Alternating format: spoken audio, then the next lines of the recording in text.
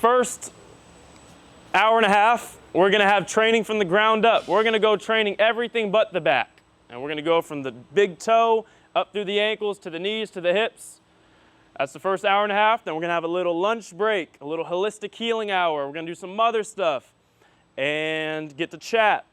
Then we're gonna end with another hour and a half of the direct hip mobility and low back stuff, back extensions and all this stuff, okay? The first thing, we're going from the furthest part of the back. Who here has had sciatica, nerve pain, down the glute, down the leg? Okay, so you've probably seen pictures of the path of the nerve. Sciatic nerve goes from the spine, down the disc root, through the glute, down the hamstring, down the calf, all the way down, wraps to the front, can go to the big toe. We're gonna follow that from the furthest place. We're gonna start with big toe and arch strengthening just as a warm-up. So all of us, if we have shoes on, I would recommend popping them out. If you got some toe shoes or some minimalist, you're probably good without. First one's really easy for the arch of the feet. We're gonna stand shoulder width apart. Now all we're gonna do is curl the big toe hard into the ground, get a squeeze of the arch for 3 seconds, and relax. Try to stand as tall as you can. Big push, just the big toe, like a gas pedal into the ground, really hard. 1, 2, 3, relax. Feel the feet kind of squeeze and cramp a little bit, hold that. 3-second reps, we're gonna go for time, just for a minute. This starts really easy. The exercises are really random, it seems, but we're working up. The better you can go through your calf and ankles, the better the knees will be, the better your hips. It's literally that activation path. If you got no big toe, everything else gets weaker. Now you can see, keep going, you can see we got all plates around us in the boxes. So everyone's gonna wanna sit on one side of the box now where they got a plate. We have lighter ones here. We're gonna be doing, I'll try to show, I know everyone can't see me. I'll do it a couple times. We're going to sit down with the plate all the way up on our feet. We're going to lift and curl at the ankle. Hold for a second and back down. We're gonna do reps, training the front of the ankle here. Okay, I'm gonna show it one more time over here. 2 people can sit on the box, but they gotta be facing opposite ways. Okay, I'm gonna show one more time here if anyone didn't see. The plate is about up midway up on the foot, not just the toes, but the whole ankle. Curl up. Big lift, train the front of the shins. If the plate is really heavy, we got 15 pounders. Some of us have 25s. You can also move the plate further out in front, makes it a bit easier. Pump them out, as high as you can. Okay, and starting now, I want you to hold at the top. We're gonna do a hold, get as high as you can, squeeze, and just hold that. Yep, as high as you can, burn it out. And good, rest. And we're gonna be seated, we're gonna put it on one knee. You're gonna lean forward, we're training the opposite side of the ankle, we're doing a seated calf raise. For time, as high as you can get up on the arch of the foot, really raise, hold for a second, and back down. If you want more weight, you lean on it. If you want it easier, lean away, pull the weight closer to you. Even think about the big toe as well. Just think about pushing the big toe into the ground even as you lift up. You'll feel the difference in contraction. Everyone's looking great. Try to get as high as you can. So now we're actually going to use the plate to stand on it. It's going to go right leg on the plate, left leg's going to go out in front. We're doing just a very short squeeze of the knee. Reps right here, very slow, controlled. Think about where your knee's pointed. Don't let it drop in, out. Try to think about your hips. Don't just move here. Keep this all level. We're going to go for time, 1 minute on the right leg, and then we're going to swap to the other. Start easy, just tap right in front of you. If you want a little challenging, you lean back and tap a little further in front. Think about the hips. Do you feel a shift left to right? Really tall, guys. Don't lean forward. I know we're kind of looking down to see our feet. You don't got to check it out. Really squeeze the quad at the top. Nice and slow. Try not to tap the ground hard. Nice and slow. Try not to rest at the top or bottom. Keep a steady pump. Don't let the hips shift. Don't let the hips shift. It's already using the outer glutes, which matter for the back. We're not holding our breath, right? We're breathing too, because I just feel like I don't hear any grunts or anything. I'm pretty surprised. Yeah, let it out. It's all good. You can exhale. Now we're at a section where we're going to start training the hips in a way that affect the low back. We have a little 2 sections at the workshop where basically anytime we're about to do anything that could cause fear or concern or worry in a problem area, we completely take a break. We do a little mini game for a prize and a challenge, and we trick our mind to get away from the worry and fear of, oh, this is a sensitive area, and we play a little game of catch. That's why I love the Tampa. See the air, you could be out here, sunlight. Yeah, we feel the serotonin. Oh my goodness. Oh, that was on you, brother. Get in there. Oh, if you dodge it, that's still you. You clearly got to get some specific person out. Oh. Nah, that was too simple. You're good. No. Wait. I don't know what rule this is, but we can't. I don't know. It's happening, but they're doing it. Damn. Yo, I'm sorry. Good job, dude. The amount of apologies, the amount of I'm sorries is incredible. You guys are great. So like I said, our goal with that was to kind of forget what we're doing for a second. Get a little bit out of a fear state. Childlike, why not we call it. Now what we're going to do is train the hips. We're going to go for the psoas, the hip muscle that goes from the thigh bone to the spine. This is now indirect spine training. Right, I'm going to get on this box real quick. So this muscle is going to go from the thigh bone into the front of the spine. This whole group deeply affects the pull on the spine this way. We're going to do a method called squeeze and stretch. Has anyone heard me say that before, the squeeze and stretch approach? Good. The idea is that if some area of the body is super sensitive, it can become guarded and tight, and you know it's always tight, so you try to stretch it. Part of the problem is tight for a reason. It could just be sensitivity. It doesn't have any contractibility. It hasn't gotten blood flow, so it's doing that on purpose. You stretching it is really more bullying and abusive than it is going to alleviate the problem. So part of what's missing is to get a deep contraction, a real big squeeze. So if this muscle is tight this way, and we're trying to open it up for the relief in the back, we're going to do the opposite. Bring it in front, get it squeezing really, really hard, and it's called a hip flexor kick out. Squeeze in the sense that you're taking it in the shortest contraction. Squeeze, I could squeeze my bicep just here, but really squeezing is here where it's crampy. So you want to go to the shortest squeeze where it feels almost like it's going to cramp, and then we go to the opposite and go to the longest range. So yeah, squeeze, that muscle will be naturally squeezed if you're doing this right. So we may feel like, well, my hamstrings are too tight to even get to a really good range. That is the imbalance your body is working with all the time. In order to get the hamstrings more flexible, part of the equation is getting this side stronger. So there's the flexibility of actually the muscle and what you can do from the tissue, but your brain and nervous system has a set range you can do. Flexibility is also controlled by the neuromuscular side. If you are really weak and can't really squeeze this side, your hamstrings will only open up so much. So even if your kick out is down here, because of nerve sensitivity, you might want to put the toes down, but nerve sensitivity or tight hamstrings, do it down here, keep it strict. Over time, it will get stronger, and that is actively going to start to stretch the hamstrings. But your body won't let you get really flexible hamstrings unless you get stronger on this side of the joint. It works together that way. So don't worry about how high you kick for now. If you're not feeling any like nerve pain, toe up. Toes up is tougher. I would do toes up if you feel good. Okay, so we're going to go through it together. We're going to stand on the left leg. We're going to kick out the right. All right? Let's do it on this tempo. Ready? Lift the knee up. Kick out. 5, 4, 3, 2, 1, and down. That's 1. Knee up.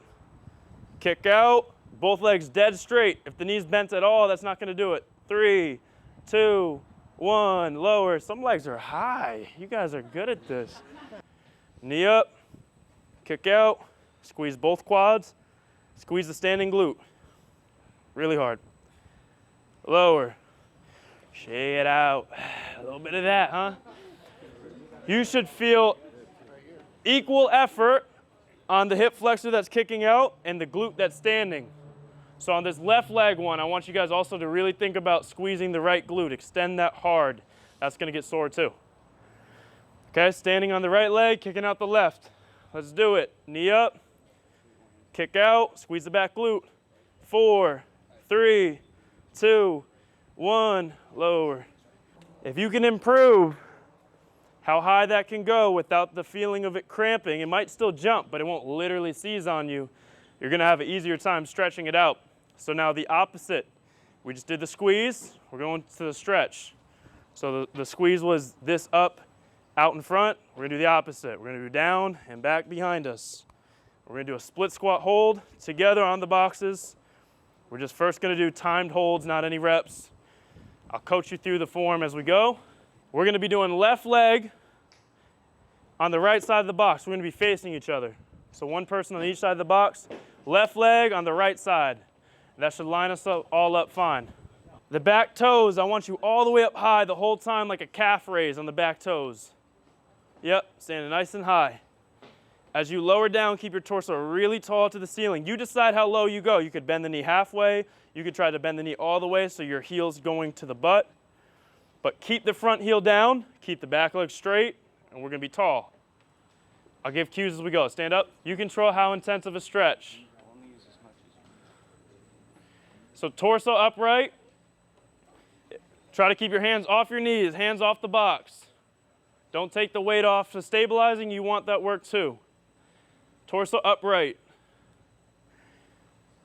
You control how deep the front knee bends. If you want to go more knee over the toe, I would, as long as that front heel is down. So I'm trying to get a stretch in my... Yep, hip. High on the back foot, calf raise. You can gently squeeze the back glute. Yep, don't lean into the front thigh. Stand up off of it so you're high. Torso's up, don't look down. The body's inclination, if you're stretching something from the front, is that it's going to want to yank. It's attached to your spine. It's going to want to yank you into extension here. You have to combat that by keeping your ribs down. So maybe you could go this deep if you were passive and letting your body get pulled apart. But to be strict, you have to be here. Take this. So this is contracted, abs semi-gauged, really tall. Don't let it pull your spine forward. See what you can do from there. So now we're going to go right leg on the left side of the bench. Where are your eyes? Are you looking down? Then your shoulders are probably down. Look straight at the wall in front of you. If you lock eyes with someone, don't fall on their gaze. Stay focused. Go for deep breaths down into the diaphragm. You'll feel a more intense stretch just from the breath. If I were to keep my heel down and actually square pointed forward, because wherever the toes are pointed, that's where the hips pointed. So we want our hips completely square, which means the toes have to be completely square. If I were to have the heel down, I can only go down this deep. Like literally, I can't go deeper than that. Now, that may be some stretch, but when you go up here, one, you can turn this leg inwards, which I would recommend. Completely rotate to the outer toes, and it puts more weight on the box versus here you're relaxing. So it's a little more sloppy, I've found, if you keep the heel down. Okay. Yeah. Both legs straight, stand tall on that back leg. Knee up, kick out, squeeze the back glute really hard. 3, 2, 1. One more. There's no level too easy. You could do this. I get sore from that even. That's gonna be a soreness tomorrow. Who's done this one before? Who's done the hip flexor kickouts? It gets you, doesn't it? So the goal isn't that you have to do this one forever. I mean, it's a good one. But if we're trying to get back to, it's even ab training or hip flexor training, when it's 2 legs, now my back is rounding, which obviously I'm not the anti-round your back guy, but you have to build up the strength with the back extension. If you can't hold it any position like this on a machine, using the muscles, passively going like that and rounding it 50 times for ab work, you end up hurting yourself too. I've seen it. So this is trying to get one side at a time. It's also working the hamstring flexibility. Eventually it'd be cool, you get to more the Gar hammer stuff. You could do stuff like the L-sit progression you see people do, or training for the L-sits. That's just getting built off of this, but this is easy, body weight. You can slip it in anywhere you are, change the level. So let's go back into the split squat, okay? This time I want you guys really to think about your breathing. We're gonna do reps. If you feel sensitive with this at all, it's okay. I'll remember that in the ball throw next time. If you feel sensitive already with what we did last time, I would do another set of holds, and that's completely fine. I'll tell you when to hop out. But we're gonna go through reps together with a 3-second lower. There's 1, 2, 3. You're gonna sit at the bottom, take a deep breath in, out, and then come up. And I'm gonna count you through it. If you are in the right position of an upright torso, and you're in any stretch of a split, you'll feel the difference of a deep breath.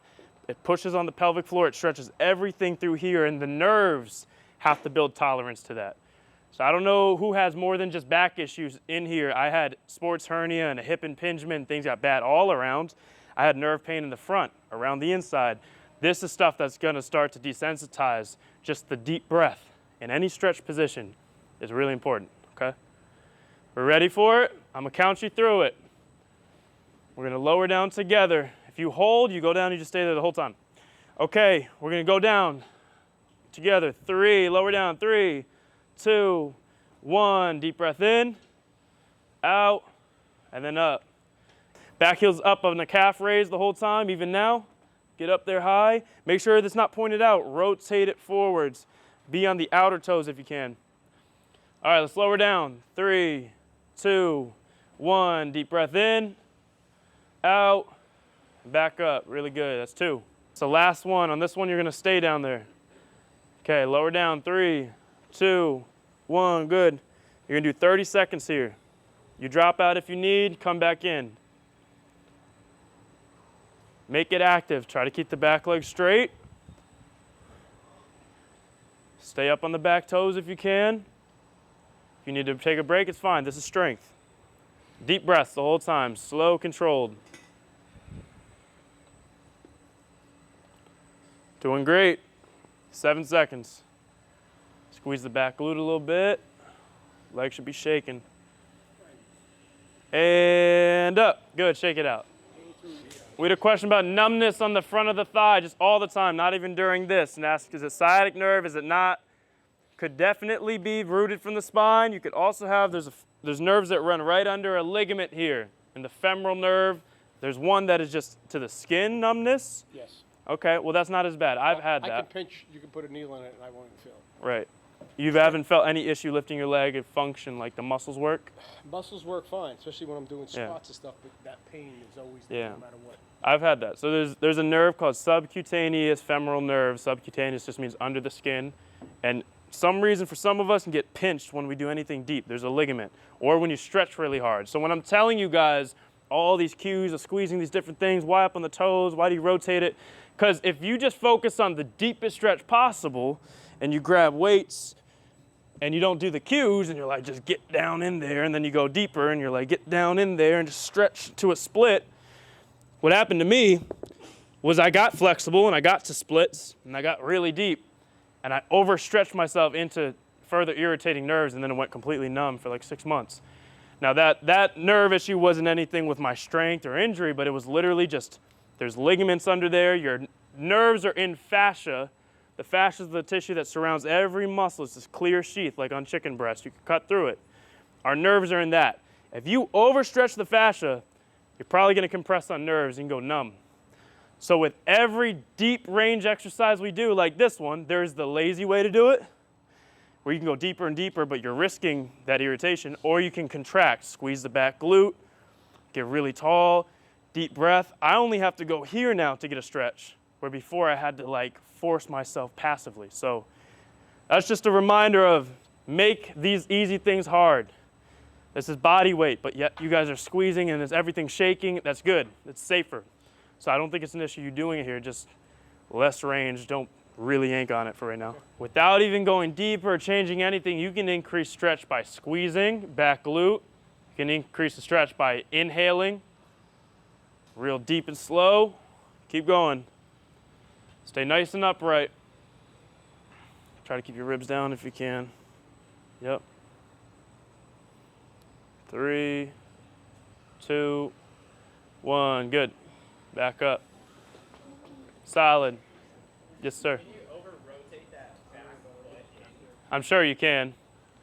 The rotation of the back leg just keeps your hips square and it increases the stretch. You could overdo any cue. If I say squeeze the back glute, you could do that so crazy that it hurts something. So for sure, even the abs, that's why I say keep your ribs down, but I'm not like brace your abs, because some people might do a sit-up and then pop a blood vessel. So we feel okay with that? Uh-huh. So like the most important part of that, like in the form sense, is keeping yourself upright. Yes, the reason we're doing this, the most valuable thing spine-wise, there's a lot that this works on with your front ankles getting more flexible, you're opening it up through here, your knee's gonna build internally. If you really cared about that part, you would let the heel come up. You're trying to compress this and bend. We're focused on establishing tolerance between the pelvis and the spine. Spine comes all the way down and it connects to the sacrum, your pelvis, your hips. This relationship gets really wacky sometimes. And so that's where things like anterior pelvic tilt, where the overarch of your back happens, or maybe even posterior, and you get insensitivity to even go like this. These are some spine tests, your ability to go backwards and look, press ups. A lot of that is trying to get the ability to open your legs and stretch and pull on the spine without losing the posture of where you should be. So our main focus with this is a neutral pelvis for both of these. Neutral just means that the best that we can, our hips aren't rotated forward and our back isn't arching. We have a little arch in the back. We have the normal curve of our spine, our head's up, and we don't feel contorted. When we do this, we're still trying to keep exactly the same position. Nothing in my body should move except this leg's kicking out. Same here. I'm standing tall, my pelvis feels very neutral, normal. As I put this leg here, it should feel the same. Lower down, I only go as deep as I can, that nothing is moved in my hips. If you start to do it and you let things relax and it's arching and pulling, you're pulling on muscles, you're pulling on tissue to open up, but you're not reteaching, okay, my spine can get pulled this way, but I don't lose posture. So the main thing we're trying to do is get back control of our hips to be able to be in the right position. Same thing on the back extensions we're gonna do and holds. You could do it properly, or you could be arching and sagging your back. So I don't know, how many here feels like their hips have been affected by the back issues? And you could feel sensitivity forwards, backwards maybe. A lot of it also comes down to the treatment we get. If you had bulging herniated disc out the posterior side, it's always that. A big part of the treatment can become cobras and press-ups. And then you do these all the time. As well as putting, if you're in a normal chair, if I had back support, you get a lumbar roll, and all the time you're trying to keep your spine into extension here. The issue with that is that's not a natural thing. It's natural to have some extension and not be rounded deep into your chair. But if you're always passively through the press-ups, arching, passively through a supporting tool, arching, it's teaching your hips to try to be like this as well. So overdoing even the treatment can throw you in this sensitivity here where your hips are messed up. We don't want that in the deep stretch. We want to try our best. This glute contracted, these ribs down. That's what we're going for a lot of this stuff. Glutes, abs down. It's not something to remember all the time during life, but in exercise, if you can do that here, it's going to help to restore balance so you're not stuck here forever in that arch. So, have you guys done press-ups? Have we been through some of that? I'm just curious what kind of treatment people have done so far in terms of training. Someone share. A lot of what? Glute work. Like what kind? Banded? Yeah. Okay. That's good. McGill? Who's that? Kidding. I'm joking. If I don't know who McGill is, I'm a fraud. I didn't have a back injury. No, McGill Big 3 is valid. It's good beginner stuff. It's good to get you started on stuff. That's important stabilization strength, but now what, you know? What else? What else have you guys done? PT. What was that like? Some of the exercises? The Cobra you mentioned. Cobras, yeah. I had to do a lot of pelvic floor PT stuff as well. That's good. I'm a newbie in that. I'm a student in that, and I think it's more important than people know. So the reason I bring it up, we're flowing through good. kind of at our median point where we're going to chat and eat and all this stuff and holistic health and different mobility. But before we get into that, if we go into a basic concept, we talked about pelvic floor, and I talked about the diaphragm and breathing. The reason this matters, if you've done core training for your spine before, you probably thought it was just abs and sides. That's how we've been led to think about it. If we don't know what the core is, you can't actually protect the entire core and build it up. So your whole core section, this mid cavity of your core, is a barrel. So there's 360 walls, there's a ceiling, and there's a floor, and all of it's trainable. That's how you build protection to the spine in every direction. So you have the front of it, your abs, you have the sides, obliques, transverse abdominis. You have the back side, often not really trained. The big spinal erectors, smaller muscles. So that's the full 360 walls. The floor is the pelvic floor. The ceiling is the diaphragm. If you're not working through all of those, something can easily get off when there's nerve pain and you start getting contorted through a disc injury. Most core training is literally just the abs, or maybe a little on the sides.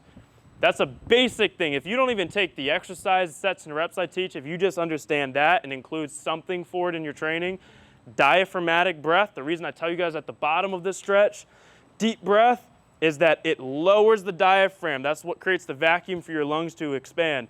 There's a fixed capacity.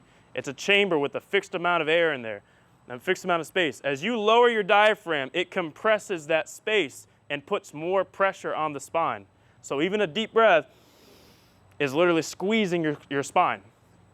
You know this is true because if you've ever been in a flare-up and you're about to sneeze and you're like, oh, no. That's why you can get injured sneezing. It's not the fact that you jerked forward in the movement. It's the fact that inside of your core cavity, the pressure around your spine, hugging your spine went like this. And it literally went and squeezed your spine 360.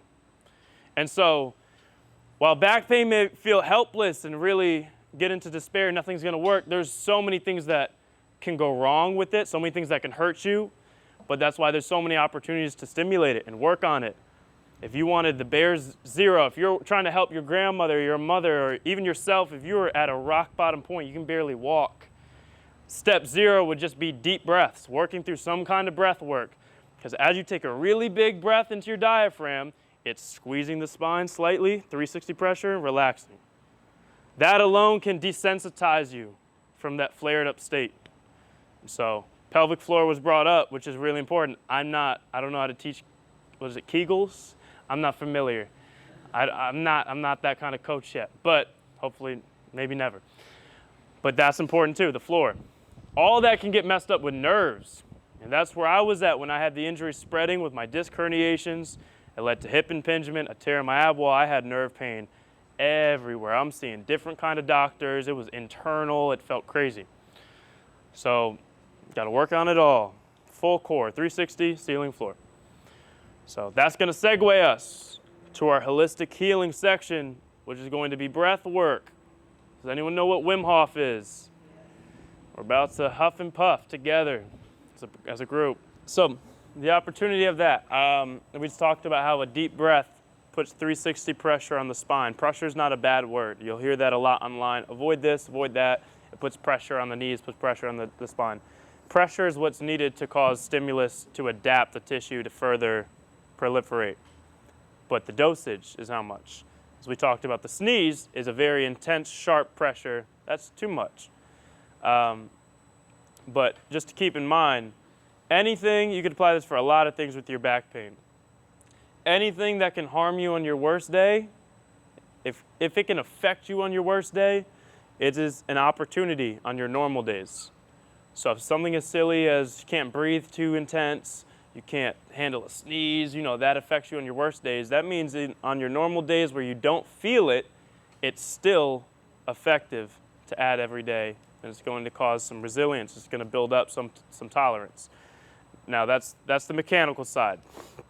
The holistic element, I think many of us can agree that if you've been in chronic pain, that it will shift from just being a physical problem to then being an emotional element, an emotional problem. It'll start to become a state of being in your nervous system. You will feel tense, on edge. The holistic element, if you start living in a state of fight or flight, basically the pain is going to be so regular in your life, and it's not something that should be normal. We can almost get normalized to anything. Hence why you can become functional addict of almost anything, really. Even though it's not normal, we get regulated to it to some degree, and chronic pain will become your new normal. If it's more than 6 months, it starts to affect the neurology. It starts to affect literal pain pathways through your nerves and central nervous system down to the tissue. It becomes a muscle memory of things to be guarded, tense, and then for there to be certain amounts of reactions and stress hormones that come up. You learn fear. You learn don't lean forward like that. It's not just a psychological thing. It's a literal mind of your nervous system. It is guarded off to not do that. Your elevated state of awareness and lack of freedom in your body takes a toll on more than just the muscles. So sounds maybe out there and all over, but what's the tangible part of it? The tangible part of it, your tissue gets messed up for long enough that your mind gets involved, your hormones get involved, you start to actually pump adrenaline a lot more than you need to. You get nervous going down the stairs like it's a dangerous thing. And so a part of your daily act, part of your daily life, if you have entered something you would call chronic pain in any degree, and it's affected you ever emotionally, and it affected you to have good days, bad days, I would really try to find some sort of practice that helps you regulate, to help bring things up, bring it down, feel calmer after, go on walks, meditation. I'll explain how back pain destroyed my life from my mental to my career to my health in every way later. But don't let it get to that point. So take the training we do here, keep learning from the mechanical side of how to fix these issues of tissue. But I can't recommend this enough. Me and my whole team do it. It's a really powerful tool. Question. So I've subscribed to the same app, and like I used to practice Wim Hof, but belly breathing actually used to hurt my back. The deep, like it actually hurt my low back. So I was wondering if you had like how deep of a breath? I would try to get that diaphragm breath, like just let it out, and then I feel like my back get out. It's relevant. That's how you know it matters. So I said how deep, not because you could actually quantify it, but it's just because, okay, now what if you went a semi-deep breath? Is there an amount that it doesn't hurt? That's what I'm saying. If a shallow breath doesn't feel it, well, what about halfway deep? And the reason I think of it that way, it's the same thing as someone that's like, it really hurts to bend forward in my spine. I can't do it. But if you ask, can you be on the back extension and go a little bit? They can. That's your route back to the full.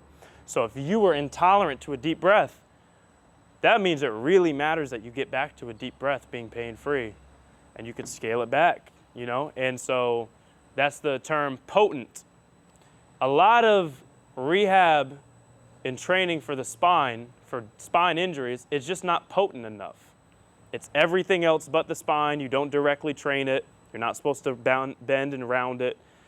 So the word potent in my eyes, if you imagine potential, the first 5 letters are potent. First 6 letters are potent. If something is potent, that means it has potential to harm you or it has potential to heal you. For it to be potent enough, it has to be somewhat sketchy, and you learn how to control that and do the right level, the right dosage. So it's very telling. If deep breathing was actually a problem for you, that doesn't mean completely avoid that direction. It just means scale it way back. Maybe you had to build your back up with other things and then get back to it. But don't misidentify it as, oh, this used to cause me pain. That means it's bad for me to never do it. You know, I'm not saying you were. But does that kind of make sense? Yeah, I kind of backed off a little bit trying to figure out what was within my range. So, Yeah, it's just like fear of rounding your back forward, you know? So who in here, I'm just curious, you feel like you've been through the traditional path that I'll explain, where you hurt your back, you went on Google, you learned the rules of back safety, spine safety, you went to either PT or maybe some YouTube PT, and you went through the basics and you learned don't round your back, be very careful. As most of us there, some of us may be just learning that. You're like, I love that stuff. Okay, so a lot of the exercises given aren't bad. The problem is it leaves you on like level 2 or 3. If the only thing you did was stabilize your spine this way, the amount of spine contraction is maybe good enough to walk around like this. Okay, and that's your life.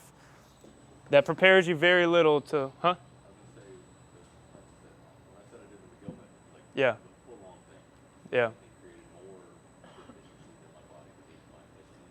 Of course.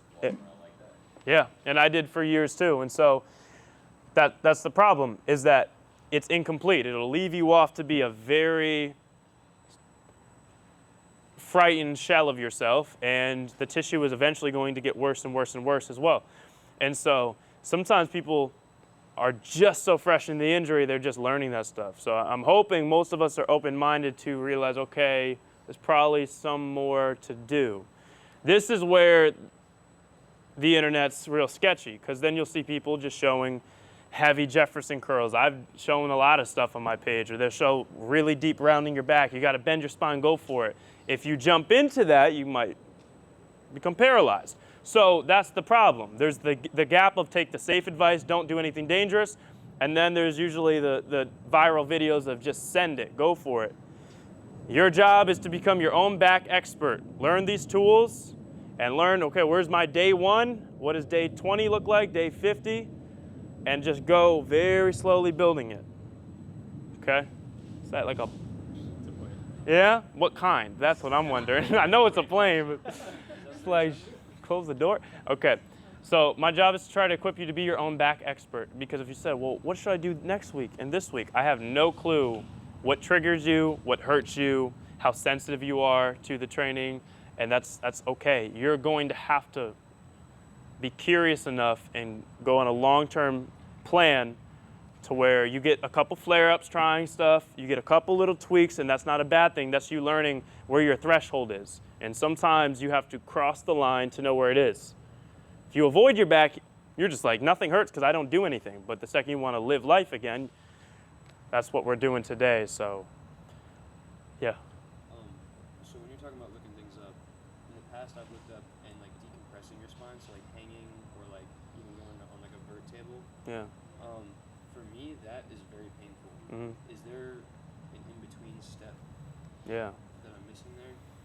We'll. Internet, they're always saying, dead hang, dead hang. Yeah. Yeah. That'll hurt my back the rest of the day. So you, are you guys okay with me starting this rant? 'Cause I got a lot of, I've been through a lot of it, so I just want to make sure people even know what he's talking about and care. Yeah? Oh, yeah. So he asked about decompression. I'm not going to shame you, but I'm curious. Has anyone bought a decompression table? Does anyone have an inverted? Y'all be hanging upside down? Got you hanging upside down. Like a damn fool, I know. So, no, it's crazy. It's crazy. It's not a bad thing. This is the missing context. So most of these things are not fully bad. But, so decompression, if you start to have any narrowing in the spinal canal, they call it stenosis, less space, you have a bulging disc, even tissue is just a little inflamed where your nerves run through the big spinal cord and all the branches, any inflammation, any fracture, any disc herniation, it's pressing on nerves, it's filling the space. And life with gravity and lifting and just everything we do compresses the spine this way, stacking it, and that can aggravate further some of those already predisposed issues we have.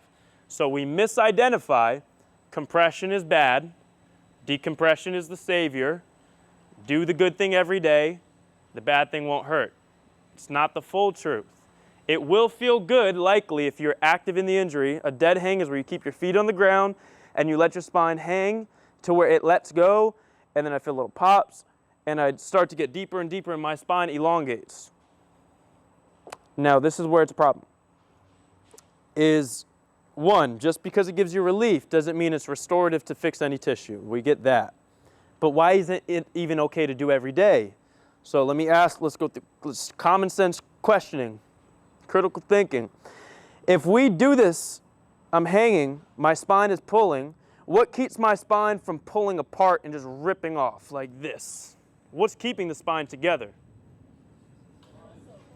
Muscles, ligaments is a big one, you know? So it's not my lats, it's not all these muscles. If there was nothing holding it this way, that would just go rip. So when you decompress, it's passive in some aspects, but it's still very active for other tissue. So you have a ligament called anterior longitudinal ligament. Does the word mean anterior is the front, longitudinal, long ways. So that ligament runs all the way up and down the spine column. And it's what helps prevent the spine from shifting into spondy or retro. I know I spoke with someone here that already has retro. It's misalignments of the vertebrae. It also prevents issues pulling apart. So there's soft tissue that prevents your spine from ripping apart, but if you train that every day, relaxing 180 pounds on it, or whatever your weight is, I won't guess it, that's going to overtrain the ligaments and start to strain them. And then now you get new intolerances. And what used to feel good becomes punishing for you. And now you can't even get the benefit of that relief. And so it's the same thing as the press-ups. A disc bulge goes that way. So it feels really good to try to localize nerve pain, push the bulge back in theory, and go like this. But again, this is passive, except it's working through the joints. So when you do 1,000 in a month, it's like damn near cracking knuckles because you're just moving the joints, no strength of muscles, and you're bending your facet joints, the back joints along the spine, over and over till you get wear on that cartilage, and then you can get arthritic facet joints, and now you can't go like this without pain. So all of those Band-Aid tools, relief tactics, if they're selling you products on it and you think you have to do it every day, my routine of the everyday was first, I would decompress and hang, I would do press-ups, and because I had the lateral shift, I would do side glides and do this to try to get my hips aligned. That felt good in the beginning. I worked as a physical therapy tech, so I was a little intern running around, getting coffee for people and then writing stuff down and doing billing for insurance. So I knew the protocols of what I'm supposed to do, and the therapist said to do it every day. And I'm like, for a month, he said, for your life. I said, okay, that's crazy. I'll do that. And then it all just became more and more sensitive, and it caused new breakdown. So I know the question is, well, so what do we do if that's not going to work? There's a middle ground. Decompression isn't bad either. Just like compression isn't bad. It's how much and how do you get in and out of it. So versus passive, you can go to a back extension, and if you work up to getting the full range reps and you invert, but you have to work for it. You have to first do the holds, work through the route, get the strength and sensitivity to the level you can handle anything of going down. The end game is that you get to a decompressed inverted rep here. So my spine still popped and opened up, and I feel the same way I used to feel hanging from a bar. But now here's the difference. The muscles from here to here, I'm recompressing the spine with the small little intraspinal muscles. So there's little muscles all around your spine that control the twisting of them, the little movements, not the big ones on deadlifts, but the little muscles. And that's what gets me from engaged to relaxed, to engaged, relaxed. So coming out of decompression to recompress. That's earning it with strength so you can handle letting go and coming back into it. That is way more protective than spamming every day, just pull it apart, pull it apart. That's what's missing. There's a lot of nuance like that that's missing. So same on the extension. Just keep doing that, it becomes irritating. You get in a similar position and extend, but now you're doing it with strength and you hold and get activation too. So does that make sense? There's nothing wrong with occasionally doing that stuff. You just got to know it's borrowed relief. It's taking away from the other tissue, and it's never going to fix your problem. It's just trying to get you through the day. So, yeah. Cool. Anything else? Any other types of things like that? Yeah. Hypermobility. Do you know anything about that?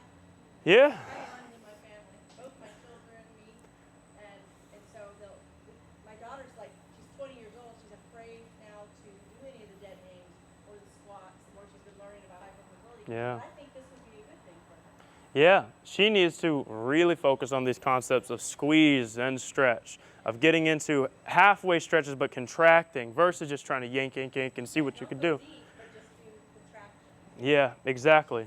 And so the concept hypermobility is within the joints if there's a laxicity, a looseness with ligaments. Usually it affects all the connective tissue that just not is formed for whatever underlying reason. They tend to be very flexible. She was a gymnast. Yeah. Sometimes not, a lot of times, sometimes people's muscles are tight, but the joints can slip, but sometimes they're also very flexible. Then it's super important to do the contraction. You go to any stretch and you go halfway, but then you squeeze everything and make sure you're really owning it.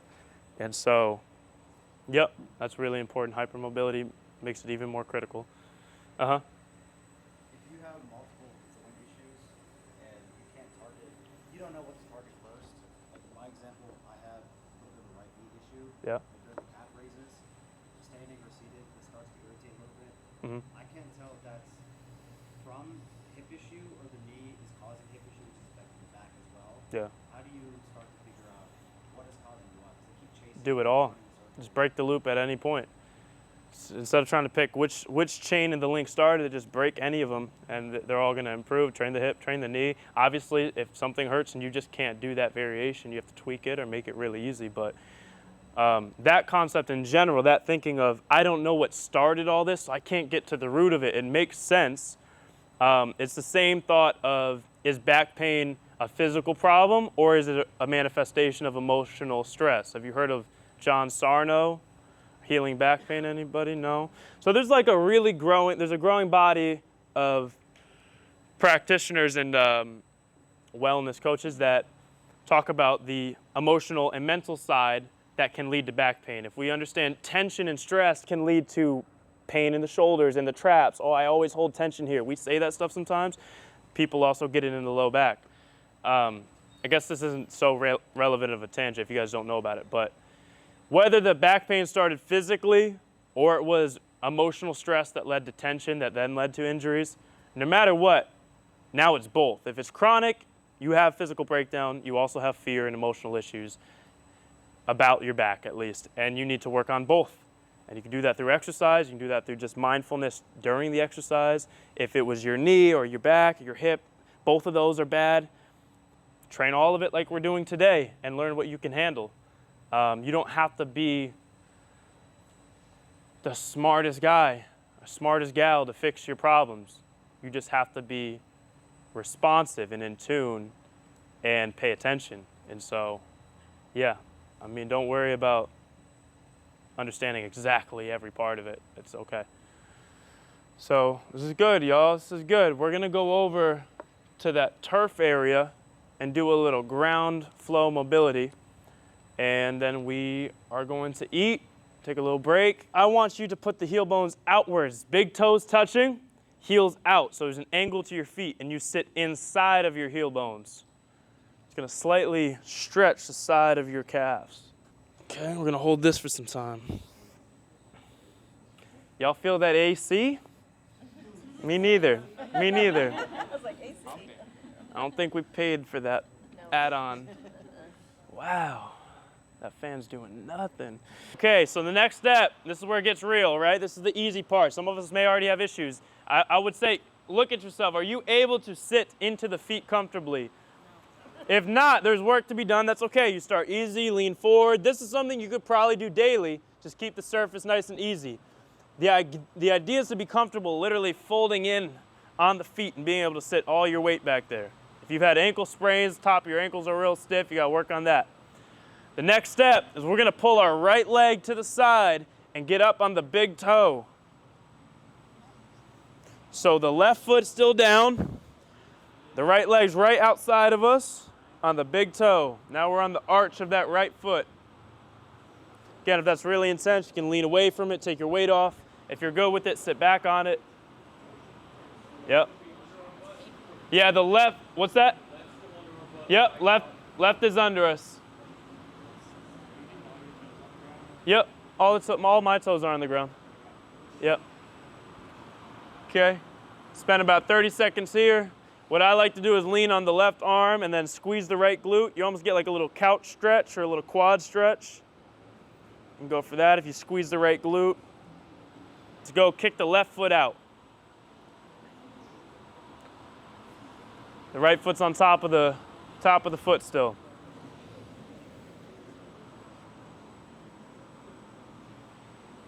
Show of hands, who's comfortable on the top of the feet like this on the arch? Who's comfortable with the big toe? Who's pretty uncomfortable with the big toe?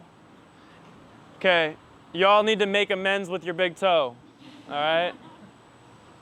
It's really where it starts. A lot of things derive from that.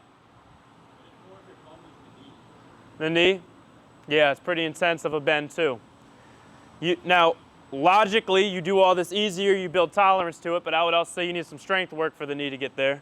Let's go back to the starting position, both feet. So this one's called a grasshopper. I don't know, I guess it's supposed to look like a grasshopper. First one's the cow. Okay. Then we're gonna go take the right leg up in front. It's like a half squat. Okay, we're hugging the knee. You can lean forward and stretch the ankle. If it doesn't feel too bad, you can pull the heel closer to your butt. Stretch that ankle. If that's really intense, you can lean away, hold yourself. All right. Oh. One step, one step. My heel's on the ground. Yeah, I would. Yep, over here. Should all my weight be on like this right leg? Yeah, a lot of it. It's okay if you have some on the left, but you control that. So one thing this guy Kador teaches well, trying to get some strength work out of the positions.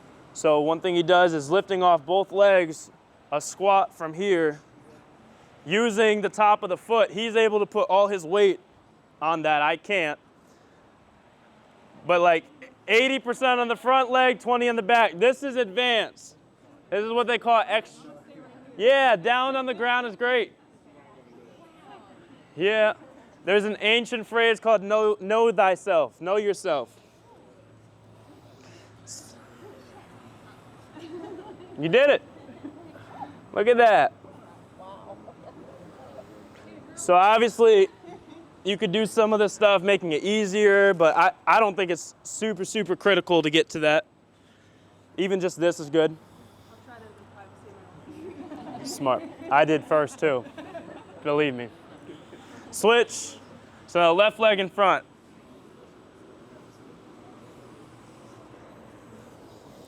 We're compressing our body. We're hugging the knee.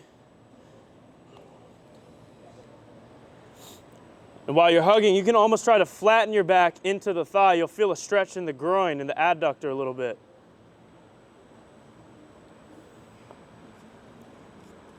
Find calmness in the breath here.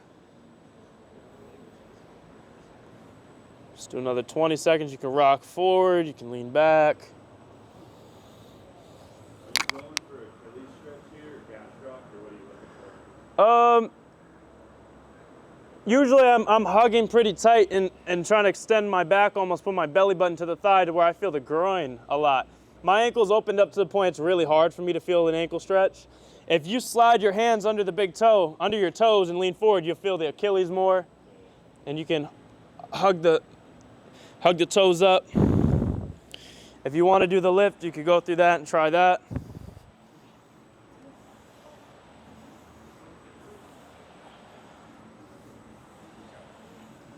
That's a good test.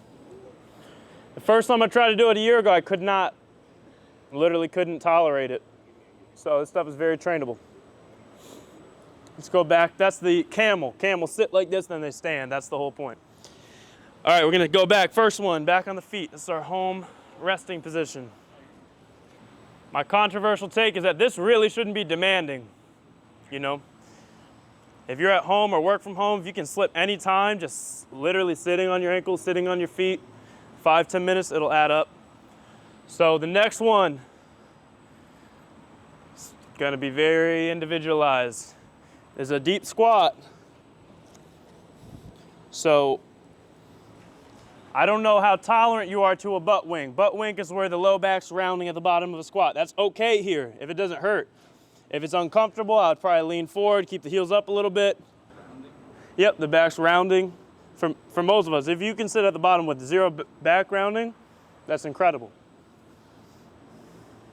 Normally I have people sit with a box behind them or a bench or the wall so they can lean against and stay more upright, but our setup varies. That's okay. That's okay for today. You go a little wider. You can lean forward, flatten one foot. There you go. Let's all stand up. Shake it out a little bit. Prop the right toes up. On the heel, slight lean forward. If it's comfortable. If that's too much, don't do it. Drop the toes. Pick up the toes.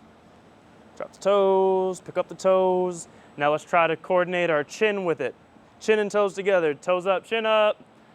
Toes down, chin down. It's very easy nerve flossing. Toes up, chin up. Chin down, toes down. Go through 10 like that. Nice and easy. Nerve flossing means through the toes and the chin, back of the head. The nerves are gliding. You're not even trying to stretch it. We're just gliding it. They run through the fascia. So this is nerve flossing, very gentle nerve flossing. Some of us heard of that before. Nerve flossing, I'm sure. The idea, like I said earlier, the nerves run through the fascia. Now let's switch, left leg. Prop it up a little bit. The more it's in front, the more intense it is. You control that. Toes down, toes up, chin up. So the nerves are in the fascia. The reason you feel a stretch by picking up the calf, yes, the calf muscle shortening, but you might feel it even in the hamstring by picking up the toes. That's because the fascia is pulling all the way down. It's literally connected through here, through the whole posterior side, to the spine. So if all you did was even pick up your toes, it's pulling by millimeters on the nerves through the fascia down. The head does the same. So by doing them at the same time, it's supposed to be gently moving the nerves without stretching them, which is helpful. Okay, now we're gonna go back into the squat very slowly, wherever you feel good. You gotta lean forward, lean forward. I would now try to hook your arms on the knees. So you're hugging yourself into the knees and helps you stay up. So over the top. Another thing too, should have had you guys bring your shoes over here. If you have them, you can put your shoes, the toes of them under your heel, and that'd be a little heel wedge. Or you could stand on the plate if you got that wood thing behind you, whatever. You can find heel elevation. It's a goal too, yeah. It is definitely more helpful to get into the groin. If you're on the toes, it takes a lot off the deep groin that you want to stretch, but. So is the groin the issue if you can't get the heels down? Yeah, usually. I mean, your ankles can be really tight too, but the biggest one is the groin, yeah. Yeah, and so every bit tighter you are on the groin, I think I said earlier, we could stand up. We're gonna go through one more round of this. Right leg forward, right leg up. Y'all can keep going. If you're tight on one side of a joint, say my bicep's really tight, I can't even extend my tricep because the bicep's too tight. It's literally so tight here, I have to fight to overcome that. So it's called a reciprocal inhibition. The opposite side shuts it down if it's too tight. Your groin and the stuff that gets exposed with the deep squat, that is pretty pure opposite of your sacrum and that side joint and the very low back. That's the top back of the pelvis. The groin muscles go to the bottom front. So if you're tight here in a squat, that's affecting you walking, that's affecting you sitting. That is always extra strain that's going to the other side. So if you have back aches and you can't sit on the ground with somewhat of a deep squat, even if you're in a bad position, but you just can't be here, it's less of a mystery with the back pain. So you can switch legs if you haven't yet. Okay, let's go back into the deep squat one more time. You could lean on one side and go to the other. If you're good sitting deep, you do both. Probably feels more opened up now than you did before.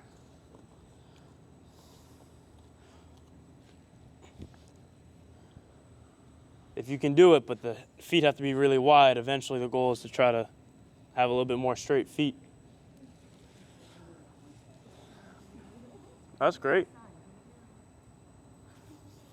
Okay, now we're gonna stay on the ground. We're gonna go down the first position again. Let's kick that right foot out like we did on the big toe. And we're gonna do another thing from here. So big toe on the right foot. Now I want you to slide the left leg out like a pigeon almost, to where your left arch of the foot is connected to the right knee. So the right knee is right inside the crease of the left arch of the foot. And we're holding here. Some of us may not be able to keep that big toe up. That's okay. Do what you can. What's that? Is the heel in front of the knee? Yep, your knee is right inside the arch in that pocket. And it's going to require you to rotate that leg out to stay up on the big toe. You might feel stretch in the outer calf. You might feel it in the hip. Do you have more than just your big toe on the ground? Yeah, I have all the toes. Yeah, when it's really hard, you'll be like here, barely in the big toe. Over time, you'll be able to get more here.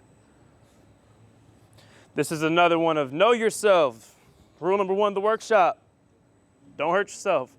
So the little test and strength exercises to try to get the back of your left shoulder to your knee. So your hands would be in front. You'd lean down, tap, come back up. The goal is to not crunch. Keep your body really long and lower the whole thing, but don't crunch at the spine. If that's really sketchy, you feel your back, you feel like that's too much, you could do it assisted, or you could just hold this position. Try not to crunch, keep your body long. Push your left knee into the ground really hard. That's how you use the glute to get yourself up and down. You should feel the left glute working. All right. The tighter you on your hips, just to even hold this position, who can do this and just hold with no hands? Now, feel how much side crunching are you doing to stay upright? How much is it a side bend? That's showing when your hips are tight, your back has to do more to overcome that all the time. You'll get better with this and your hips will be more open to where it feels more natural. Let's switch. So the right knee's gonna be bent. The left leg's behind you, the left foot's on the toes. You're putting the knee in the crease of the arch. Try to rotate to the top of the front foot, almost, you could press it. So the front foot should be facing, the arch should be almost facing the ceiling. Spend some time here. You might feel your soul in this one. You might feel a lot. I'm sure a lot of people are feeling the arch of their big toe. They're feeling the arch. Some might feel the hip. Some might feel the back. So there's so many things happening, but yeah, it's not an active. You shouldn't feel anything fatiguing. If something's fatiguing right now, then that's a lot. Okay, if you want to try that thing, you're free to. Hands would be out in front, counterbalance, back of the shoulder to the knee. If it doesn't feel safe, don't worry about it. You could assist, use hands. You can just wait it. Huh? It's really strengthening that front glute. Yeah, your right glute. Side you're leaning towards. But you're trying not to crunch. Keep your body nice and long. Push the knee into the ground to lift. Push the right knee into the ground. Okay, so the goal, let's go to the first one and then we'll rest and kind of get out of it. For the most part, it's fairly safe. It's when you do those little additions and trying to tap and make it strength, maybe the back gets a little tweaked and overdoing it there. But all this stuff, people ask me, what are some daily stretches I can do? And they mean like stuff like this and trying to yank their spine and groin. You can't do that every day, nor should you, nor is it really going to fix the problem, because to teach a concept about stretching, are we familiar with the term compound lifting, compound lifts versus isolation training? The idea is isolation is one joint at a time. Compound would be something like a pull-up or deadlift or squat, multiple joints. So some people say compound lifting is good, isolation training is not functional, but the problem is the compound, more things happening at once, can hide weakness. If you have a weak spine at L3, L4, you could maybe do deadlifts for a long time, and it hides the weakness at that very little point. But when you do the back extension iso hold, it's isolation training, it's just spine. If you have any issue along the vertebrae, you're gonna feel it, so you get exposed quicker. So with stretching, I even view it the same way that there's compound stretching and there's isolation stretching. Multiple joint stretching, if someone's trying to do this, they're gonna be feeling like it's a hamstring stretch, but it's also lumbar, it's also low back, it's all the joints at once. The issue with that, if you have tight hamstrings and you're here, you may force it with the band and go deeper. Maybe your hamstrings never open up and it's just lumbar, it's just low back, pulling. And so people get stuck because they're tight, everywhere. As you guys noticed, a lot of you guys were tight in the feet and big toe, and you saw people in here that aren't. And so the reason I like this is that I view it like isolation stretching, safer, away from the back. When you just do this, you're stretching the feet. You're stretching tight parts of fascia that do affect this stretch. I could tell you, me stretching here versus me stretching just pulling the big toe, wow, I feel way more in the hamstring. That's the effect of fascia. So this affects what I'm gonna feel here. The safest way to do it is where it's really easy, no hamstring, just that foot. And once that's better, then we get to the calf stretching, work up higher up towards the hamstrings. So you guys just opened up everything, big toe, arch, calf. So if it was really hard to stretch up the hamstring before with the toe, now it's gonna be a little bit easier. So that just makes the journey up to the back better, okay? I know I'm getting better at explaining this stuff because it's not complicated. I'm just not the expert I want to be yet. I'll make it simple one day, but the general gist is that the tightness in your toe and feet and calf literally affect how well you can stretch your hamstring, and you can feel that. The safe way to do it is just stretch the toe alone, just stretch the calf, and then get to the bigger stuff. So you could do this daily. It's the only risk I would say if you're on a hard floor, it could start to irritate the top of your feet. So use mats, use a carpet, and that'll help out. Everything feels. Squats, that split squat we were doing, all that stuff is involving the things we were just opening up. So that's the ground flow, extra credit stuff. I don't dare try to teach that online because I think people would break their toe off. The same way I recommend pausing compound lifts. First do your isolated lifting of the back extension, then put it back into compound. I would pause compound stretching and anything really big of a stretch until you have confidence that, can I even do a calf stretch without feeling nerve pain? Can I go a little bit further? And then you get something like an elephant walk or toe touch. So first treat it in isolation to know every part in isolation. Every link of the chain is good. You're good. Should we have just stopped all working out? When I first started watching your videos, I've been going to the gym all along, doing the regular exercises I've always done. The safest answer for me as a coach online, not knowing what is people's exercise programs, say yes. And I usually say that because some people may say it's okay if I keep lifting, and I assume they're a rational human being and they're just doing some easy stuff in machines. But sometimes sometimes they're doing downhill snowboarding and flipping off cliffs. So I don't know what's normal for people. So I would pause anything if you are having actual issue and this is a big focus for you and it's possible for you to do this. I would pause everything hip and back related. Any hinging, any RDL, any back specific stuff for some time. Train the legs in a way that don't involve up here. Train the upper body in a way that doesn't involve this. Because when you train the back extension, you want to know through the weeks, oh, I'm getting achy and sore. You want to know it's just from that so you can control how much to do. When you've been doing that exercise and been deadlifting and doing Orange Theory and burpees, you don't know, is it the back extension hold or is it all the other stuff you're doing? It gets wishy-washy, okay? For the short term, the goal is to get back to everything, so. Yeah, like where people mistake it for lower back pain, but it's really like a tear. Probably. I don't know if I had a tear or not, but I had excruciating pain there all the time. Okay. So I don't know if it was more the bone or the ligament, but for sure that was the thing that plagued me the longest. Yeah. But I know you can tear the ligament for sure. Right, okay. Because that's what I've had for like, no one knew it until like this recent chiro just touched me. He's like, that's what you have. Yeah. I was like, really? And so I've just been doing I've been doing PT for low back, but I'm just messing up.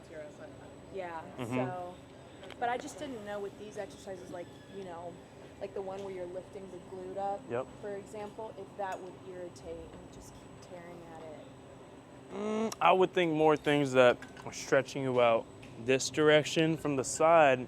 I don't think you're really pulling apart too much, just contracting stuff. Okay. You may be so sensitive that contracting the muscles irritates it, but the odds of you tearing further is with stretch. Gotcha. You definitely want to avoid anything that feels like it's really opening up that for a while. But if it's sometimes just contracting on the back extension holds, you hold it there and it feels irritated, you're not going to rip something like that. It's just going to, it's just hugging it. I thought it was my low back forever, and I did a split in a pack like 10 years ago, and I heard a loud pop, and I was like, Oh, my wow. back. And then I was like, oh, my back. And It's then, like Velcro. like in the last 2 years, I'm like, it's my SI joint. It's 100% Weird. not my back. Wow. But, Yeah. but everything you've taught and watching your videos have actually helped me identify that. The difference. And Yeah. my back, and I know exactly what that is. Wow. Did you wear a SI belt? No, never I did the belt. raw SI dog the belt. whole thing. Wow, But the entire time I've been trying to just figure out, you know, where I started seeing an acupuncturist. When you and were just talking working about the on numbness, where in outer the leg glute, were you feeling that? Through the front and lateral side of the thigh. Okay, because I have mine all down here, like skin completely numb, but I've Yeah. had it for like 15 years. And Yeah. I'm starting to think maybe there's balance That might be that that too. led to the disc herniation, Yeah. and now that's just my life. Yeah. Yeah.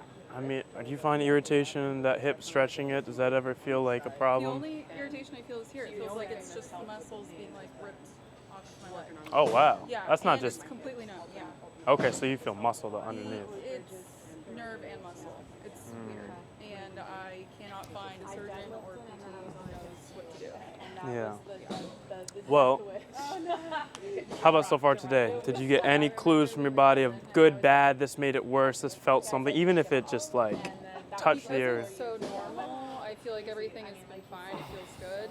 I feel like strong when I can do things, but it's just, again, I've had this for like 15 Yeah. years. So. I'm sure you've looked it up a ton then, because normally on the inside is where it's like pure femoral nerve, where it's more concerning. That subcutaneous part is just sensory though, so it shouldn't feel like the muscle is too affected. It's like the deep squat, or I mean either way, both ways, it just feels like it's being pulled. Oh, so but even when it's it's also nerve. even when it's just bending in front, do you feel it? Yeah, mostly in like lunges, that sort of thing. When it's the back leg. Back, yeah. Okay. Yeah. So then when you're doing stuff like any of the deep bending here and is pulling, it's not that bad? No, surprisingly that it's Okay. really just. I won't even do it every time, but Yeah. it's been there for like 15 years. And that says a lot more with the hip. It's probably impingement. I know, and even like a surgeon asked me if I was a cop, if I had like tight belts on all the time with heavy stuff, because that's where you get like the nerve pinching. Yeah. This is what I wear all the time, so Okay. yeah. Okay. How long you been trying some of this stuff? I have been consistently doing your stuff online for a few months now, just slowly building it up. I was doing PT for a few years, and I think like somebody mentioned earlier, actually I think made it worse. I feel like I got weaker. From the program? No, through PT. So that's when I started seriously doing your stuff. Okay. And I've been feeling better. You had like one little flare up, but it's and with my your disc. back issues. Okay. Did you notice anything like shocking with your glutes or hips? Do you have any like eye-opening? Wow, that was tighter a week than I thought. I mean. I think I can see like a slight imbalance in the strength between one and the other, but I feel like since I've been doing your stuff, I'm noticing the strength come back to the weaker one. But nothing's been shocking. How's your back right now today, like in general? Are you feel safe enough to do something like this and just round? I'm pretty mobile. I can like Try this with me. really. Because I'm just curious how it feels fascia on the side. Let's go through, it's your left side, right? Yes. Okay, let's go through the easier side first. Let's step over the right leg, left leg over the right, and roll the ankle sideways as much as you can on this. Now you're going to hinge forward and almost push your right hip outwards. And try to get a stretch almost through the IT and through the band there. And see what it feels like if you go deeper and deeper. You'll start to feel maybe the side of the shin, more intense up towards the thigh. Don't put your back in a bad position. You could even reach forward and go deeper into it. The line of fascia that runs through the side of your leg, I think through me trying to fix my thing on the hip, because I've still been trying to get better with it, I feel like tightness maybe on the side through here really affected that compression. So this is the side that didn't give you issue. Let's see if it's the same, any difference. Right over left, roll the right ankle, left ankle. Yep, I would keep it low. Maybe that's fine. Okay, go down, pop the left hip out to the side. I did this for like 2 sets of 1 minute, and I noticed immediately that weird, kind of irritated, numb feeling eased up a little bit. So maybe it's related, maybe it's not. But I bring this up because even the stuff we were just doing over there at that ground up floor, we're sitting on the top of the ankle, we were rotating this way. I think tightness through here is what leads to this part. Yeah, I can feel everything, but I don't feel the pain or the numbness at all. Okay, that's good. That's fine. But the same way big toe tightness, arch can affect calf, hamstring, sciatica nerve path. I think the front of the shin, front of the foot, front of the thigh. Maybe that's not it. There's some to see. It would have been like, oh wow, if one side was way worse than the other. But I would keep some of that stuff, start stretching the top, sitting in it. So you think like tightness kind of coming from like the bottom up? Yeah, Would be affecting it too? definitely. Maybe not. Yeah. Maybe that's not it, and maybe it's super just. weird. I mean, like no doctor, PT, surgeon can tell me what it is or what to do. So it's just been this weird thing for like 15 years. Yeah. And then the back started 6 years ago, and I was thinking maybe they're related. So. If I really get to the bottom of it and help a few more people out with that area, then I'm gonna post about it to the world over and over and over. Because all these tough ones, SI joint problems, this sort of numbness and impingement on the front side of the thigh, like there's no information out there. Yeah. It's still a guessing game. And it's so weird how PT has kind of like led people down this just one very rigid path that doesn't seem to help. You know, there's obviously Tons of stories of that. Yeah. A lot of them haven't been through it. Yeah. So that if you learn this is what helps, why would you question it? I thought it was all great. I thought I knew spine rehab until I herniated a disc. And even as someone getting into research in school and doing physical therapy as a professional, like I realized that stuff wasn't helping, and I was like, damn. So, yeah. It's pretty crazy. Well, your stuff's great. Thank you. I appreciate it. Brought him. He just came out of surgery and stuff. Oh wow. for his When? back. So like he's similar to you. Like he had a hip thing. Yeah. Got that reconnected. Had a Terminator back. Went to Texas for that. What's that? And then still was having like Terminator back? That's what he called it. Yeah. Oh. But then That's a surgery? Was still having issues. I don't know what it's called. I'll have to ask him. Okay. Then he just recently had something to where they like clipped something, and I was like, dude, just do. Because I've been a trainer for about a decade. She's an OT. She's a trainer too. Yeah. Like, just listen to what I'm telling you. He's like surgery. So finally, Which one's your brother? the one in the red. So they finally finished surgery, and I was like, dude, you gotta get in here. He's having a clinic. And what's his name? Jared. Yo, Jared. I'll Yeah, save it. It's like me and her, we don't have any type of back issues, but torn ACL, torn right meniscus, 2 right foot surgeries. Yeah. So You've been through enough to know you gotta look. Yeah, and then I found Ben Knees over toes, Knees over toes, and then started implementing that, and then everybody would come to me for injuries. Wow. And I would just, that's how I found you. Yeah. And started implementing stuff, and people were like, go to Luke if you got injuries. I'm like, I'm just doing what everybody else Came a does. funnel, huh? Yeah. Make sure you keep your 10%. Yeah, your guys' bend stuff, and then I found you, and I was like, this is what I need, because the way you guys explain it is not NASM, or it's just like straight line. Yeah. Makes it super easy to understand. I had my NASM. Oh yeah. It's expired. Yeah. I have no credential now. You're not missing anything. Yeah. I know, man. It's good stuff. I'm glad you brought him out here. Yeah, for sure. And I'm Dope. glad you said you're doing That's hip good. stuff too. I was like, Yeah. that's perfect, because I need that. At least. Yeah. Well, we're getting into it after this. Heck I'm yeah. glad you're here. Stuff. Thank you, guys. Heard from people that have had surgery. I've heard from people that have been stuck for decades and have come from having flare-ups every month to now a flare-up once a year, and from not being able to work at all to I get to go to work. I feel it, but I'm doing better. I'm back to life. I'm able to show up for the family a little bit more, and that's what this whole thing is about. So I will share, I don't know who knows my story and what amount. I herniated discs. I've been through the injury loop. The way I came to this style of training and even some of the holistic health stuff, most of the wisdom you could call I came across was really by force. I was a really stubborn 20-year-old, beating my body down for sure, training really hard, training really short-sighted and imbalanced. And yeah, the back pain really ended up ruining my entire life. It just destroyed everything, and I had to rebuild. So if you don't know the story, I had herniated discs. That was in 2019. I already had a knee surgery before that. That was pretty eye-opening about the whole rehab world. And the 2019 herniations were on and off issues for a year, 2 years, and at that point, I was an exercise science student. I was working at the PT clinics. I was helping with research at NASM conferences and these personal training conferences. And I was starting to become really aware, I don't know how to fix this stuff. As well as I thought I was going to become a physical therapist and go to PT school was my plan, and I'm on the path. I couldn't even fix my own back, and it was getting worse and worse and worse. And then it was spreading to be a SI joint issue. I spoke with some people already about that. And then it affected my hips getting imbalanced, and I had the hip impingement, stabbing deep in the socket, tore my ab wall. And now I got nerve pain everywhere.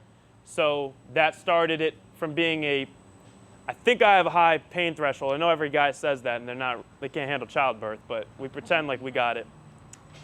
I think I'm tough and I can handle that stuff, but once it was 360 all around and in the core where there's so much density of neurons, your ability to feel emotion here, you know what it's like when you feel sick to your stomach, right? You know what it's like to feel your gut feeling to things.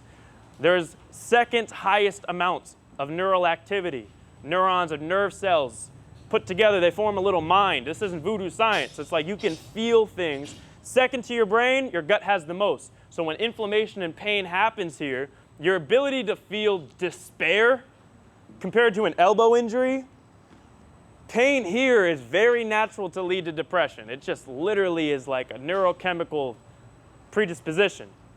For me, the problem came when I just couldn't sleep anymore because tossing and turning became so bad. And so the chronic pain led to insomnia, which then led to sickness. I'm not sleeping at all, so I'm getting the flu every month. I'm getting strep throat. I'm in New York City trying to be a student and run track. And through me getting sick all the time, not sleeping, now I started to get this brain fog. And I got the flu one time and got this killer headache that didn't stop after the flu. And then every day it just spread and spread for weeks and months until the pain went all the way 360 to my full skull. And this brain fog came over me throughout, that after 3-4 months, now this is 2-3 years after the disc injury started, and I've been in chronic pain, feeling hopeless about it. Sickness, insomnia, now I have brain fog, now I have this dull, aching headache. The year is 2020. If you don't remember what happened that year, there was a lot. So I couldn't even go to a doctor, they had other problems. It reached a point where what started as a back injury led to my whole body ending up in chronic pain, and then I got so sick and fogged that I entered essentially a psychosis. I lost my mind completely. And I couldn't read. I couldn't string thoughts together. Went 5 days without sleeping. I'm going crazy. I don't know my birthday. It was my birthday. Everyone's around the table. I don't know what date it is. We should know that date pretty well. I couldn't tell you. I couldn't think. I'm gone. And you could see it on my face. It's like I was barely there, unable to speak. And that was the start of a long journey to try to fix this stuff. And so the way I got into these other mentors, the Wim Hof, the guy Kadorziani, knees over toes guy who I came and lived in Clearwater for a year for, all this stuff happened from me getting so rock bottom that I barely knew my last name. And I spent a year not really here, trying to just not jump off a bridge, because I didn't even know if it was real life or not. So where my daily routine was just to go on a walk and try to do breath work. And that was where I was at to work on my problems. I couldn't even work on my back. That was already given, I'm wrecked. And slowly just stay alive and wake up my mind a little bit. Eddie, you could wait for that for a sec. This is the ADHD, you know, it's hard to, sensitive. But I'm just sharing this because I hear some of us and we're like, yo, I'm getting to the point I can't work. How do I work on this? It's like wrecking everything. I'm just sharing my journey of how this even started. I lost everything, truly. I had to drop out of school, was no longer going to be a physical therapist, couldn't even open my eyes really. Had to sleep on my friend's couch. I became homeless in New York City, dead broke, no career, everything's done. I'm like, wow.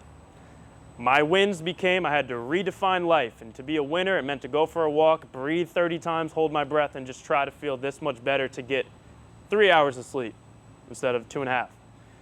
slowly come back to life here, slowly use my body more, then slowly embark on the journey of, okay, how do you actually fix these injuries? And that's what led to me basically, when your life is undefined, you lose everything, you got nothing to lose. So that's why I did stuff like found Ben Patrick, the knees over toes guy, road trip from New York, drove straight down my old Toyota Corolla, 30 years old at the time, the car, not me. And I drove down to here and lived in my car for months just to try to get mentored, and I did, just to clean the bathrooms and learn. And that's how I got hired there and figured out stuff of range of motion training and training the joints and more for the knees, but that helped me understand the back better. Then I learned about Cadorziani and got to meet him, and I already knew about the breath work. So sometimes people like question how did you come to this stuff? Or are you ripping someone off? Or how did you figure this out? It's because I had nothing else going on in life, and I had to really go from desperation to figure out anything that could help me. And when I started posting about it, it was more so just to be a cathartic, like, hey, I was struggling, now I'm better, for me to declare like to myself, man, look how far I've come. And then people would DM me and respond when I had 1,000 followers. They're like 10 DMs. I was like, oh my God, that's crazy. Hey, I went through that too. Oh my God, I'm 21 years old. I had a disc herniation and I avoided my back too, and now I'm stuck. And I started to realize like, oh, this is kind of a common problem. That was when I had 1,000 followers. So you get closer to 1 million, now it's like, you realize it's not just common, it is the norm. And I've gotten stories every day of former me's on the brink of death. Can be young, old, doesn't matter. Professional background or not. We got surgeons on the program. We got neural spine surgeons on the program. We have back specialists on the program. We got people stuck everywhere, depressed, lost, sick, end up in an insane asylum, literally, had to come out. It's affecting people crazy, addicted to drugs. Statistically, someone in this room probably has had to take some crazy opiates and kind of got hooked on it. I did. That's just how it's happening. Like, it's such a serious thing. And so I didn't plan for my life to unravel to this mission, but I'm extremely grateful that now I can see it in hindsight for the beautiful opportunity it is. I guarantee my life is 10 times more important now than whatever I thought it was going to be if I didn't go through this stuff before, but it just felt like suffering. So for you guys going through it, truly, you don't know who it might help later. You don't know who of your family. Not to always be toxically optimistic, but you know, just don't feel hopeless. I promise. There's still, you don't know how much you don't know. There's still so much you can figure out with your body, with different mentors, different experiences, different elements of your health and life you didn't think were affecting it. And so that's where I come from. I didn't think we'd be in a room of 40, 50 people that also had back pain. This is a crazy concept to me, but it's really, it runs deep. And I got to speak with some of you already, and I know some of you guys can relate. So thank you for coming here. Thank you for, you know, being brave enough to show up for your own body. And I know some of us put on a really strong, good face, and you wouldn't be able to know how much it's affected them. But I do what I do for that person. So if you have been through it, I truly care, and I want to hear from y'all. I want to know how far you've come. I want to know what you're stuck on. I want to know whatever I can be of help and service to. So I don't know if anybody has a story of the journey with LBA, the journey with this training, if they made progress, if they have something that might help someone else, or if they have a tougher story or anything that someone else might really benefit from hearing. I'm a surgical assistant. I hurt my back last June. I hurt it pretty bad. And I did all the things that you probably shouldn't do. I shut everything down immediately. I didn't move. I let everything, I catastrophized everything. To be honest, I put my wife through hell. My family suffered because of it. I've seen multiple physical therapists. And when I say I did the McGill method, I truly did the McGill method. I went and seen a McGill practitioner who claims that all they do, who claims that if you don't want a cookie cutter program, come and see us. We'll make sure that you get better, when all they do is give you a cookie cutter program and tell you not to move anything. I want to say that I got lucky, but I don't know how lucky it is. I had to have emergency gallbladder surgery done, take my gallbladder out, and it gave me 6 weeks to rest. And in that 6 weeks, I was able to start moving again, walking. Like you said, every time I got home from work, during the initial injury, my brain didn't work anymore. It's just pain, and I would sit down at the dinner table, and my kids would try to ask me questions, and I couldn't answer them. And my wife would look at me, and I understand that after 3 and 4 and 5 months of this, you get frustrated with me. And that 6 weeks off that I got from work, I was able to move again, get some semblance of who I was back again, and I started seeing a physical therapist. I knew I wanted to do your program, but I was afraid to do it. I needed to get told it's okay for you to go do it. So I seen him, and he was awesome, actually. He got me back mobile. He got me to where I felt like I could get through the day. I was making it to about noon, kind of pain-free. Then I was like, okay. I told him, I'm like, hey, I'm going to start doing this. And he's like, that sounds like a great thing to do. So I said, okay. And got lucky. That's not always the take. He looked at me, he was like, he's like, those are the best exercises I've heard anyone with low back pain could try. And I was like, yeah, that's what I'm going to do now. And he's like, all right, do that. And I was like, okay. Because he couldn't figure it out either. He's like, I don't know why it won't go away. So I started the LBA program. I started at 5 seconds. That's how bad my nervous system was shot. I know that I was strong enough because he had me doing 30-pound deadlifts and I wouldn't flare. But my nervous system was not okay. I was afraid of everything. And every little thing I would try, I would spasm and it would cause me to flare up and go into pain.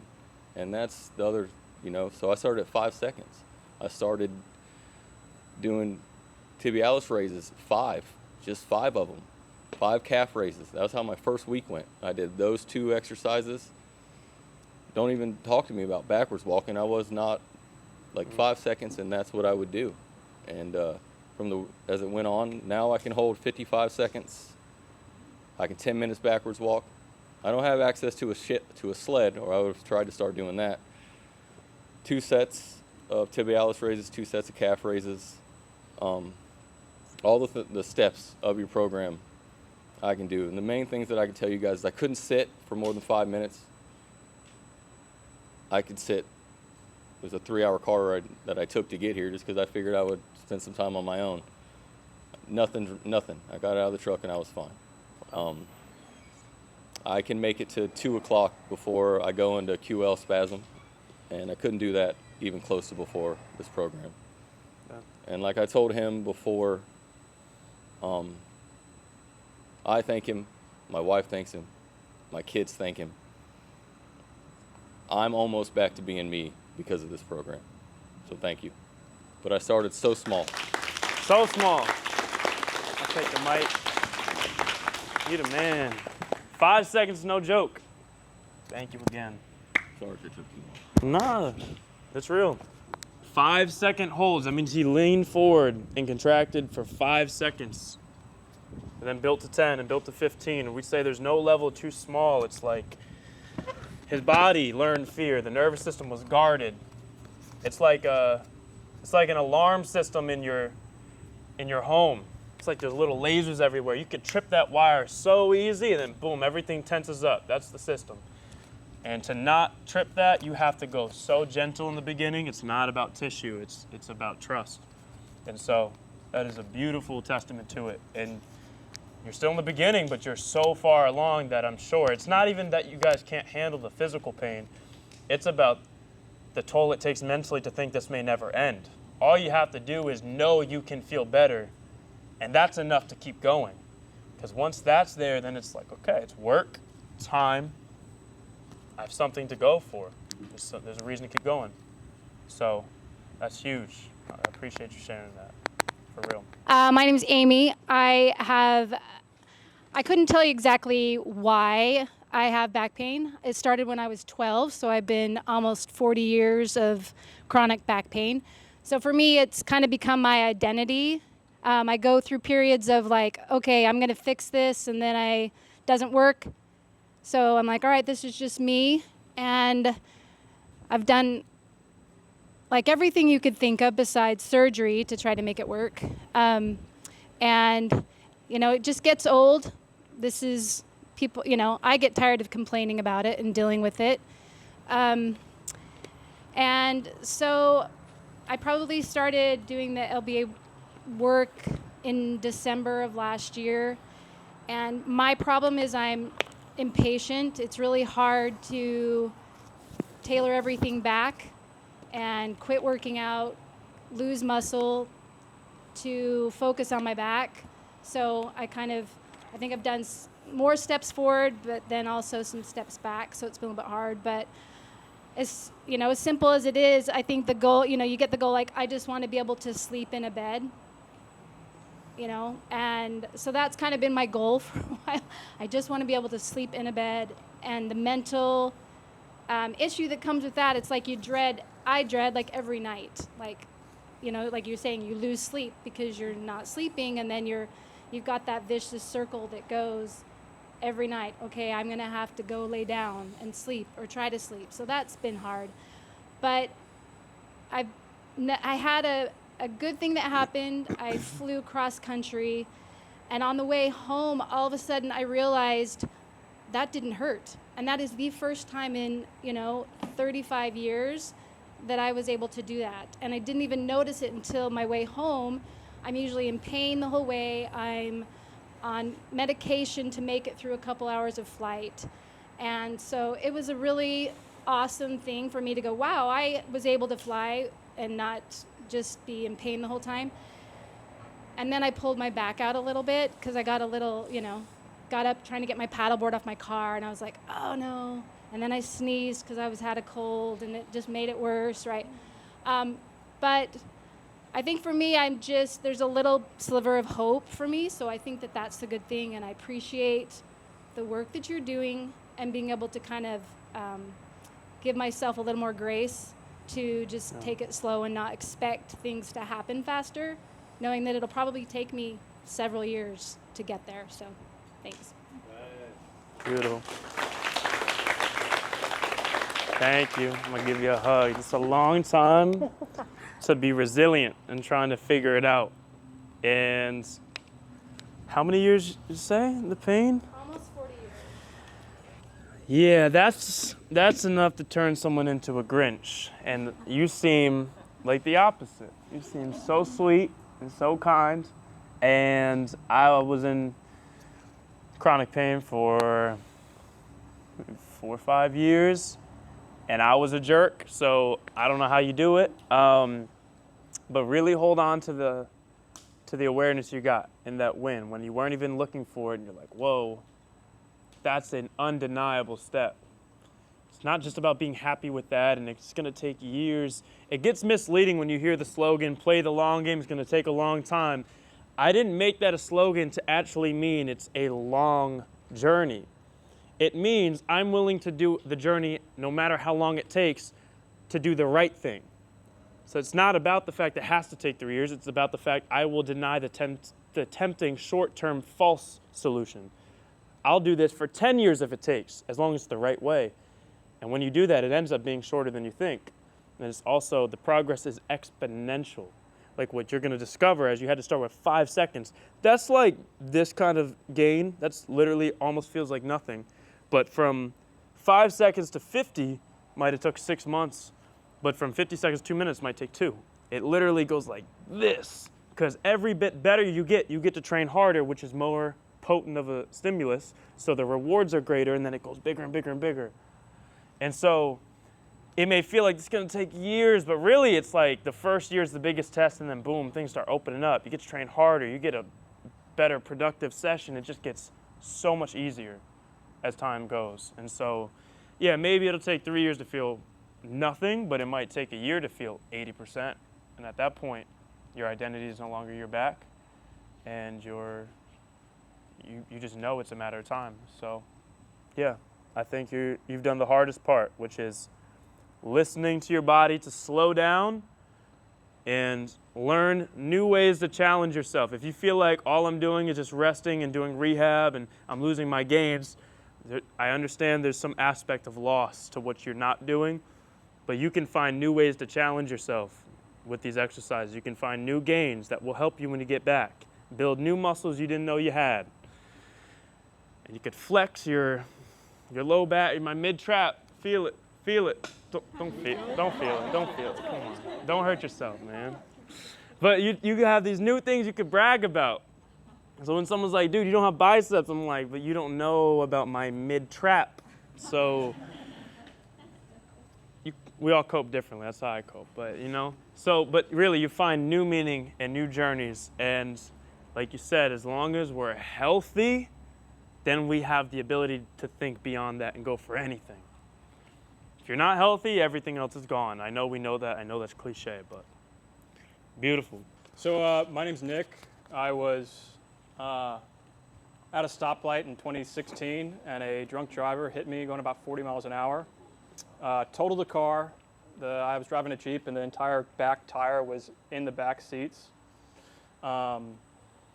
Nobody in my immediate life, ever had back pain, so I didn't know what to do. And so I did nothing. So bad back pain, sciatica, just kind of assumed it would go away. About 8 months later, I'm in my new car. I'm sitting at a stoplight, and a guy is looking down, changing his song, and hits me going 65 miles an hour. Now, thankfully, he had a lower car, so it kind of went underneath my truck. But at that point, I was like in so much more pain, and I was like, I cannot do this. So I had to take 2 semesters off of college, and I barely could get out of bed, going to the chiropractor, like walking like this, trying to get to the chiropractor. Physical therapy, chiropractor, like made life a little bit more manageable, but no real relief. I always had really bad low back pain, sciatica. If I would drive for more than an hour, like I'd have to pull over, and I wouldn't even be crying. They'd just be tears rolling down my eyes, just because I could not take the pain. So that was a 9-year-long journey, and basically my chiropractor, even though he was great, he told me like, there's nothing you can really do. There's really no hope for you. Like, you'll be able to do chiropractic work and maybe some light physical therapy, but you'll need surgery and your disc's fused in a couple of years. And that's what you're going to be doing. So I kind of resigned myself to, all right, well, this is my life. Like, I'll just have this pain that hopefully I can kind of protect enough that it won't be bad. And so it'd go in waves, it always hurt, but sometimes, like every 2 months, I'd throw it out, and then I'd be in bed for like 3 weeks, couldn't get out of bed. And then I'd kind of regain some mobility, and then a month later, I'd be back in bed.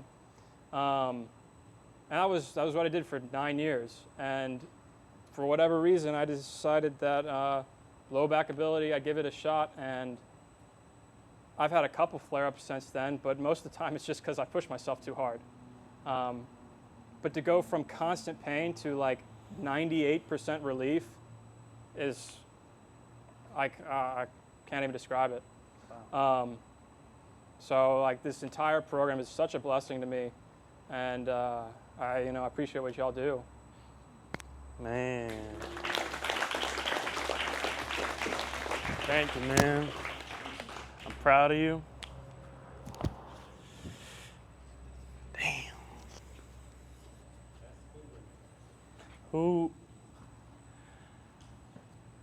Who feels, we all came in with our own story today, and we all have it. Sometimes I get questions at the end of the workshop of, hey, but do you think I can get there? Like this, I'm a little bit older, or I have this background. Like, I'm just curious, who in here hearing things like this feels a little bit calmer about, okay, maybe it's not crazy, I can heal, Damn, that's it, guys. You didn't just hear it 2 times. 1, 2, 65, 40. Yeah, I know, yeah. The woos are always welcome, like we said. That feeling isn't just feel-good support. This isn't a support group of just like, wow, you're so strong, this is incredible, up me, let me feel good, and then we leave. It's awareness. You're like hearing stories of people being told by professionals you can't get better, and then they did things that are honestly not that complex, but very direct and very testing and long-term, the right thinking, and then boom, they get astronomical progress. It's just like, you gotta know it's possible to heal. You gotta know it's possible to find progress. You have to know it's not just a relief game of chasing stuff. So, man, that's an impactful story. All of them really, really, really help us. It reminds us why we're doing it. Getting DMs of stories, and like, I always love reading them, but it doesn't really hit the same to hearing someone explain it, you know? So, man, you guys are strong, and I need to hear this stuff. It helps me, if no one else. I know we all are benefiting, but I appreciate you, man. That's insane. And you're gonna keep growing, you're gonna keep building, you're gonna keep feeling how things wanna pick up to be feeling better. Your body doesn't want to be stuck, contorted, twisted up, sensitive. That's not the default we want. The body isn't begging for that. It's trying its best. So, you're gonna get there. I've been in the program for about 7 months. Okay, that's good context. Good context. If you said 7 days, we're gonna have to revoke the whole thing. No, I have a similar story. I mean, got my back extension machine, hopped on it, supported for 15 seconds, immediately flared myself up. I was in bed for a week, and I was like, all right, that was too much. I gotta start lower. What made you decide that wise rationale of, oh, I overdid it, versus, oh, this guy's a fraud? Because some people try, they get hurt, and then they get angry, which I understand the anger, because that's what pain does, but the wisdom to know the fact it can hurt me is why it can heal me. It wasn't a drastic movement. I just contracted and it hurt. Let me go easier. Like, what made you think that was? I watched a little bit of your content, but then also, like, it was fine for the first 5 seconds, but then I felt something change after 10 seconds. And then I pushed myself even a little bit further, and I was like, oh, I just did something. And also, those muscles haven't been used in 10 years, so I'm sure it was going to cause problems anyway. You got to find your limit when Boom. you start, you know? Yep.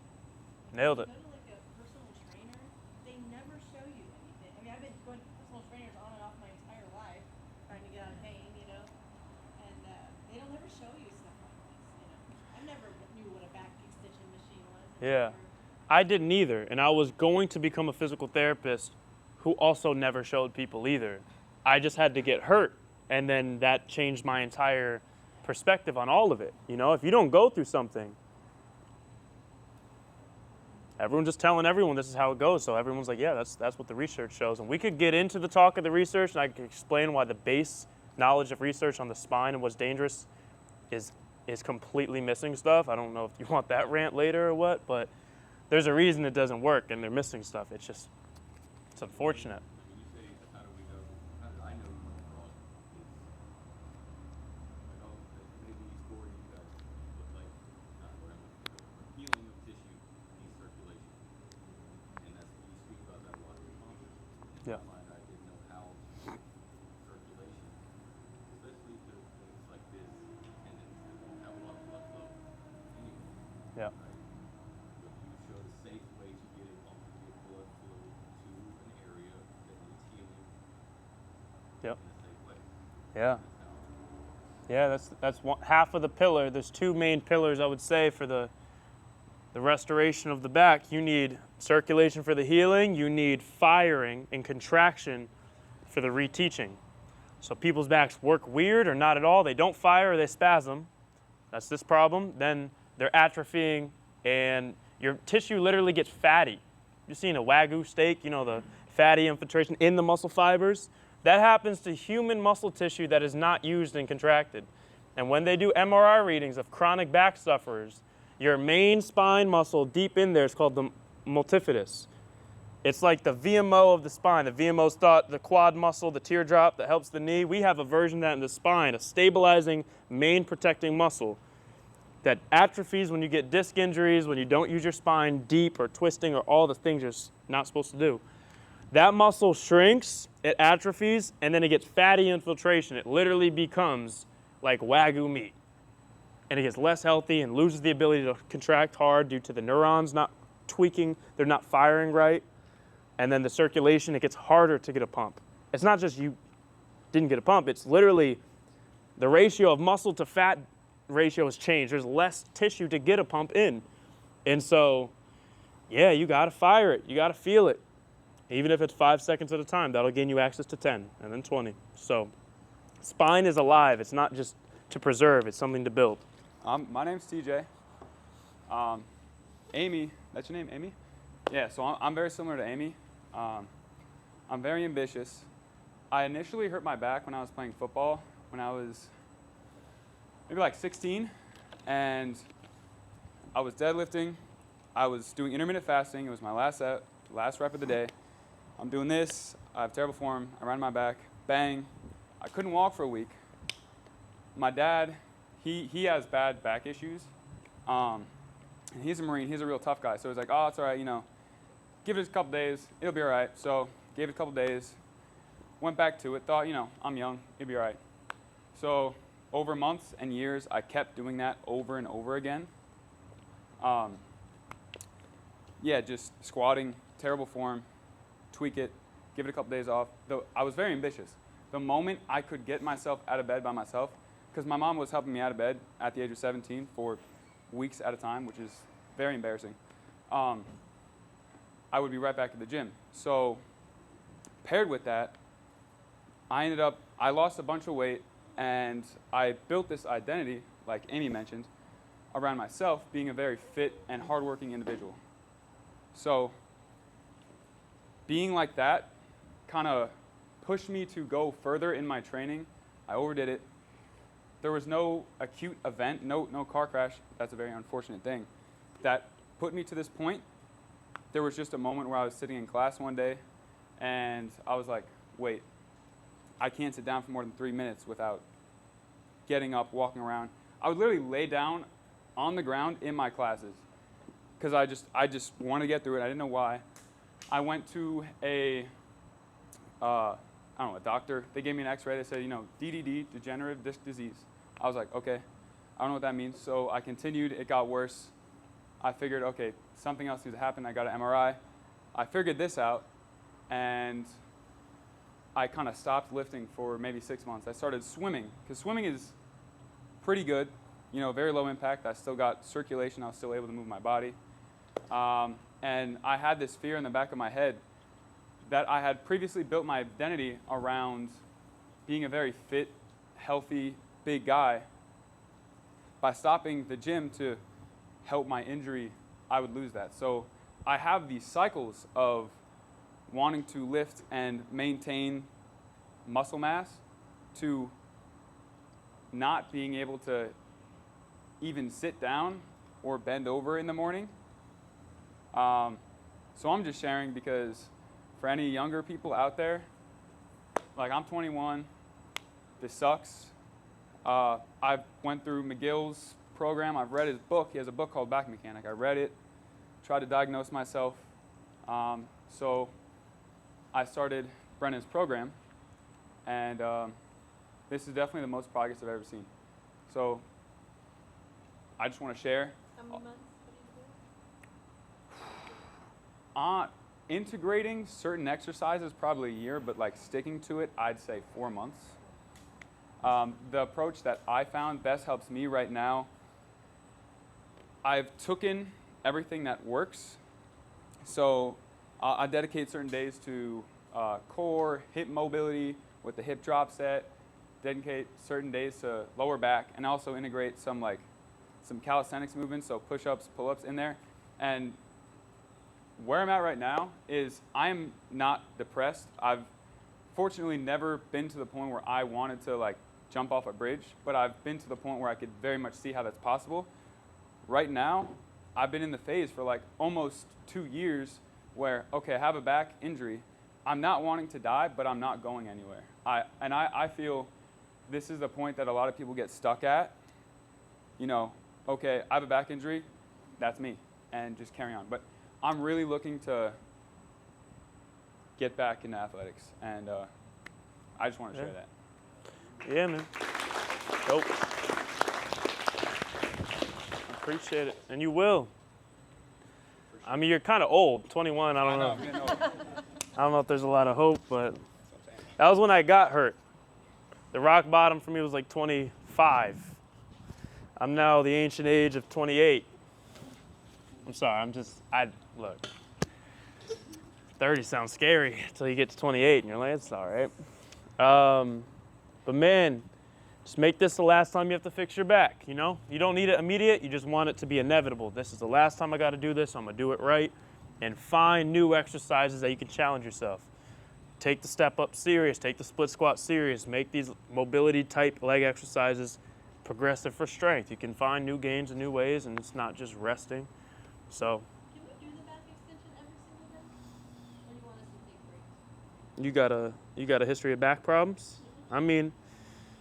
But when I learn something new, I want to like go all. Yeah, I get it. Every time I go to the gym, I go back. Yeah, you could probably do a 5-second hold every day, a 10-second hold every day. It's the more frequent you do something, the less intense you got to do it, but you don't have to. I really wouldn't. The most every other day, 3 times a week is good, but there's a time period of where you need to rest. This is like watering a seed. You got a plant this big. How much water can it handle? You can pour like a bottle cap amount of water. If you do more, you're gonna drown it and it's gonna die. As you do a little bit, the plant grows to this. Then you can water it with 2 ounces and then it grows and you can water it with more and you start to get more that you can handle stimulating. But yeah, you could drown it. You could definitely destroy your back with this stuff. And the tough thing is it may not be the first week where it catches up to you. You can do 30-second holds every day and you don't feel it till week 3. And now it's aching every day for a month after. So I would always start less than you think. 3 times a week is great for 1 set, maybe 2. That's just me. I'm sure you could find a way though. So, alrighty y'all, this is a really helpful part of the day for me. You don't know what you sharing did for someone else really. Sometimes someone just had to hear that one thing and it opens them up to take it more serious, to really lock into what they're gonna do for the training. They just needed that push. So thank you for sharing it. Today, about halfway, we're gonna now get into shoulder stuff, upper back stuff. Then we're gonna get into the hip mobility, then the back extension. And we're gonna flow through nice and steady. So together, we're gonna go through a seated good morning iso hold. So you can iso hold anything as long as your iso hold means you hold a position without movement. And in that, you get contraction, you get blood flow. That's what we want, right? Any inch that the shoulder goes in front of the hips, whether you're standing or you're seated, shoulders in front of hips is loading spinal tissue. How much depends how far down you go, what the position is, a machine, seated. But we're gonna go through, I'll first show it and have you guys all do it. We're going to lean forward. Our feet are shoulder width apart, maybe a little wider, a little more open than 90. Going to bring our torso close to between the thighs. You could be up here, you could lower down to here. The thing that determines how far you go is the strictness of your back, not budging even an inch. So the second you go down and round a little bit out of position, that's too far. So I'll start here. We're gonna go hands behind the head. We're gonna do 30 seconds together. So let's all get a seat. So I wanna coach them in front of everybody so we can see. To help the people, we're asking how far to go, right? So let's start hands behind heads. Okay. And let's see how far down you can go without losing anything. Before you even go further, I would pick your chin up a little bit. Here? Yep. Go down, go down, go down. That's a good spot right there. If you want go a little bit lower and it starts to lose the tension there and it's slightly less flat, you don't want that. So back up a little bit, down, down, down, down. Like that's a really good position. And that's where we're just gonna first hold. This is for low back, but we're gonna turn it into a trap 3 raise. So let's all hold that position. I wanna check everybody out in their form.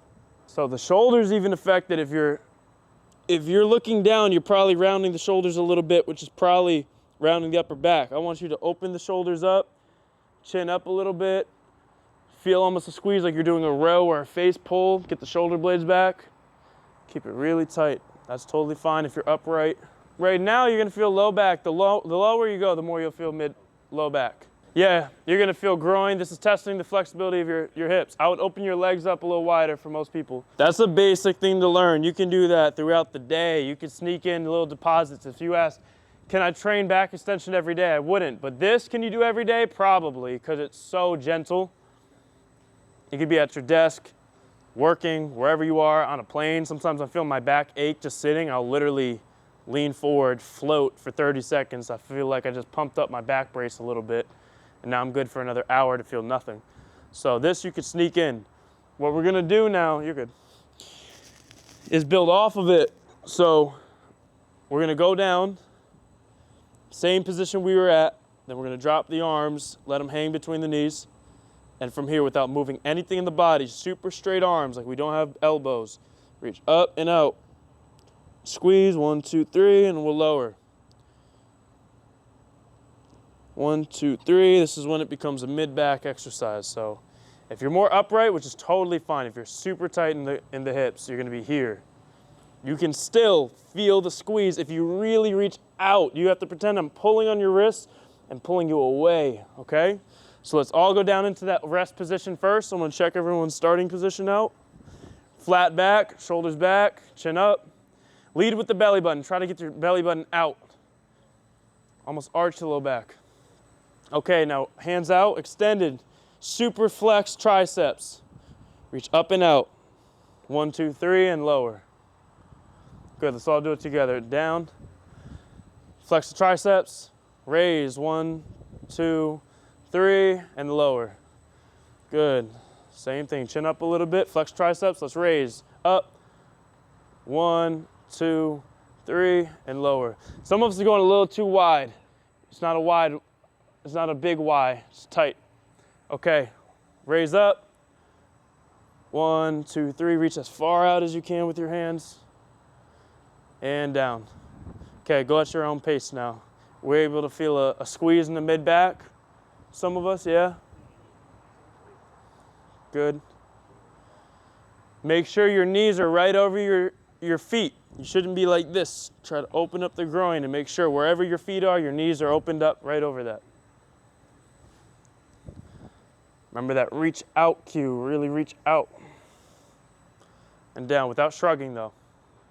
No shrug. Once you get to 10, which I'm sure you all are, take a break.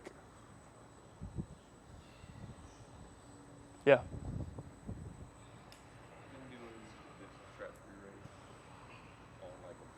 It's good. It's great. We just don't have 45 benches today. So that's the main thing, to be honest with you. This is just also a good different way to get it. All right, let's take a break. So normally we train this on an incline bench. You lean over it. I could actually show real quick on this if that's okay. If you're not familiar, the easiest way to isolate the mid-back is through here, and then you raise. The seated one's training more of the low back as well. We just don't have enough of these benches in here today, but it's also a good thing to teach. Some of you guys may have seen that exercise already, the seated good morning for reps with weight. That stuff comes after being able to just hold it and get the groin more opened up. And so next you could do dumbbells and do iso holds here, maybe little reps. I would also load up for this one, 1 pound, 2 pounds. So yeah.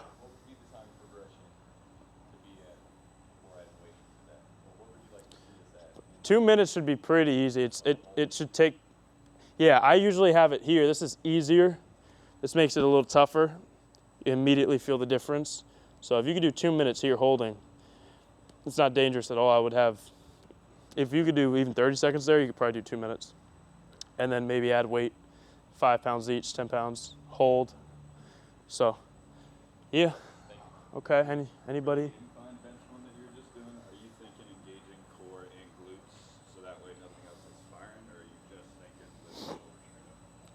Not really. Let me see, what do I fire? Like sometimes the tendency will be the leg Yeah. will come in like this, so then keep the core locked in. But like Yeah, I'm thinking about this cue. I don't know if anyone's bench pressed a lot. I haven't a ton. But one thing they teach you if you're like serious of benching is you try to think about pushing your back into the bench. Sometimes they'll put bands on there or something, so you really like dig in, your shoulder blades get really pinned down, and that's your base where you push off of. It's the exact opposite when you're doing this one on the bench.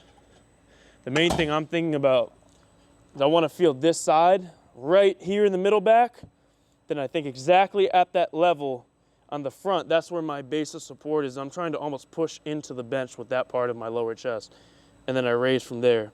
I think squeezing the glutes and the abs may be a little bit more distracting than helpful, but yeah, pushing it hard and really reaching out far, squeezing the triceps, just making sure everything that's moving is locked in. The bench kind of sets you up to not be able to cheat, but I'm sure you could find a way to do it sloppy. But anybody else feeling something a little too intense maybe? The low back's getting a lot with this. That's okay, if so. Mm-hmm.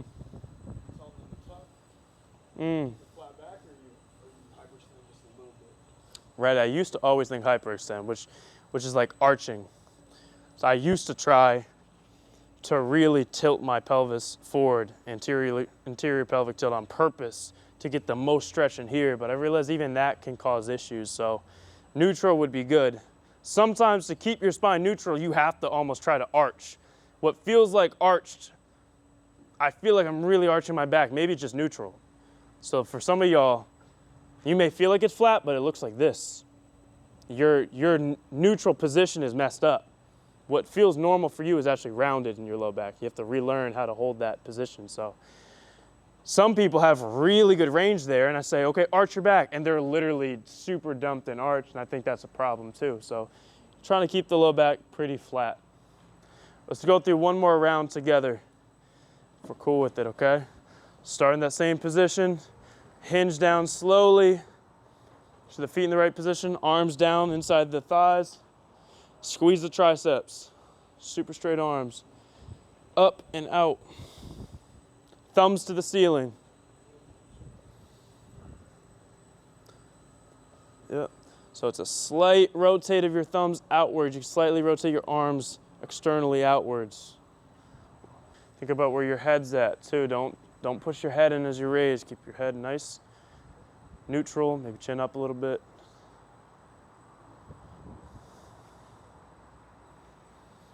Even training mid-back muscles, a lot of them are still low back muscles too. Those spinal erectors go all the way up from the pelvis to damn near the neck.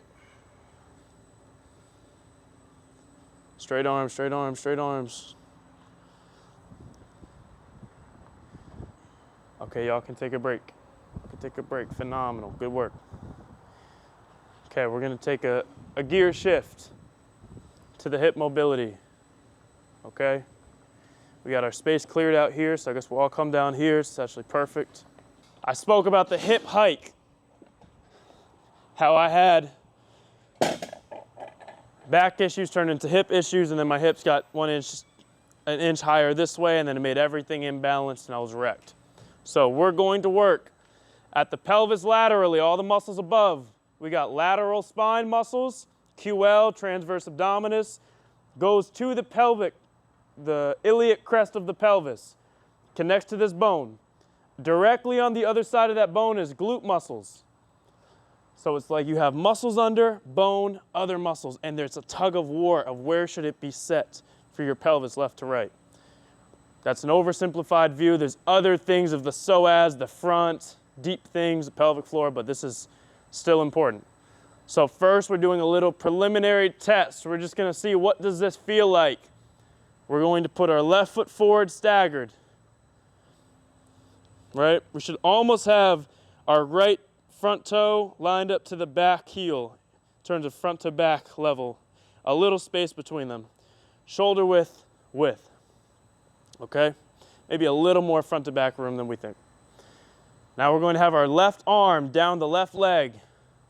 The right arm up to the ceiling. We're going to do a very gentle side bend, not for range, just to feel tension deep in there. Slide the left arm down, reach the right arm up. So it's not a sideways bend, it's a down and up. And then come back. And it's a little rotate. So as you go, rotate your body so you look up to the ceiling, come back down. Feel the slight pull. Maybe it's abs, maybe it's oblique. Don't make it too intense. Just feel what that's like. I'm going to add one thing. Squeeze your right glute to push your hip forward and lock that in the whole time. Suddenly you can't go very far. That's fine. Keep the right glute squeezed the whole time. Let's do 3 more. Right arm is down, left arm is up. And when I say on the body, keep that arm fully on you, slide it on you, even the elbow on the body. Squeeze the left glute, slide down, look up. It should be a small movement and come back. Work through some of these on your own time. Slightly rotate to look to the ceiling.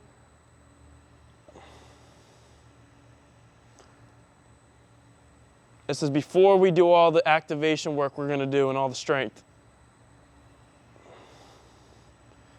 Okay. Try a rep, put the hand behind the head. It's usually how I have it. It's easier to start with the hand up. Try one like that. Maybe you feel a difference, you can rest. Maybe you feel a difference left to right, maybe not. Maybe one's tighter, maybe one's more sensitive. We're going to go through exercises for the glutes, deep core on the lateral side, and then we're going to redo that and see how it feels. Okay, so we're going to warm everything up. On hands, knees, we'll get mats as needed.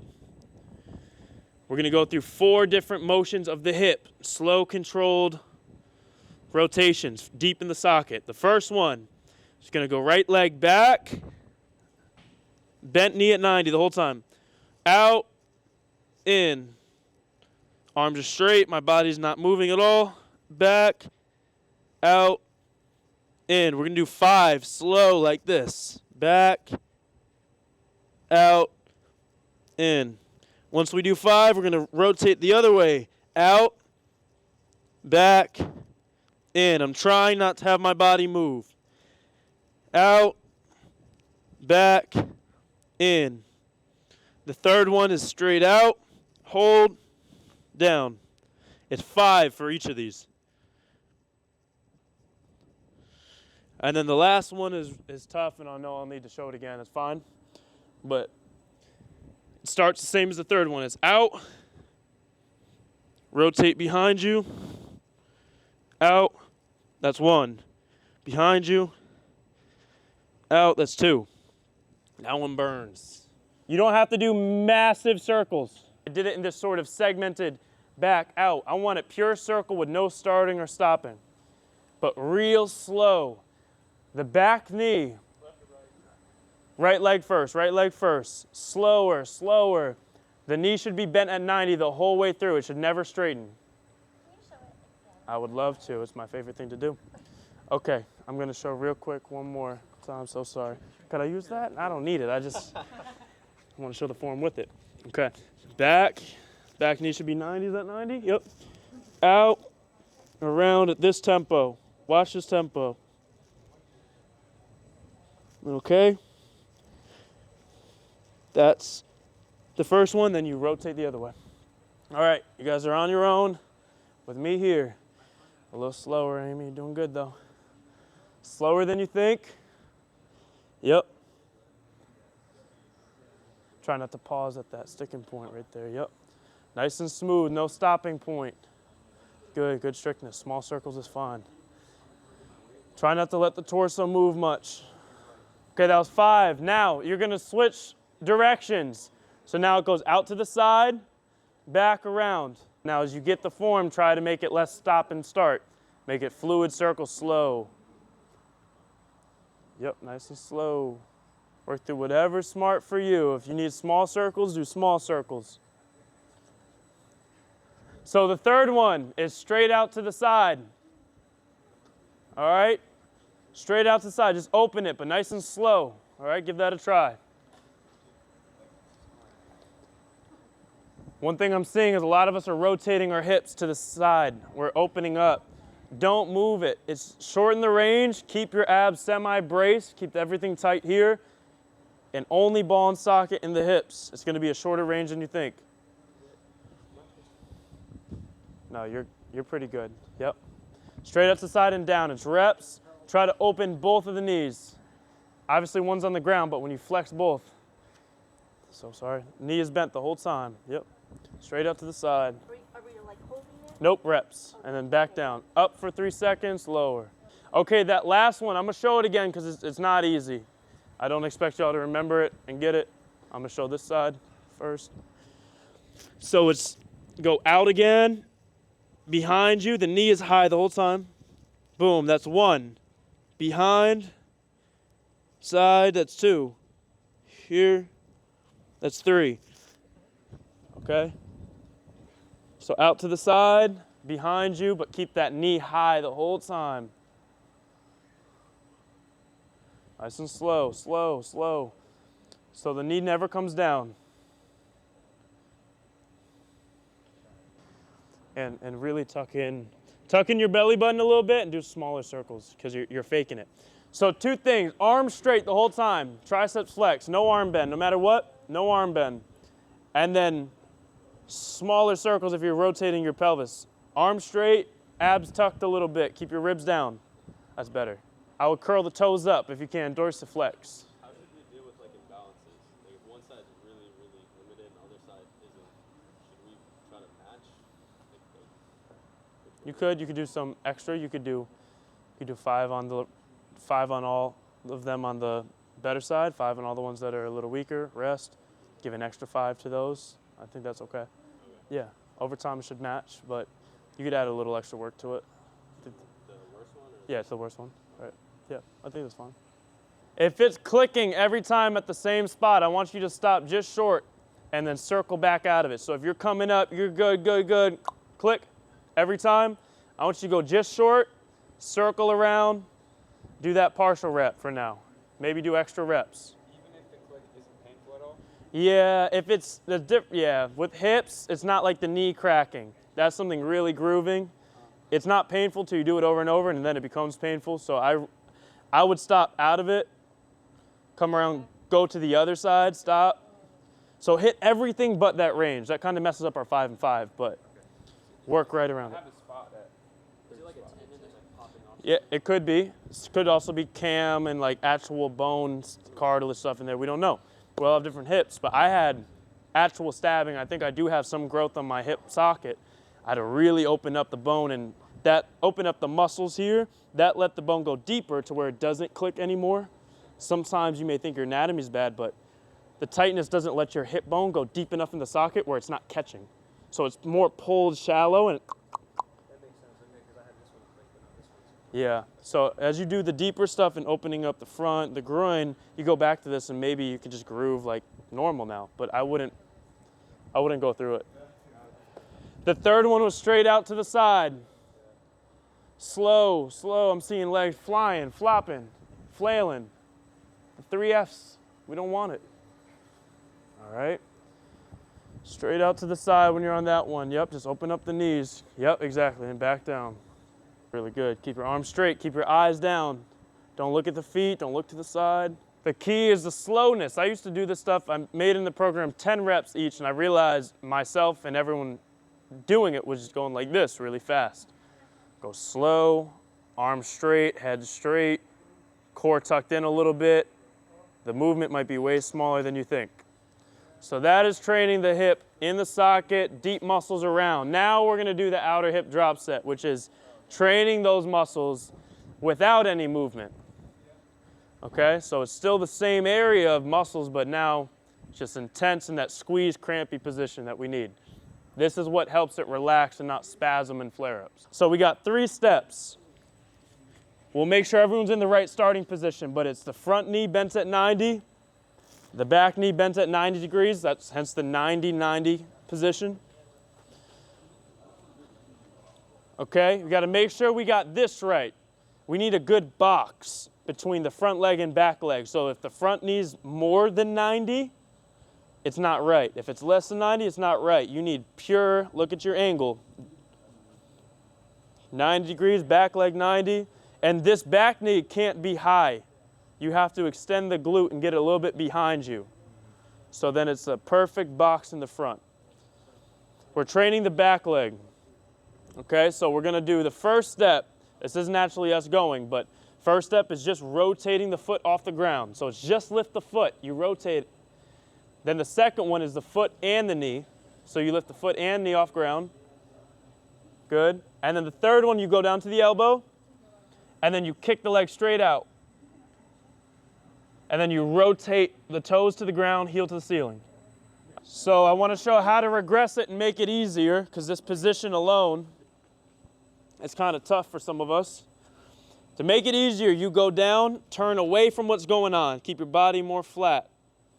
The more you turn up towards it, it's harder.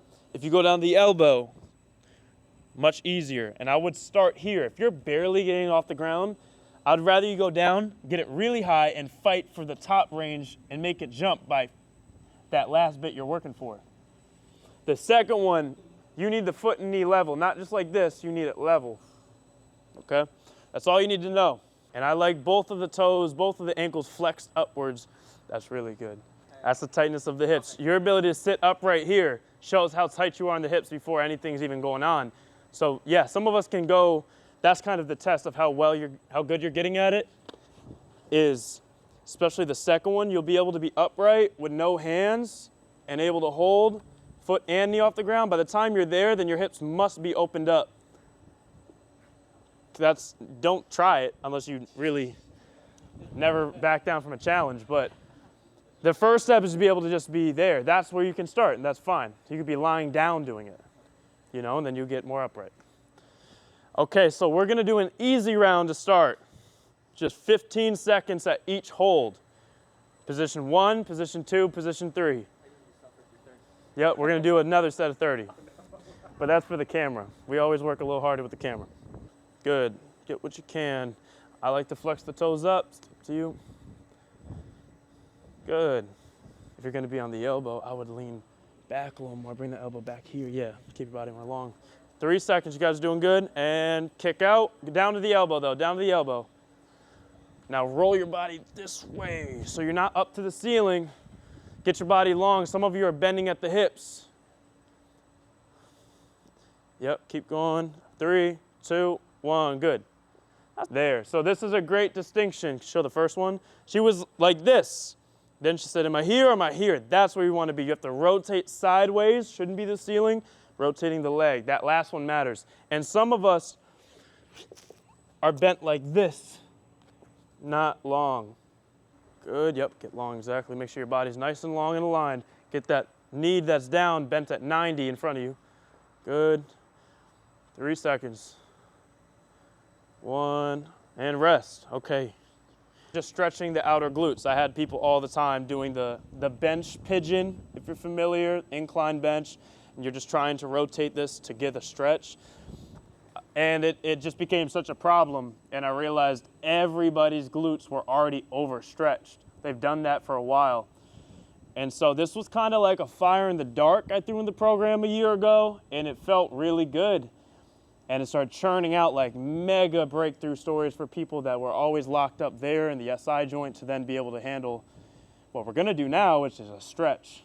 So yeah, not to be slept on. I would really keep this in once or twice a week, and you can start to progress it. I spent some time doing little ankle weights, putting around the foot, did 1 pound, 2 pounds, and stayed at 2 pounds. Is the bench pigeon not part of it anymore?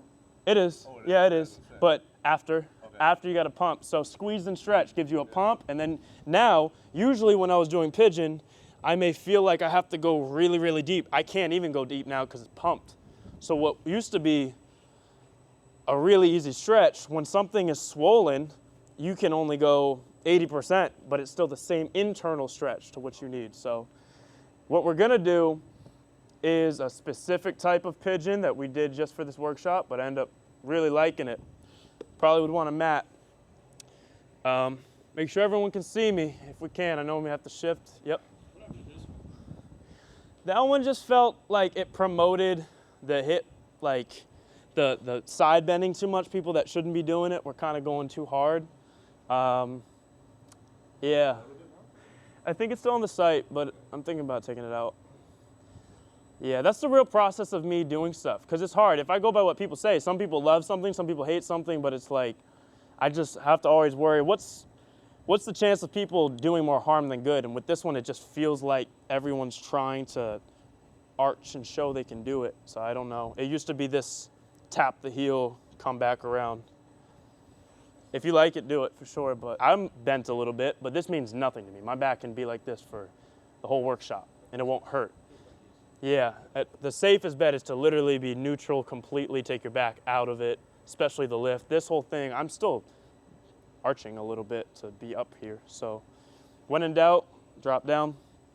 This one is really potent. It is like a normal pigeon stretch.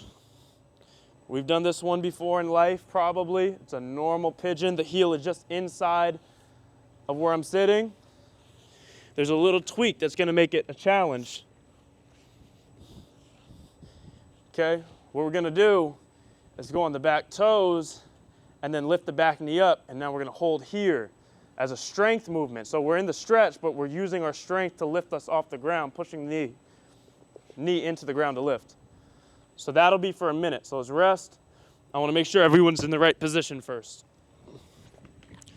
So we did all the strengthening and squeezing. It has a pump. This is gonna be a pretty tough, loaded stretch. Yeah, I go on top of not the toes, but the top of the feet. Yep. Yeah, so it's more of a forwards if you can. So you wanna be like this. Yep, yep. And then the back leg's straight behind you. The back leg's straight, right? The back leg's completely out, exactly.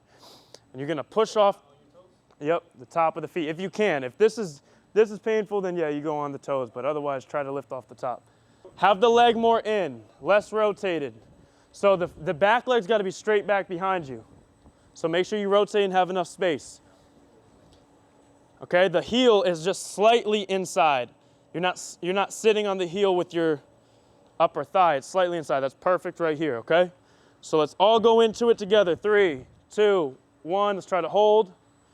Now where you can make it more challenging for yourself, go hands across the shoulder and slightly hinge forward. You're gonna load that flat back like the seat of good morning, only if you feel good there. You can use fingers, but how many fingers? It's not hands or hands, it's 2 fingers, 3 fingers, that's your regression. Know what you need. Flat back, make sure the back knee's off the ground, back knee's off the ground. That's how you make it active, yep. Yep, that's spice. Yep, and just hold high. Don't do reps, but hold. No, it's okay. You just keep it off the ground. Push the knee into the ground. So the main things is that it's active, you're lifting up high, and then where you make it hard, this is really hard. Hands here is pretty hard. This is really hard. Hinge, and then you hold here. It's really all the weight on the front glute. The back leg shouldn't be doing too much. And just a little bit of support off the top of the toes. Flat back. If you need fingers, start with 3. If you need all the hand, fine, but most of us can probably get away with just a few fingers. I would keep the foot down. You're good. Just keep that foot down. Keep that back leg on the ground. Yeah, I don't actually lift it. Keep it on the ground all the way. Yep. Yep. I'd rather you not use hands and keep that on the ground. Mm-hmm. Try to come up a little bit and then try hands behind the head. Huh? That's okay. Yep, yep. If you can handle a little more of a hinge, that's good. Yep. Keep going for it. 15 seconds, 15 seconds. That is a loaded stretch. So there's a stretch where you just pull on something, or you could go 80% range. It's not an intense range or depth of stretch, but it's the fact that it's contracted. That's what's gonna make the stretch last. So that's what I would do. Replacing the simple stuff of this, I'd never do this anymore, just pulling on stuff. Even hamstring stretching, I really don't do this much at all. I'll go with some kind of weight. If it's an RDL or whatever it is, that's safer, it's more convincing for it to open up. So we're going to the below the bone. So we did everything. Now, we pretty much worked this area as much as it can be worked without overdoing it. Now we're gonna go above and train some of the side bending muscles without even going sideways. And that's, if you have discrepancy left to right, one side's weaker, one side's tighter, you feel weird in certain positions, get that better, the odds of your hips coming together better is gonna be way higher. Different heights on the left foot and the right foot. Yeah, so that could be an actual leg length difference, that could be the hip is higher too. It makes sense. Do you feel any difference when you were doing right leg forward of the 90-90? Exactly, so if that difference is there, one, just strengthening it is gonna help. Get this to the point where right literally feels like left. Now when you go into squats and things that do involve that exact area, it's gonna be more likely to just... A good squat should balance out imbalances if you're not completely jacked up. You know how we sat in the squat over there and spent time? That's gonna help, but this is also needed. So I wanna show one thing with the normal pigeon. This is a really important part of your back journey, so I'm okay spending good time on it. The normal bench version we're talking about looks like this. Now the main difference between this and that is that one was less rotation based. The knee was tucked in like this.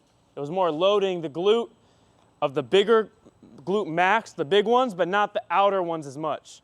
When you start rotating the leg, see how far my knee and foot are, like this? That's a deep outer hip stretch. So that's more of the smaller outer glutes, the piriformis and the glute med and glute min. So it's slightly different stuff. The one on the ground isn't like that. I can't imagine doing that. It's here. So they hit slightly different areas. This one's good. The way I coach it, so you guys know, because people do this wrong too. There's the passive way, where people have set goals of you should try to go deep into it and get your head to your foot, and they start yanking on it. You're likely to pull your back. Things are gonna open up where it's less tight. So I would rather you try to hold tall, push your knee into the bench, lift, and do an active hold for a minute and make it difficult, or even little pulses and make it strength training. So that may require you going even higher than what you can do. You should only do the height you can go hands-free. If you have to hold on, it's way too low. So either one, you either do that on the ground without equipment, you could do this one with. Some people get nerve issues with that one, and that one's actually a little easier. So it's up to you. Okay, let's all come down here. I need every person to grab one weight, either a dumbbell over here, dumbbell over there, kettlebell. The weight should be under 30 pounds. We're doing a carry. We're gonna have one weight and we're gonna walk. Even if you grab a light weight, I can show you how to make it hard. Be real tall. We're gonna take steps forward. Try to keep the arm off you. If you got a light weight, you make it difficult by holding out a little bit more. And we're gonna all walk in a big line. We're gonna walk all the way down there. So if you got a weight, put it in your right hand. Stand tall, nice smooth steps, heel toe. Follow me, start a conga line behind me. Please keep in mind where your head's at. A lot of times you think you're upright, but you're actually hunched forward at the hips. Eyes should be straight forward. Try to make both arms look like you're holding a weight. Keep your ribs down, don't flare the back. Head to the ceiling, real tall, real tall. Nice and tall, nice and tall. Real tall, small steps. Keep the arm off you, elbow shouldn't be touching you. It's obviously a little arm work. Nice and tall. You'll feel the outer hip, the outer core start to work a little bit. The taller you are, the more you'll feel low back start to help too. If you're hunched forward, you won't feel it. Real tall, real tall. Both arms out. Elbows not touching you. So he just asked me, he said he had a question about bending down sideways. When he would go down forwards and side, he would feel some crunching, but it'd feel good.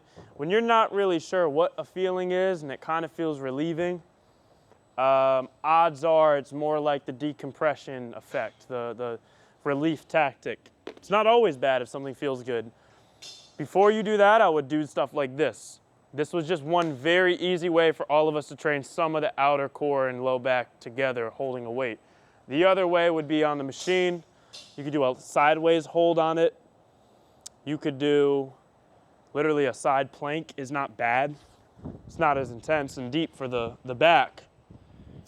But just start loading the spine in that direction, side to side, and make it measurable. Put some weight on it, put some time on it. Then we get back to what we started with, which I want us to do now. Left leg in front,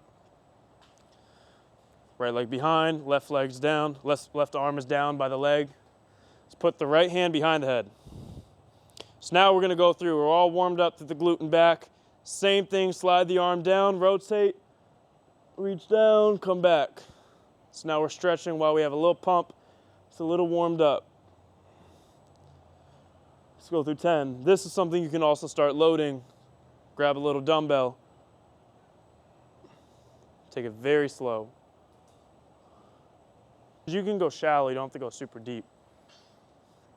Basically, whatever you plan on holding, if you got a child, it's 40 pounds, you carry groceries 40 pounds, you should be able to slightly go down sideways and handle that, okay? So right leg's in front, Right arm sliding down. Left arm is behind the head. Let's rotate. Side bend, back up. Can try to look up to the ceiling as you rotate and come back. Back issues in general, you got one spine. If the low back gets problems, your mid back's gonna get tight. The muscles are shared. They go from here. The low back muscles don't stop just here. They keep going and tie in up here.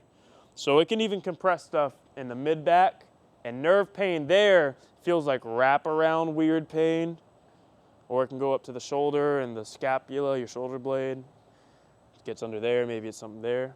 I'm sorry, I haven't had numb hands. I'm pretty new to that. So that's good to know. Okay.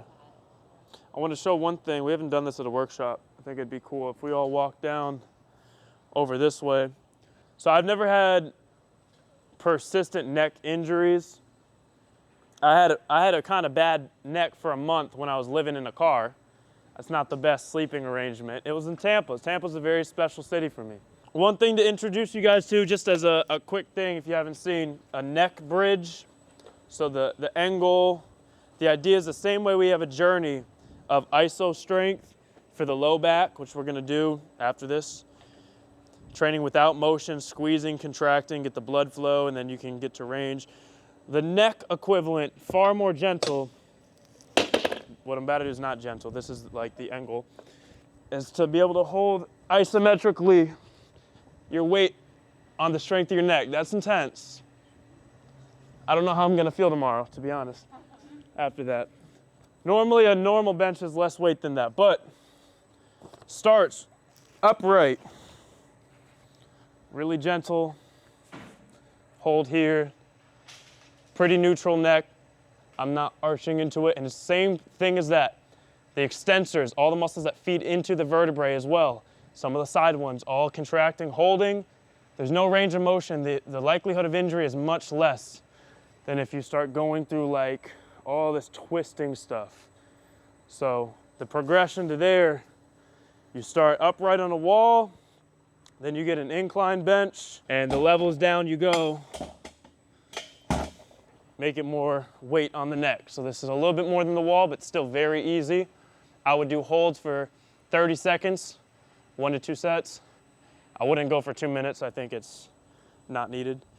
And then this is a little bit more, and then flat bench is pretty easy. I wouldn't do it on that Nordic bench like I did. Same thing, what if you have herniations and you want to do back extension? It's the same thing. If you have active herniation 3 weeks ago, don't do it. But a history of that, very slow. The wall is like 20 pounds. It's so light you're not going to re-herniate, but you might slightly flare up or aggravate. You don't know, and that's where you find what level to work within. A set of 30 is good. For the sideways question, I wouldn't do that. I would probably lay on your bed or do whatever.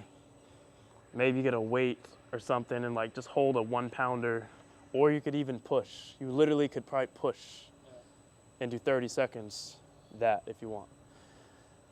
Preface, I didn't have serious neck issues. I don't know what it's like to get a neck flare up. I don't want you to find out. Really, it's a lot scarier with the headaches and stuff you can get. So, but the concept applies for sure. Very long term. One thing I want to say, he asked a question, when we do side bending, are you supposed to feel QL deep? That's a muscle deep in your back. Are you supposed to feel oblique? You're absolutely going to feel oblique. You'll get to the QL in a deeper feeling when you go deeper, and you have to get to that range. As it gets deeper, you're going to feel less on the outside, just by here, and more in the spine. So that one we just did, if you load it with weight, give it 3 months, it'll start to feel deeper and deeper by the spine. Okay, so the iso holds, that's the first step. The traditional 4 levels, one thing I'd say, let's just make sure this is actually locked, you're good, okay. So, first level is just a hold. I'm sure you've probably seen this. If not, you're in the right place. There's already things here that can go wrong. So this back, you can almost sag into it and arch, just like a little kid that's like, you're trying to beat a kid in a plank contest. They'll go like this, and they're hanging for 5 minutes. People do that in a less obvious way on the back extension, just trying to stay up. I want you to stay out, really long. Squeeze the glutes a little bit, not intense. Body's nice and long. You want to feel hamstrings, glutes, low back together. Separate your body like it's a board. Get nice and long. Okay, then the second level would be single leg iso holds. You pop one leg out, same thing, but now use little muscles in the spine to help keep you from tipping. That's very important. So the standards we've set are things to work up to. It's not the end of the world if you don't get it.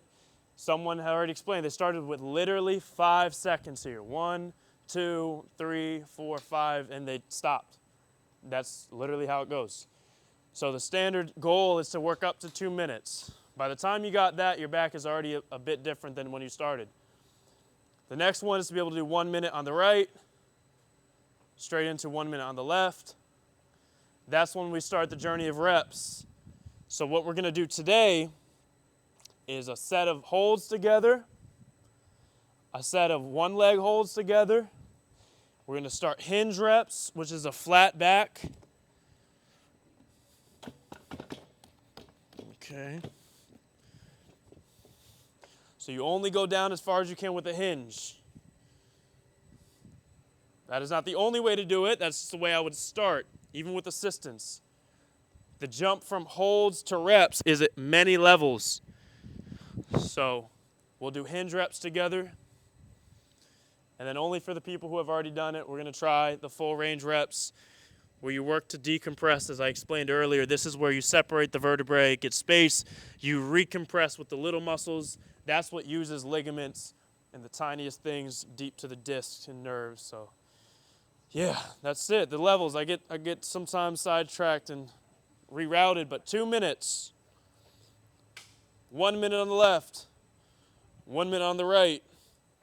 Get to 30 reps. That is the 2-leg back extension goal. And then single leg, 20 reps on the left, then 20 reps on the right. By the time people spent usually 1.5 years getting to all those, there's not much they can't do with their back anymore. So, yep. Curved, that's the goal for the standard. The hinge rep is not something that I've set any standards to. That's just to get you closer to rounding. The hinge is the middle step, because really, when you're doing it, the iso hold, it looks like this on the back. A hinge rep is just an iso hold, but I'm bending at the hips. So it's changing momentum, and it's increasing the stretch on the nerve, the sciatic nerve, as it goes into the back. But really, this iso hold should be the same amount of load here, here. It's just to get you closer to this journey of rounding the back. But yeah, for sure, the end goal is to be able to round the back all the way down. What if one side of your back is stronger than the other? Yeah, that's real. Just keep building it. It's better to take, if the strength of your left is here, the strength of your right is here, it's better to raise all that up together and then work to fix it. So keep doing 2-leg. Another thing is if you're doing holds and you only feel, say, the left side, I never feel the right. Take your left hand, put it behind your back, behind your head. Just by doing this, you're going to instantly feel way more on your right side. There's fascia that runs diagonally. Just by doing this, it shortens this up and squeezes a little bit more. That's something you can add in. Yeah, the hand you put is going to make you feel the opposite side more. So if you want to feel more of your right, you're going to put your left. Yep.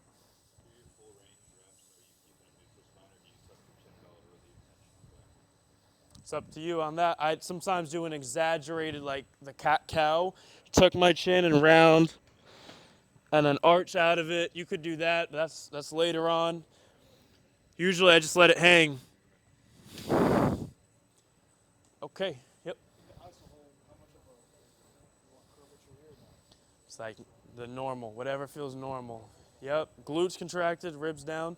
So we're all gonna do the iso hold together.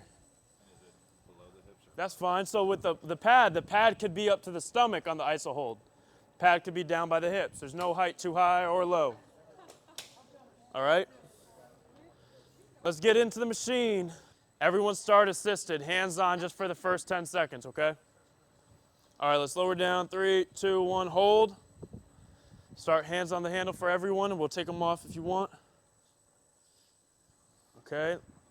Now if you want hands off, you can do that. I want us to all squeeze the glutes a bit. Try to get long. Get nice and long. Pretend there's a string pulling you out. Yeah, that's good. Maybe squeeze the glutes into the pad to raise it up a little bit. Yep. Tiny bit higher. Squeeze the glutes into the pad. Just a slight hip thrust into the pad, and then make sure you're not arching up, but get long. Pretend there's a string on your head, and I'm pulling you out. Yep. Squeeze the glutes. Good. Now, remember the breath I was talking about?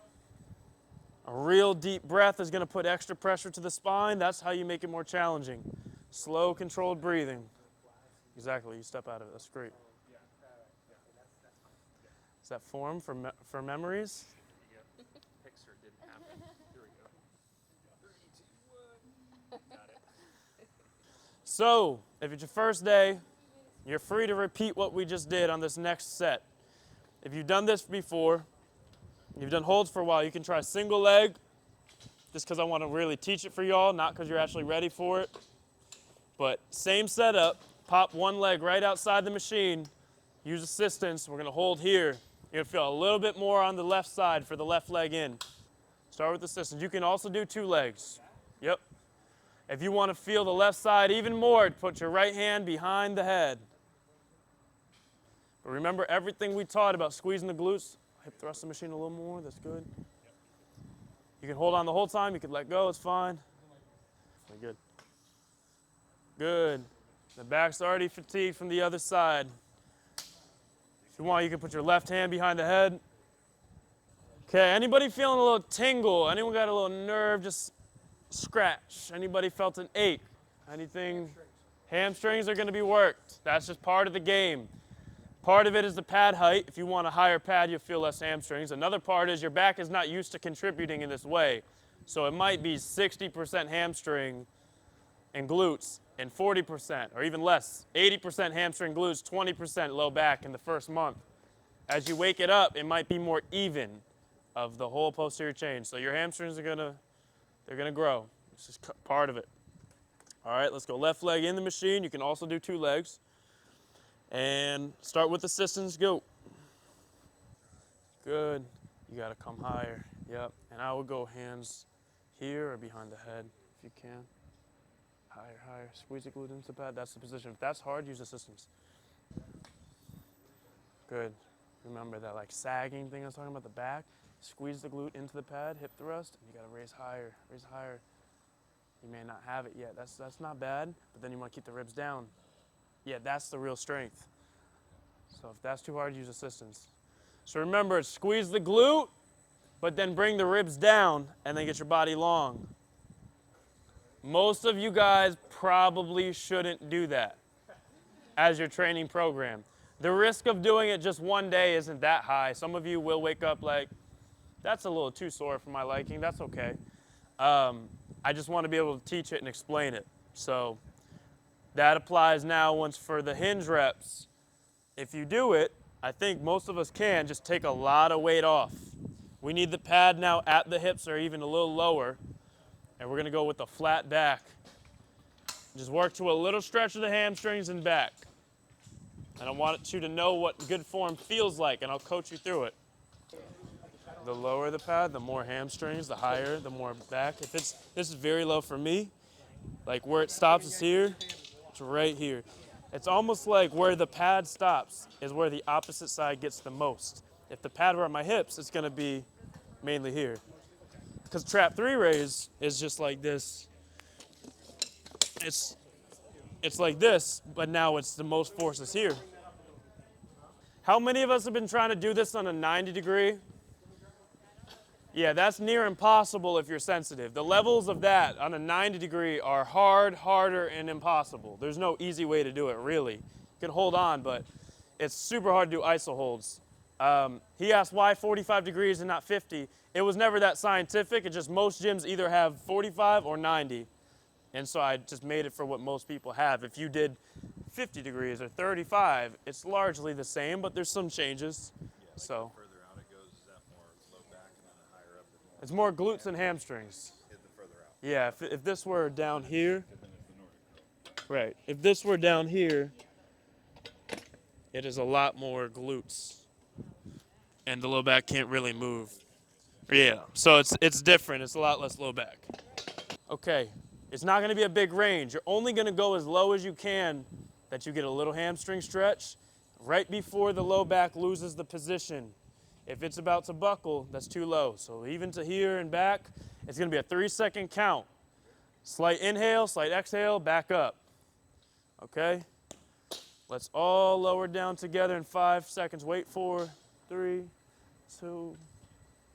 All right, 3-second down. 3, 2, 1. Hold, a little inhale, exhale, back up. Good. Definitely use assistance if you haven't done it. If you need, lower down. 3, 2, 1. Real flat back, pause, back up. Boom. How far you go determines it's based on your hamstring flexibility, how far down you go. Okay, everybody, hinge reps, right? Let's get ready in the machine. I'm gonna count you down. It's not a big movement. Just keep it nice and flat. All right, lower down. 3, 2, 1. Deep breath in. Up, squeeze the glutes, get yourself back up to the hold. Okay, so what's left? What would be left is the rounded reps. The good news about these workshops is that there's always next year. So this year is teaching. Next year in Tampa, we'll have the competition rounds where everyone gets to try to beat me in full reps, and we'll see who makes it to 100. And if you do, you win a car. I don't know. We'll see how big I am at the time. Yeah. So for today, the full range reps, I'm not going to have us really get into. What I will say, we can all hop on and try doing whatever variation we want. I'm going to put a timer for a minute. And if you want to do another hold, do assisted hold, single leg, 30 seconds, single leg 30, probably 2 legs. You want to do holds, do hold. If you want to do hinge reps, if you know you can do rounded reps, you could try that. Don't lie to yourself. You can lie to me, don't lie to yourself.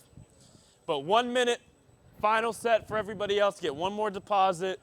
If you're going to do rounded reps, you're going to want the pad at the right height, which is at the hips exactly. You're good. Let's see it.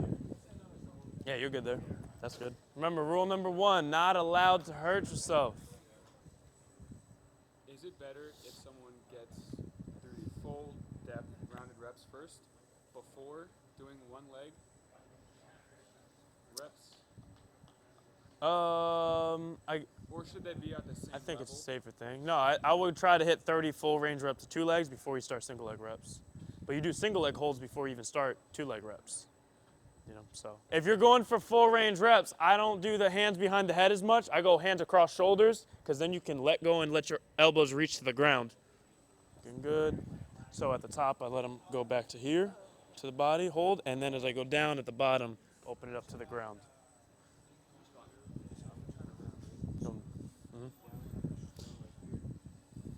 Your back doesn't trust it yet. Yeah. If that was your best attempt to round, your back has a while to go before it's even going to allow it to round. Can you try as a helpful example, not to dish you? He was showing me full range, and one of the pads probably just a little too high, but he was showing me I'm trying to get to a full range rep. And that's what was happening. That's you trying to round, like you're literally trying to let it go. Let's lower it down 1. So I just want to explain a certain concept, and he was trying on that one to see if it's much different or not. Keep the arms tucked across, hands touching the shoulders. Yep. And see where do you get. So even though he's going down more, you feel like you're trying to round. Yeah. There's very little rounding that's happening, and that's okay. You can come up. When did you start with this? Not at all. Just today. Well, that's you signed the waiver, right? You're good. You're gonna be solid. So, what? Yeah, big woo on that.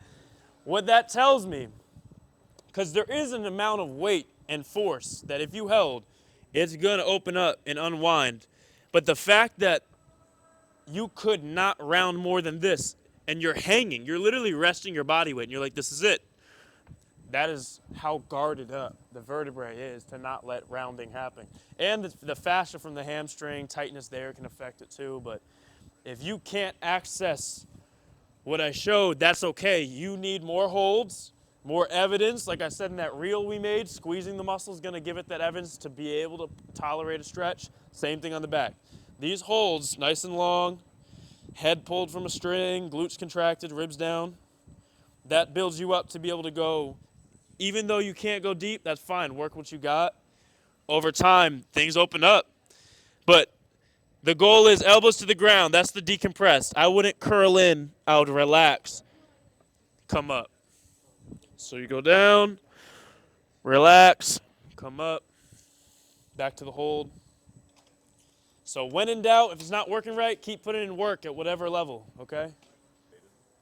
With obviously you had your injuries and stuff. Now with where you're at, is your warm up more a dynamic warm up before you lift? Is it ballistic? Is it question. Stretching? What is it look The like? general theme of all this stuff, I learned, who here knows about ATG or knees over toes training kind of or some stuff? Okay, so there's this growing way of training which is very isolated, like I said, isolated training to know exactly what's going on so you can get back to compound stuff. The goal isn't to forever do like what we did today, big toe, then the ankle, and only do these warm up joint by joint. You can get back to warming up like leg swings and flows and stuff. That's not bad, and I do sometimes mix it in. But when you're hurt, you got to cut down to the basics, and the basics are joint by joint, piece by piece, hit everything, warm it up. And as you get back to being an athlete or whatever you like to do, you could branch off, and that's fine, but keep what you need. So I do not religiously stick to this, to be honest. More like ballistic dynamic Yeah, stuff. I do the training still, but the warm-up flow sometimes I might do if I'm running on the track, like that's my sport. I'll jog, do drills, and all that. So, okay, y'all, we got one more thing. It's a challenge, a little squat challenge. That's going to end us off for the day. So keep some of the feet on the ground. How much you have is up to you. How tight are your ankles? Our goal is to squat all the way down. That's what the poles are for. If all the way down means this for you, that's fine. And we're going to come up. So we're going to do 10 reps, full range. All the way down, all the way up. Then we go to 20 pulses from here to here. It's not that bad. And then we take a break and do it twice. 10, 20. Okay, do you want to go first? Yeah. This is not a bulletproof vest. This is a weighted vest. I don't know why he chose that life, but he's going to do this with y'all. Okay, and I'm going to go with the second group. Yeah, all right. So first it's 10 full range squats all the way up and down. If you don't have pulls, I would lower the hands out as you drop. That helps counterbalance you. Stay really upright, okay? All right, let's lower down. Eddie, on Eddie's page, follow him. That's one. Stay with him if you can, not too fast. Whatever your good range is, try to stay upright. Keep the back out of it by staying nice and tall. You can pause, hop back in as needed. Eyes up.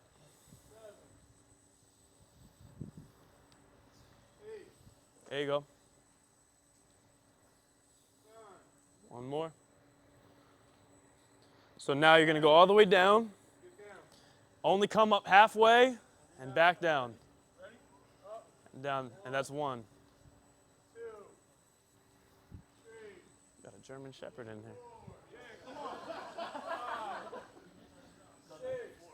You could take a break, come back in. 8, 9, 10. Come on. Eddie's had tight hips in the past. That's good for him. 12, come on. 13. Yep. 14. He's going pretty slow, y'all. I'm not going to lie. That's tough. 16. Come on. Yeah. 18. 19. Okay. No, it's at the top. You got it twice. Take 20-second rest. 20 seconds. Stay on the pass. Stay on there. You're going to go again. It's 2. You were going super slow. I don't know why. You were punishing these people. You take breaks as needed. 1, 2. Not too fast. 4, 5. A little slower. The pulses, you can go faster. This is slow. 7, 8, 9, 10. Okay. Get down. You got both. Ready? We're going to go a little bit faster. Don't go all the way up. Ready? Set. 1, 2, 3, 4. Keep the hands in front the whole time. They're good, man. I do another one. 1, 2, 3, 4, 5, 6, 7, 8, 9, 10. Now hold at the bottom.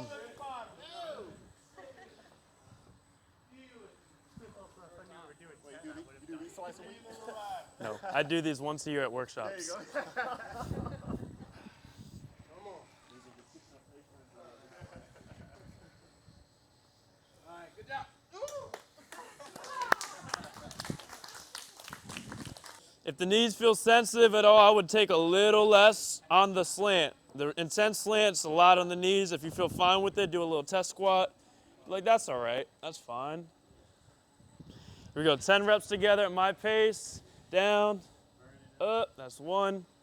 Down, 2. Down. Knees are popping. 3. Down. That's 4.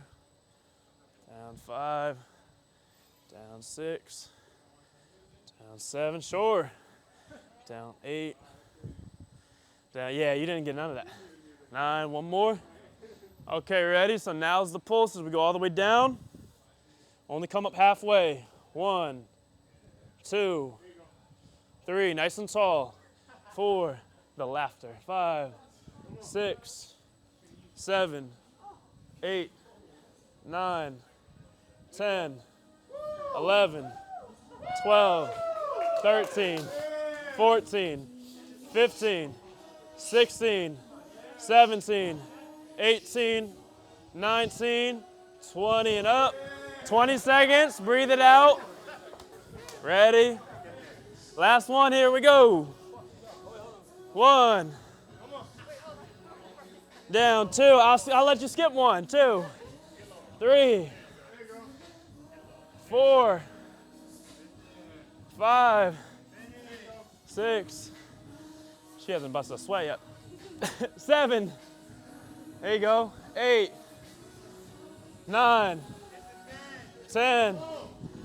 All righty, here it is. All the way down. 20. 1, 2, 3, 4, 5, 6, 7, 8, 9, 10. So what are you made of? 11, 12, 13, 14, see your shirt, 15, 16, 17, 18, dang, 19. Now sit. Dang, now you're resting it.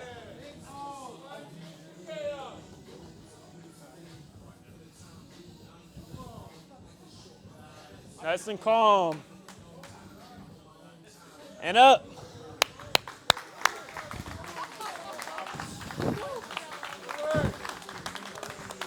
Wow. Wow. You got it. That's a killer right there. Dang.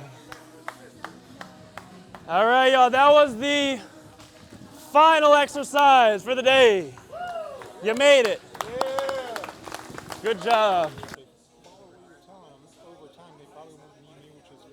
Which is my philosophy too. That's why the things pay what you want. If I were a guy selling like sales calls and $3,000, I would hope you don't refer them to me. You know, so I would do the same. Like truly. Keep having them come back for procedures. Right. I'm gonna still do them, but I tell them like, look, these are temporary. If you do that stuff over time, you may not need this anymore. They do a combination of both. Right. And both of us have so many people to help that you can never worry about retention and always have flow of business. Being like that actually brings in more people because the trust is there, so the referrals are there. It's the way it should be, you know? I just wish I had a better way for you have great ways to access what you do. I just wish some of those patients knew, and even some of the neurospine guys I know. Yeah. Some of them are really good, and others are just like, oh, well, get disc disease. I'm like, it's not really degenerative if you do the right things. You can stop that. And it's not a disease. Correct. It's never been. It's just something they tag. Yeah. Some doctors get it though. Yeah. You know, I've been. Don't want to take up too much. No, it's really helpful to hear. It's really helpful to hear. Thanks a lot, man. Thank you. Very much. Thank you. I did have a quick question though. Okay. Sorry. Well, it was good meeting you. It means a lot to hear that story. Thank you so much, guys. Sorry, no, yeah. You're good. Quick question. That's Guard how it hammers goes. and knee-ups, I get low back problems. Yeah. Like that. Any like real quick tips on that part? Build the back to handle rounding with that being the focus of back extension. By the time you can do the 30 reps with strength, rounding it passively as a side effect of core training won't bother you. You know, so you just have to restore flexion intentionally before you do it inadvertently like that. Huh. 'Cause I could hit the high reps in the back extension, but Full controlled and strength? Like you going slow? Okay. Maybe How not long? that slow. How long have you done them? A while? It's been a while now. But I mean, it's not constant pain. It's just that Okay. I mean, I definitely feel stronger. But when I see people do knee ups or guard hammers, there's definitely some low back pain. So maybe they're weaker, but sometimes I do feel like, oh man, I feel a little. Yeah. You know what I mean? So I'll Maybe just it's a keep hitting setup it, issue. Maybe you need, if you get stall bars or something, maybe use the arm straps versus hands. But Got it. No, I'll check it out. Thank Yeah. you so much, man. Great to meet appreciate you. it. Appreciate Likewise. Thank you guys. I was gonna say we gotta run, but thank you so much Thank for you. everything, man. I appreciate it. Quick selfie. Right, Caitlin, Of course, no problem. Marcel. Where are you guys from? Palm Harbor. Okay. Thank Beautiful. you. Thank you. Thanks so much. Thank you Really for good all you seeing do. you. Absolutely. I appreciate you coming, guys. Yes, thank you. Thank you. Yes. Hello. Hi. I know there's another line. I know. Yeah. We all have questions. It was interesting because kind of like what the last guy was talking about, doing like the leg lifts and stuff like that. Yeah. So I sort of had that in my whole life, but the one that I'm trying to work on right now is I had done that because I felt like I was strong enough, but the next day, basically my erector muscles are in constant Tension. constant. And I'll get them to release. Like right now they feel okay, Yeah. then they get tightened up again. So it's that, and then it's probably like my medial glute muscle that's connecting up here on the crest. And those I haven't been able to figure out what I need to keep doing. Yeah. Hopefully get that to release. Like it's just like I've gone and felt like other people's muscles. I'm like, yours is soft. Right. The mine resting is-" tone is not yeah, the same. Yeah, mine is just. And it was like 6 months, you said, of doing this stuff? I mean, yeah. I've been doing this since December. Okay. So Do you think that aspect has improved yet or no? this At all? part hasn't. No. Okay. No, not consistently. Or The- like Yeah. holding past a few hours or whatever. The Of getting it to release. last thing I've seen when I've worked with people very closely for up to maybe 2 years, the last thing to improve is tightness and tension. The first thing is sensitivity. They're like, oh, I can actually get into positions and it's okay. Then it's how much they can train and the soreness is okay with like the reps, the holds, and the back extension higher challenges. But the tightness would be a whole year and they're still like, but it still feels like one side, and they just keep going and then slowly that lets go. Because think about what's holding on. It's not the muscles that are just knotted like that. It's probably fascia that's around the muscles that are holding like that, and that can take 1 to 2 years of slowly giving it more things in the muscle that almost let it know it can let up, and it remodels through the adhesions. Because you can't massage out or pull out knots. Yes, exactly. And have then to- also the adhesion of the fascia, like, does that release just through the exercise, or do you need to have some kind of external fascial release? It doesn't release as in letting go. It just regenerates under it to be smooth. And that's more through the training of under the muscle. But the idea that you can pull out fascia adhesions, they take time to get there. And once it's there, it might soften, but it's a chemical process. It's hyaluronic acid is what it's made of. So when you train it, whether even like compression, you hold on the spot or you train the muscles under it, it signals for it to release more acid, and it literally just, every cell in our body regenerates, right? Like everything replenishes our skins every few months. The fascia too, over a year or two, will completely be new fascia. If it holds the old muscle memory of that knot, is determinant of whether you actually did work under it. But like within 3 weeks of pulling it apart, it just doesn't do that, you know? That's why you can't stretch it out. But it can get better. It'll literally regrow in properly and not be knotted. Just continuing on with. There's no way that's a bad idea. Yeah, Continue yeah, on is definitely, but I don't think it's a crazy prediction that you're gonna be completely better with the symptoms just by still doing what you're doing. I really think it could. Maybe there is some opportunity that you're missing with like a specific exercise, and if you find that, it's great. I did like one of them that is new. We were doing back there, and I can't remember which one it was. And Was I it on the floor? Yeah, we were on the floor, and I was like, Yeah. that felt like a release in that glute muscle that I hadn't felt. Wow. So I hope you're gonna share Yep. all the ones we did, right? Yep. Okay. Was it the one where here and we tried to go shoulder to Yes, knee? yes, yeah. That was. Well, that's interesting. You didn't really stretch it. You just contracted it good. Yeah, it did. It kind of helped release that glute muscle. Wow. That's a great sign. Just keep doing it. So, yeah, you'll get that, and you could do that once or twice a week, and you can do the flow daily, but that rep thing, I'll just be easy with. Okay. Good. Thank you, Amy. It means a lot you came, and I'm glad you shared your story with people, for real. You're doing good. Thank you. Bye-bye. Thanks so much again. Nice. This is awesome. I'm kind of here supporting my wife today. Oh, I She's love a little it. bit shy about everything. Who's your wife again? Katie's in the sweatshirt now. Okay. She had chronic pain for a couple years. We just had a flare up like 4 weeks ago. You Finally saw got how an he said MRI. we had a flare up. They're in it like this. That's right. I'm trying to help. Yeah, no, it's real. But they said she has a 7 millimeter herniation at L5 on S1. So here's the questions are like, is the goal to reduce that number of millimeters, or is it always going to be like that? There's no guarantee, but the ironic good news, because that's pretty significant. Yeah. Bulging. Another question is how significant is it? A few facts about herniations. One, most people have some kind of herniation on the street. Like 40% of people, whether they have symptoms or not. It doesn't guarantee you'll have pain. Two, the bigger herniation, the more likely it is to spontaneously reabsorb. Most herniations actually do. Where without anything, it goes back in the column. Like that's a natural phenomenon, especially when it's bulged out far. It wants to be in there. So whether that happens or not, if you strength train everything around it, it gives more control to the spine. The need for inflammation is going to slow down. Inflammation is a response of like, hey, something's grinding that shouldn't be, the bones, something's pressed on nerves that shouldn't be, so it swells to stop it and get blood flow. If things are doing better, not grinding the same, and it flows better, the inflammation will go down, the pain will go down. Either the disc bulge the herniation becomes not a problem, or it'll go back. In the very few rare cases, you improve everything, everything's super strong, you don't have the sensitivity, spasms, but you still have that very specific nerve issue with that herniation. If you needed surgery, just because it won't go away after years, you improved everything else. So all they go in is go and release it, and boom, your recovery's amazing because you built everything else.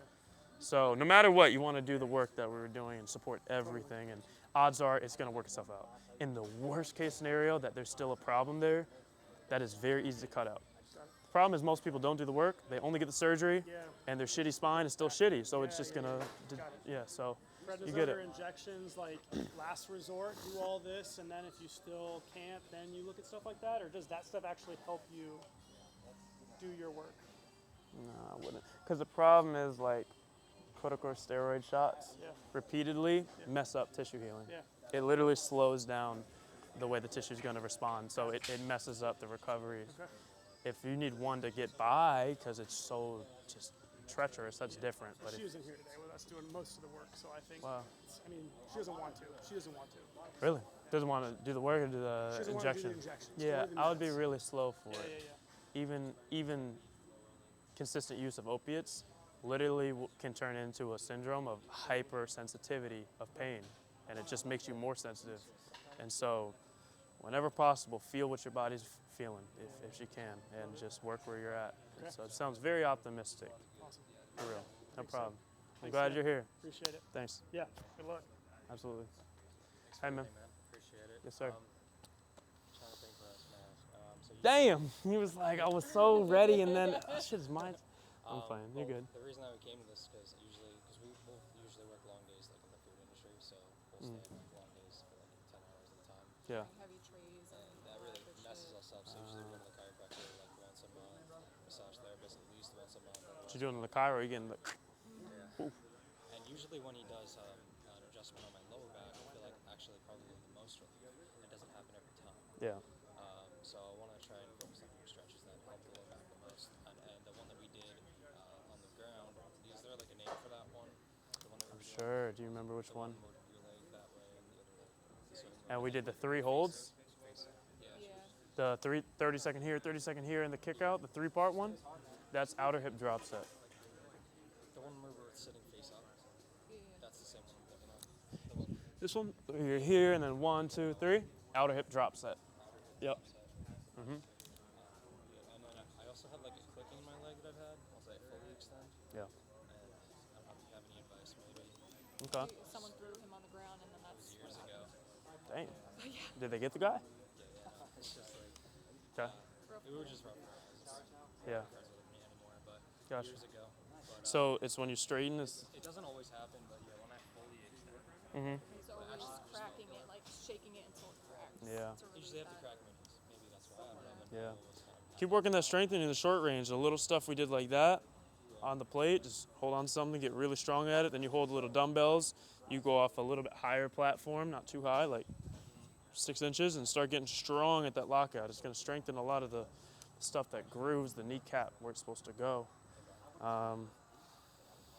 when I get home, I'll do like I'll just stretch out my low back as much as I can. Yeah. I'll get like one of those rollers. I'll try to crack my That's the problem is you guys spend so much time standing and using your knees and back, but not using it actively in a thoughtful way with muscle. Just using it by leaning on it and working, and it's loading on the bones. So all you want to feel is crack and pull. But what's going to stop the ache is by using the muscles. So squeezing, strengthening, getting a blood flow, getting some pump. And so we didn't do a sled today, but if you've ever seen it on turf where you push it and pull it, that every other day. I'll do that 3 times a week for the knees. Do you think that there's any particular stretches you might recommend for after a long day? Do you think I should just wait until I'm like on a day off? All you want after a long day of work is probably stretching, but it's not necessarily probably what you need. You might feel better getting in the gym and getting a flush out of like some work done on the muscles, and it might not feel as tight. You feel tightness, so you want to do stretching, but it's not tight because it literally got tighter. It's tight because it's achy and like worn on the bones or whatever it is, extra strain. So to answer it short, I put videos out on it. I would definitely go on my YouTube, low back ability, mobility. You'll see full mobility flows. We can do stretches. Are they longer videos on YouTube? We were following your Instagram. Yeah. Yeah. Oh, you haven't seen YouTube? Yeah, everything will be there. You got tons of stuff on there, for sure. Yeah. Beautiful. No, I was gonna say, because especially being a server, I'm always carrying like these heavy ass Yeah, trays. in and front of your sometimes body. I'm just like, you know, Yeah, they I got don't you even know how like to use this. my muscles for it because you also have to balance it, Yeah. and, you know, and like, you're running around like crazy. Yeah. It's high volume, so it's like, Yeah. I feel like I don't engage my muscles the Right. way I need to, and then now my body feels like it's just like Time shutting down at least twice a week. Make sure you find time for most of the stuff we did. It doesn't have to be everything today and this long, but twice a week, hit most of the parts that feel sensitive, glutes, some of the low back, maybe some knees. Even if that's all you did consistently twice a week, that's good. You're gonna make good progress. Yeah. By the way, I do videography, so if you ever need an extra videographer while you're in the area, Wow, shoot me a message. editing too. A lot of Yeah. editing experience. Shoot me a message. That's exactly what we need at this stage. So, yep, shoot me a message. Say that you came. Okay. I would definitely still shoot me a message. Yes, I will. Thanks, man. Appreciate that, man. Thank you very much. Thank you guys. Bye bye. Thank you. And give everybody a hug and stop being awkward because I'm like, I'm sweaty. I don't want to. No, we're sweaty too. Good. Awesome. Thank you guys. Hello, friend. Miss Wu, bring it in. Come on. You were holding it down. I appreciate you. I really don't have any questions. I'm sure I have a million. I just really wanted to say that I appreciate you. Thank you. I appreciate you. I see your soul and the love behind your mission, and Thank it's you. so beautiful in this crazy world that we live in. And to remain true to yourself through this is just so beautiful. And I want you to know I see you, and I appreciate it. And it's very inspiring. I hope it just continues to come to you tenfold Thank in you so every much. direction. Thank you so much. Thank you so much. You, your team, everyone has been awesome. This was such a great vibe, Good. and I learned so much. So thank you for real. I need to hear Thank that. you. Thank you so much. The stuff that helps me the next week, the next month. This is what I need Keep to it hear. going. It means a lot. I know we're not going to be able to afford you next year, so. Oh, you will. No, You I know. will. I'm just kidding. But it's gonna be. You're amazing. Keep Thank you. that heart in all this. I have to, and the fact you see it means you got it. So that's what it's about, and I appreciate that space being shared. You came in with woo early on because you know people are shy, they're not sure what this is, and Bring the energy. yeah, it's really heart driven. So Bring I'm. a safe place. Amen. So thank you for giving that to us. For real. Thank you. Thank you. What's up, man? How you doing? Thanks for coming, Jeff. Did great today, sir. So we actually drove in I was really looking forward to this seminar. I drove all the way from Orlando right after training some clients. Okay. I Beautiful. actually came back on behalf of them. I've had some lower back issues and sciatica going down my left leg. I followed some of your protocols and it's really, really helped. But I do have this one client who's played Australian football. It's like football without any gear. He's got an L4, L5 disc herniation. Hamstring injuries, he'll start to feel the hamstring seize up, and then it manifests itself as calf tightness in the right. Yeah. And the trainer that experimented with the hyperextension machine exposed him once to it, and the entire thing like shot out. Like, is there any? Do you know what he did on it? He was doing some folds, That's hyperextension folds. That's the thing. On day one, I would never. So the thing with holds, if all you did was the holds at the top, all it's gonna do through the whole chain of the fascia around the nerves is squeeze it. Muscles contracting, and you might slightly irritate nerve by compressing by that contraction, but you're not stretching it. When you do back extension and bending forward, it's contracting, but it's also stretching the nerves. Yeah, and that could shoot the whole thing up. You don't know how sensitive someone's nerve is till you do it. So that's why I always, for everybody, do holds for like 2-3 months before they do reps.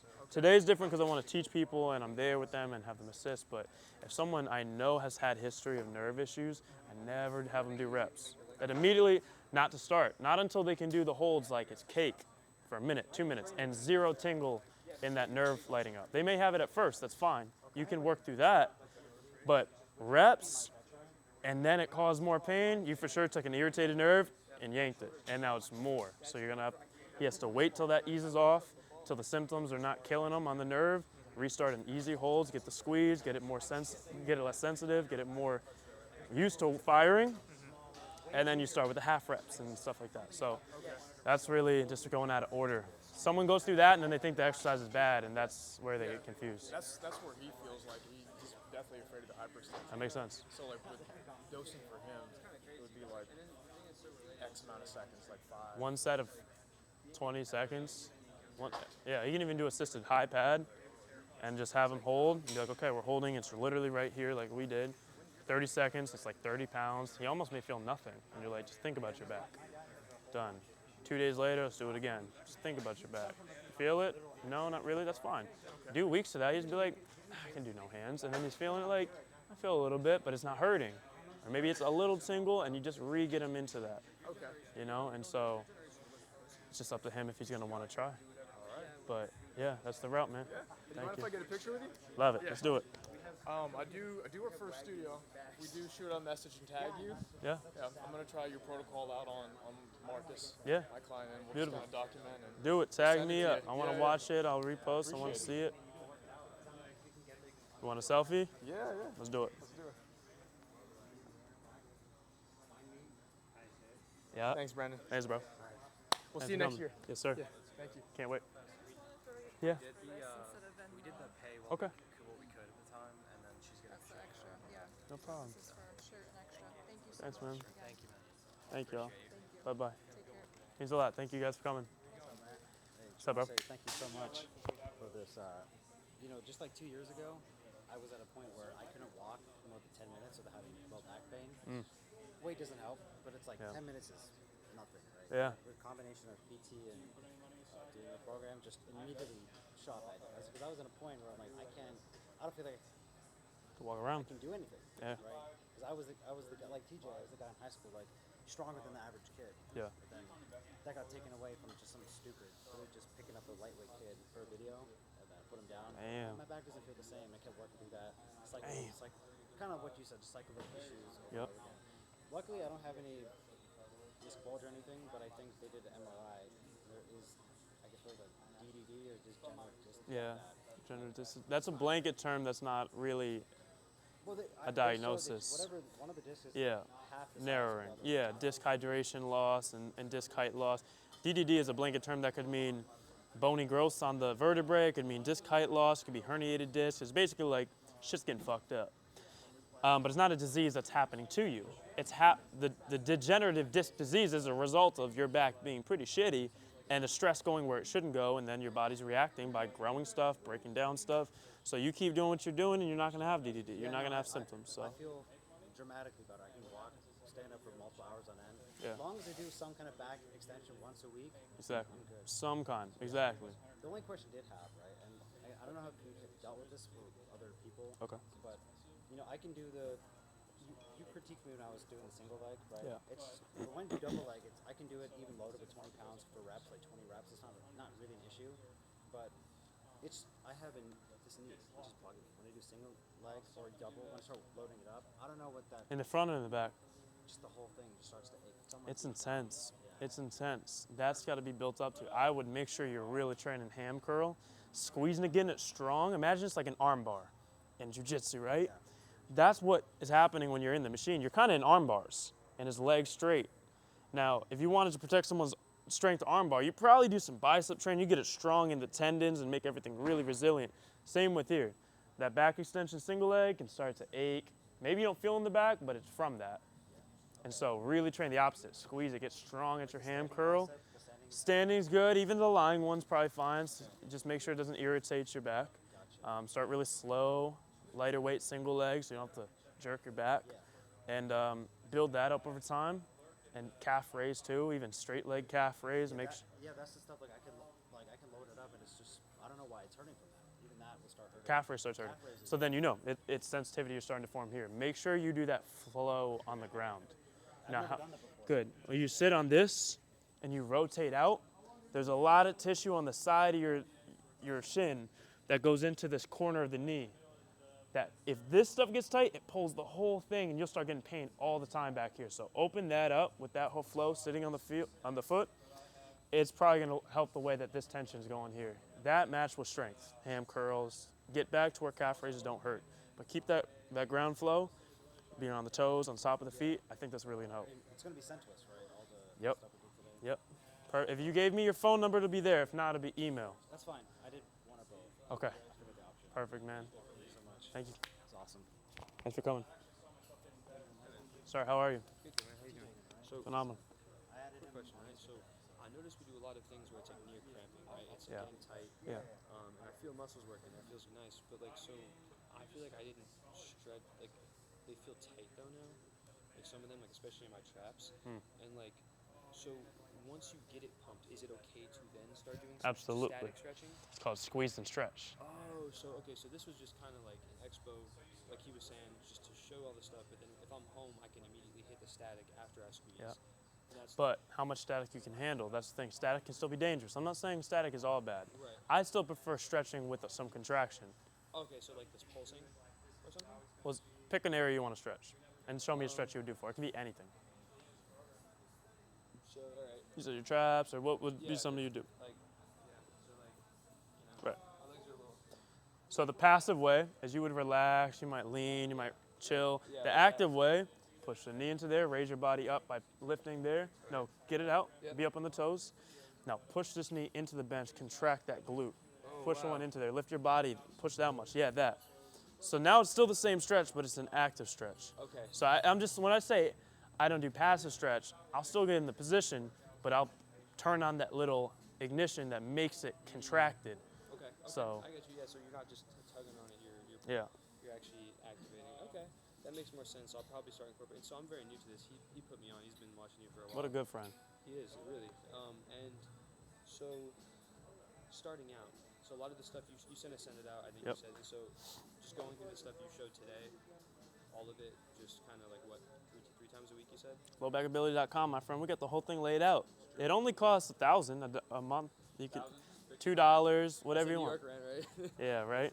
Hell no, that's a quarter of the New York rent. Yeah, But to help you get it. That's exactly, what, yeah, exactly. That's my family's from up there. I feel you. Oh, really? Yeah. But yeah, it's all laid out with the specifics there if you want. Thank you so much, man. I don't want Of to course, take too man. much of your time, but It's all good. Thank you for coming. thank you for having me. You did great. Sir, how are you? Good. Very quick question. Yeah. Oh, first of all, thank you. Absolutely. I appreciate. I feel well equipped right now. I'm happy about that. Have you heard any experiences from people with those new peptides? You know, BPC. I took it, BPC 157, and they got the Wolverine stack and some other stuff. I just got it. That's why I haven't started yet. I took it as a pill. Oh, really? You got needles? Yes. I couldn't do that. Could never do that to I'm gonna myself. try it. I was trying to help something with behind my knee 2 years ago.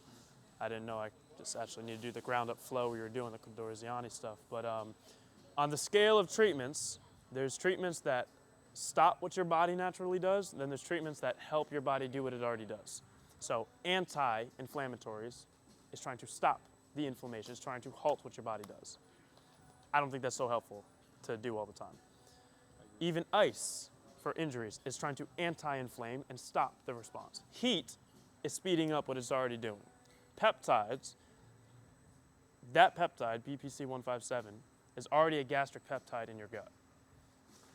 It's a higher dosage, but it's just proliferating, helping stem cell, getting things. I'm actually not sure the mechanism anymore, but it's not halting anything. It's trying to help proliferate So you're healing. pro that? I'm pro that over other stuff, over a corticosteroid injection.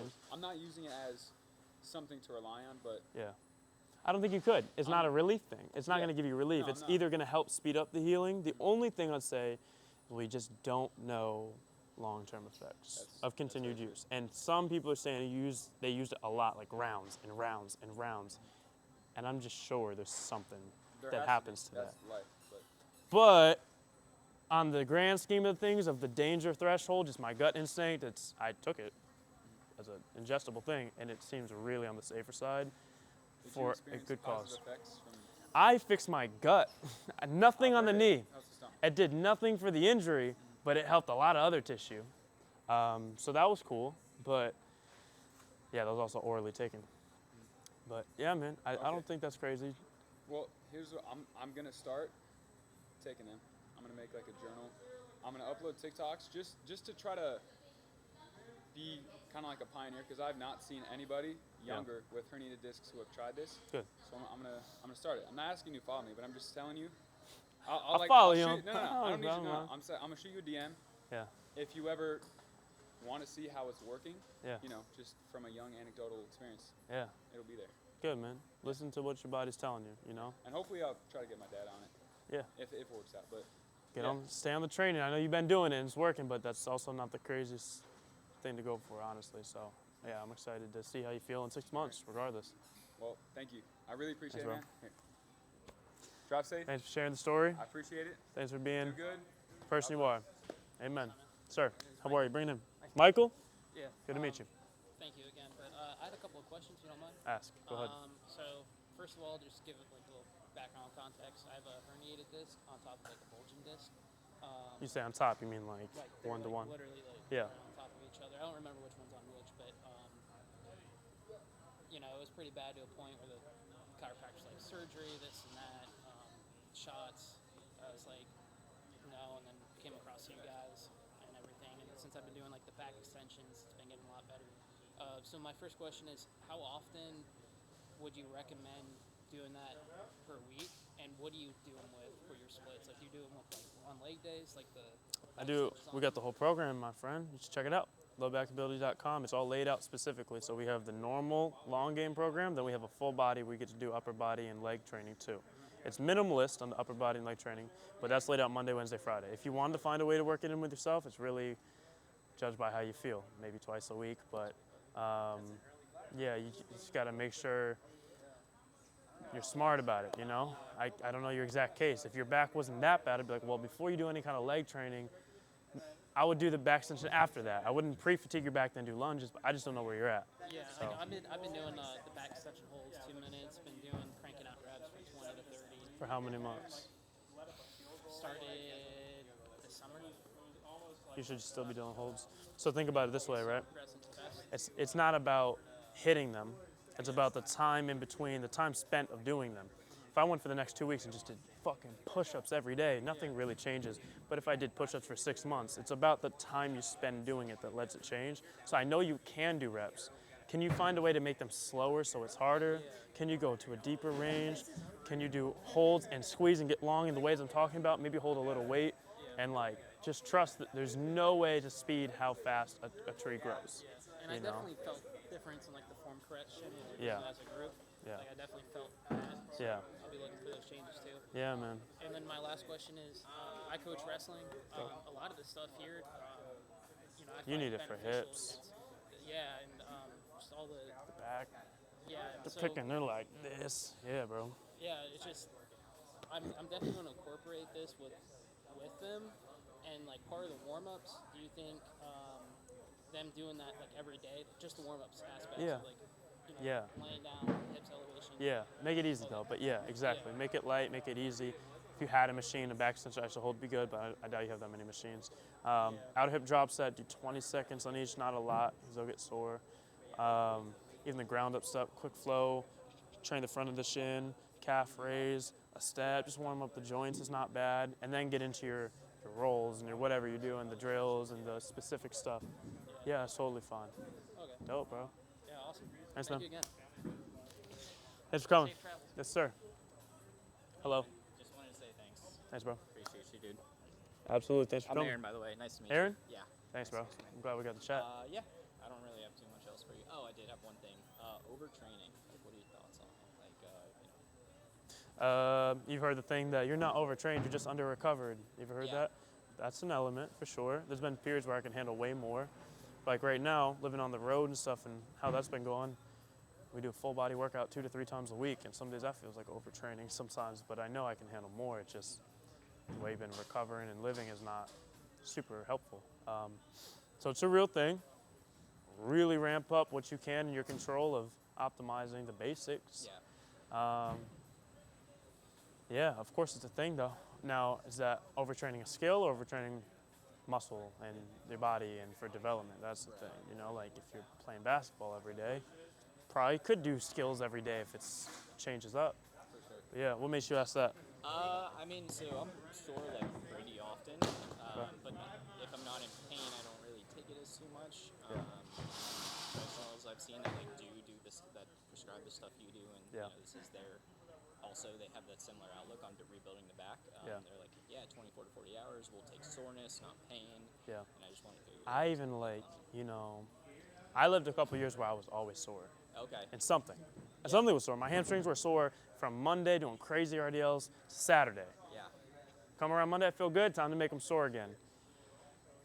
It's like right now my glutes are like super sore, but my low back isn't because I haven't trained low back like super hard in it. I almost like to see now how hard I can train to just not get sore. Interesting. Personally, or just like slightly sore. Yeah. If you're like me, I like to feel sore, not abusively anymore, but I like to feel like, I did it, and I just come to realize I just want to never have to miss a day.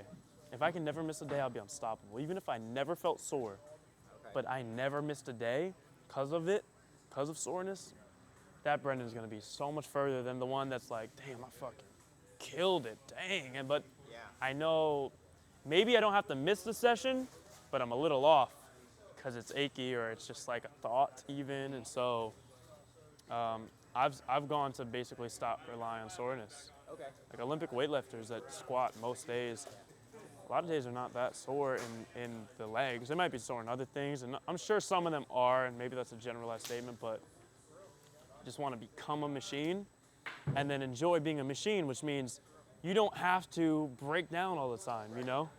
But we become a machine, so we do more, so we feel sore again. It's like, all right, now you're going to break down, you know? So that's just been my experience. That's where I'm at. I'm trying to see how impressive I can get for the next year and be a, not minimalist, but a moderation guy of training, I guess. But, because I've overdone it. Yeah. I did overtrain, like really bad, so. 104 range reps next year? I'll train for it. I'll train for it. Yeah, I did 100 last year, but it was like taking breaks at the bottom. The most I've done truly no stop is 61 or something, a couple months ago. Nice. That was fun. It's like push-ups, you know? People get to 60, then they get to 80, and it's just like such a weird specific endurance you build. It's like where, and you're using it. I'll probably lock in if I know the tour's July. I'll start on May to start working my body weight reps because I like to not bluff. I like to bring a Tesla or whatever car people like or whatever car and be like, if you beat me, you get this car. But then I have to be unbeatable, you know? Right, exactly. The things people will do to win something. But yeah, bro, I'm excited. I really appreciate it, man. Thanks, man. Thanks for coming. Can we grab a photo too? Let's do it. I'm gonna have this gentleman too. Yes, sir. Yeah, of course, man. Appreciate it, man. Thank you. Yes, sir. The man. Got Thanks, man. angles. I appreciate it. Thanks, bro. Let me get your info too. I'll hang out. Yeah, I got you. How are you? Bring it in, man. Nice to meet you. You as well. I love the program, love what you're about, man. Thanks. Love it You've all. been helping out. Dude, that's You've been all I can involved. do, you know? I'm like, hey, man, most I can do is get some conversation going, keep it active, you know? Yeah. Every so often it gets kind of burnt out, you know, like answering the same. That's why I'm not question. there as much. I'm like, I go through how many phases. times do I gotta tell somebody like, don't push yourself? You hear this, Enoch?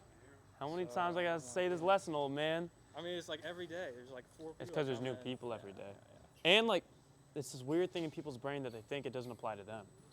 They're like, yeah, no, I hear that. But here's my case. And it's like,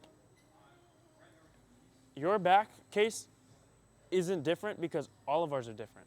Yeah. Everyone's back case is unique, which makes yours not. It's like, of course we all know, but I have a 7. Yeah, we all got whatever. And it's like, but they've never been in a space where they're told that. They've been in a space of a doctor's office hyper-fixating on something. And you've seen it, man. It burns you the hell out. Dude. I almost didn't have a community because I was like, I'm just not going to do group chats because I've dealt with that with 200 people. But I just had faith that people would take shifts and rotate, kind of like you and me and then Enoch I'll and new hop in people. and like say some stuff. Yeah. Like, probably, I don't know, once every 2 weeks or so, Yeah. I'll like be active in the main. Yeah. I'll just stick to the off topic. I'm like, I know who's going to be here. Exactly. Kinda, you know? It's smarter. It's smart to be like that. Like, this is my space. Yeah, good. And that's the thing. We're not trying to make a cult, you know, but we are trying to build a self-sustaining group that like, okay, the idea is the older, I first trained up 50 people to know how to think about this. Yeah. The Cody Horns, I don't know if you know who that is, or the Risa, or the Kyle Morton, and the like OGs of LBA before it was even LBA. Yeah. They helped me, and Sally and all these people, they helped me then when I started the website LBA started like 8,000 people. Yeah. I had 50 people who were kind of like assistant helpers for me. And then they brought up people that came in later, kind of like you. And then now you guys have kind of helped. And like each generation helps the next to know. And the goal is that you don't have to be always there daily. The weird thing is some of that kind of helps you, you know? It always helps to teach. It always helps to care. And I find my time in there too to still do it. But the fact you've already done more than enough.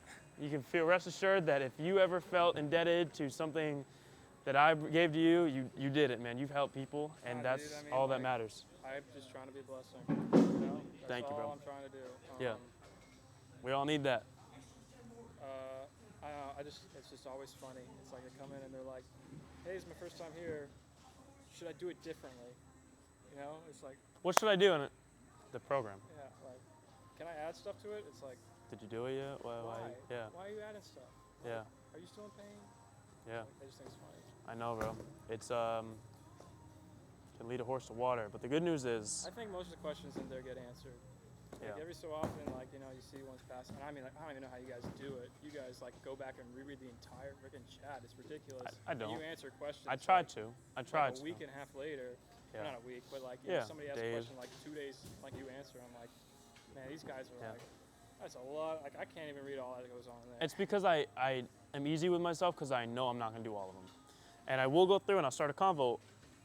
Well, how long have you been doing it? Well, have you done this? And then they'll say something that exposes, oh, you haven't watched any of the videos on this site. I'm done responding. And I'll literally leave them there. They'd be like, should I do this, do that? Have you done the program? How many months? Well, ease up. You need to raise your tissue tolerance. You need exposure. And then they like say, yeah, I hear you. But I'm really going to stick to these injections because this, that. And I'm like, all right, you lost me. Boom. And I don't respond because it's just like, at that point, I realize you haven't helped yourself. Yeah. So you want the feeling of hand-holding, which has never been what I've promoted. Yeah. Because one, there's one of me, too many of everyone Yeah, else. Two, that's not even the best thing. The best thing is to empower yourself.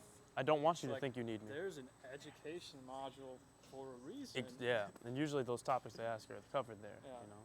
But yeah, man, the site's gonna get better. Things will be prettier, easier. It's like we're so early on, but those that want it and want to learn have found a way, and then they find communion with other people on the same thing, and like that was the ultimate goal of wow, that's a measure that this is successful.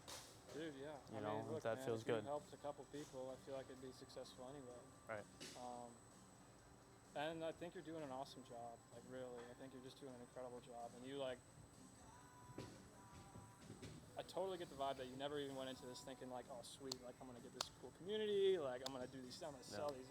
It's just like I had this problem and I just want to help other people. Yeah. That's like the vibe I get, and you know. And it was just always a bite-sized amount I can handle next. It was like, I'll personal train like 20 people, fine. And I went to New York City, came back and did that, and was getting hundreds of messages, can you coach on Zoom? And I'm like, I'll try it, 100, 200 people. And then it was drop a PDF, what's the program? Thousands of people. And it just always, the ask got bigger and I realized it's needed, but that's why it was never opportunistic for me to get a calculated return on it. It was just more like, I try to be kind of a vessel for the problem and for my highest purpose. And it's like, I just trust that whatever I'm supposed to do will probably be presented to me, and then I have some fears about it, but I'll do it. And that was this tour. Yeah. I was like, damn, people ask for tours in different cities, not New York City. And I'm like, do I really have people in Tampa that'll show up, or Nashville, or Atlanta? Yeah. Commit tens of thousands of dollars that could all go to waste, and I could go out of business, literally, if this doesn't go well. Fuck it, I guess I'm supposed to, and it's scary, and then it worked. And it's like, yeah, bro, it's been really rewarding. And then people come in with the stories like you guys shared, and I'm like, okay, dope. Of course, this is what we're supposed to do. This is awesome. This is important. So, thanks, man. So, I think one question. I forget what I'm supposed to do. This kind of hurts the inside a little bit, like deep in there. And then sometimes there's like a sharp pain. So I just stick to like the...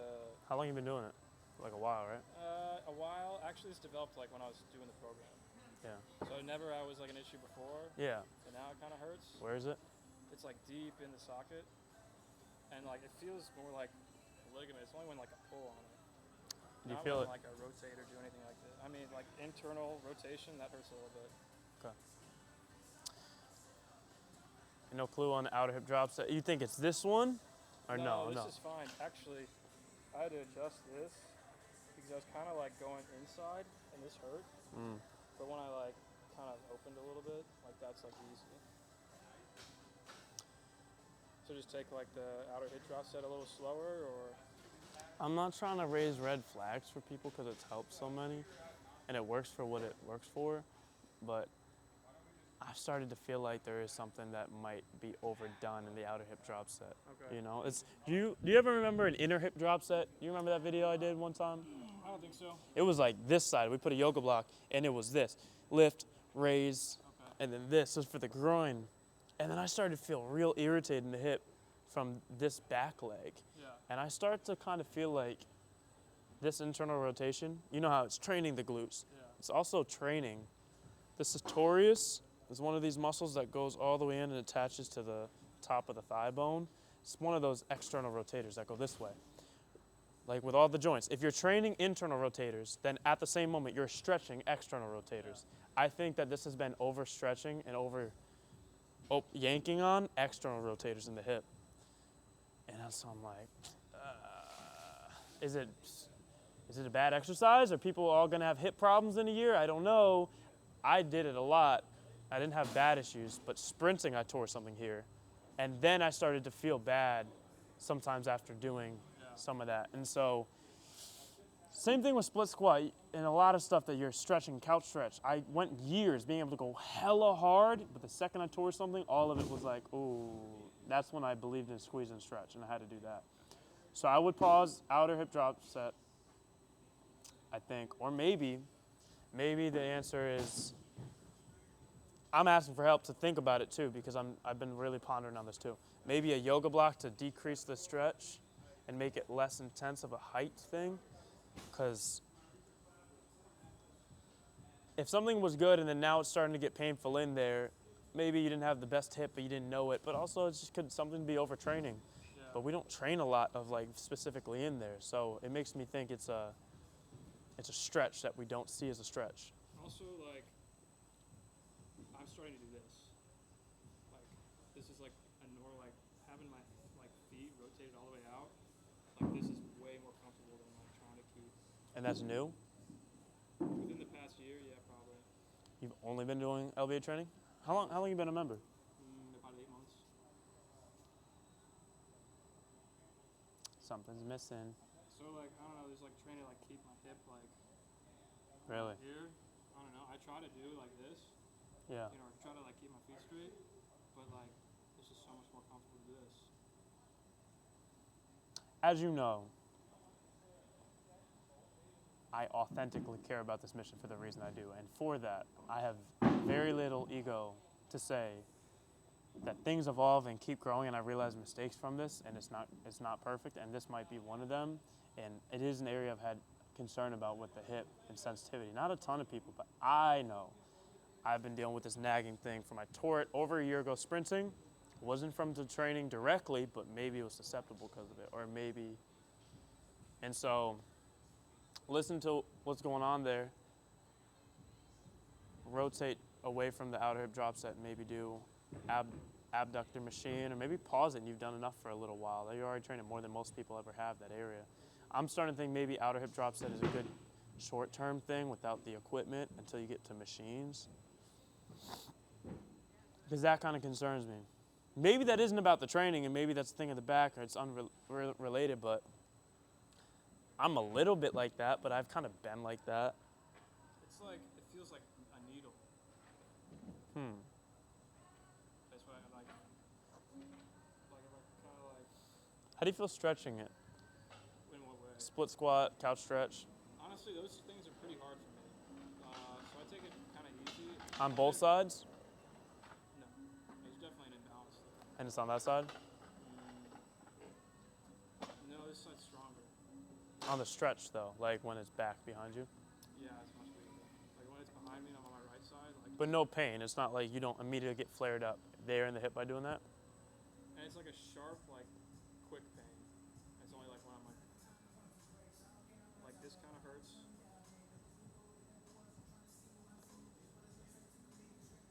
I see other people do like the whole like kind of like this thing. Like you ever look at that stuff? Kind of. Really? It feels like drills. It feels like a lame way to do ellipsis. But yeah, I do know it. I've done stuff like hip flexor here. That's actually exactly where I had the issue, right here. I can still feel the remnants of it. Wide, raise, exactly there. You want to try that? I'm just curious if it's a similar area. Just try to raise that leg from there while wide. Does it feel like that's what it's irritating anything? It feels like outside. Okay. Try this real quick. Just curious.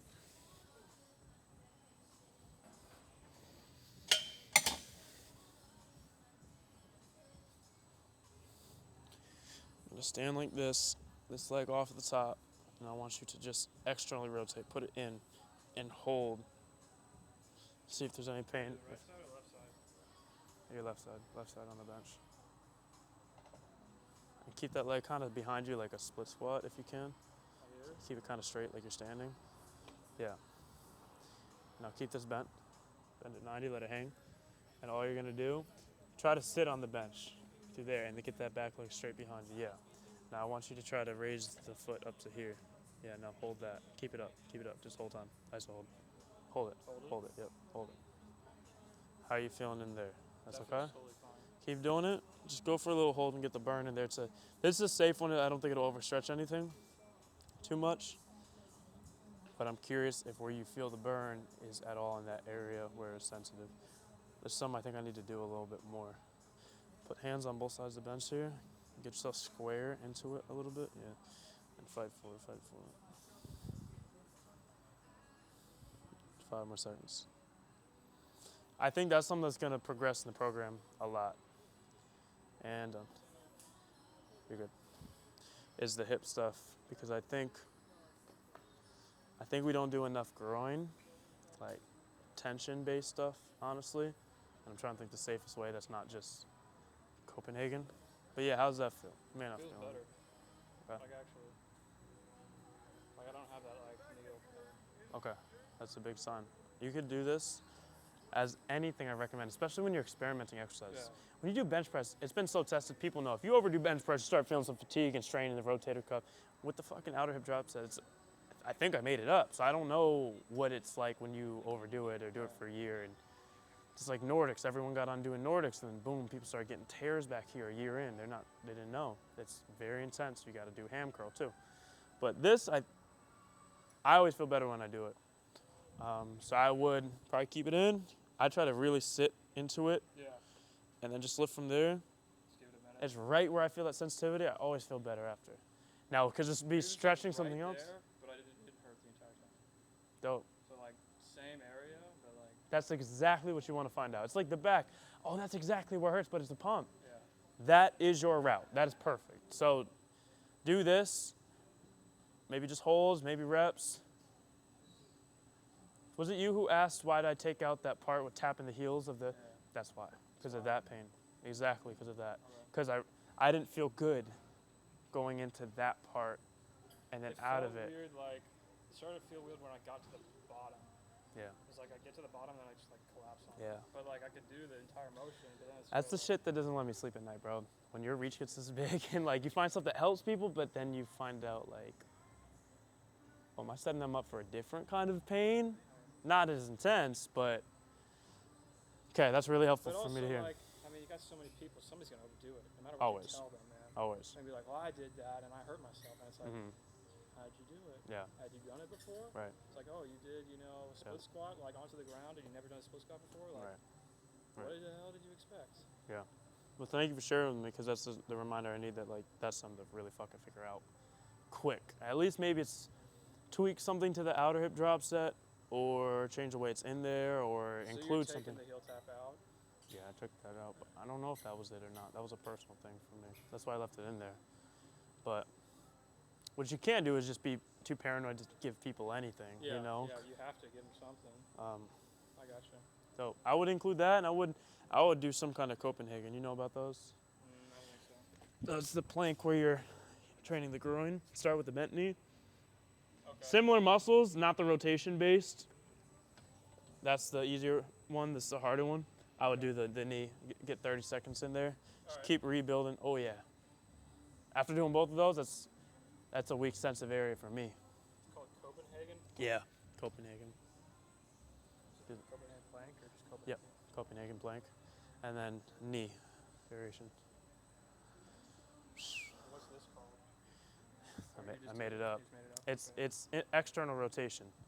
So you could probably you could look cable, external rotation. You probably won't find this one. You'll probably find one with a cable or something.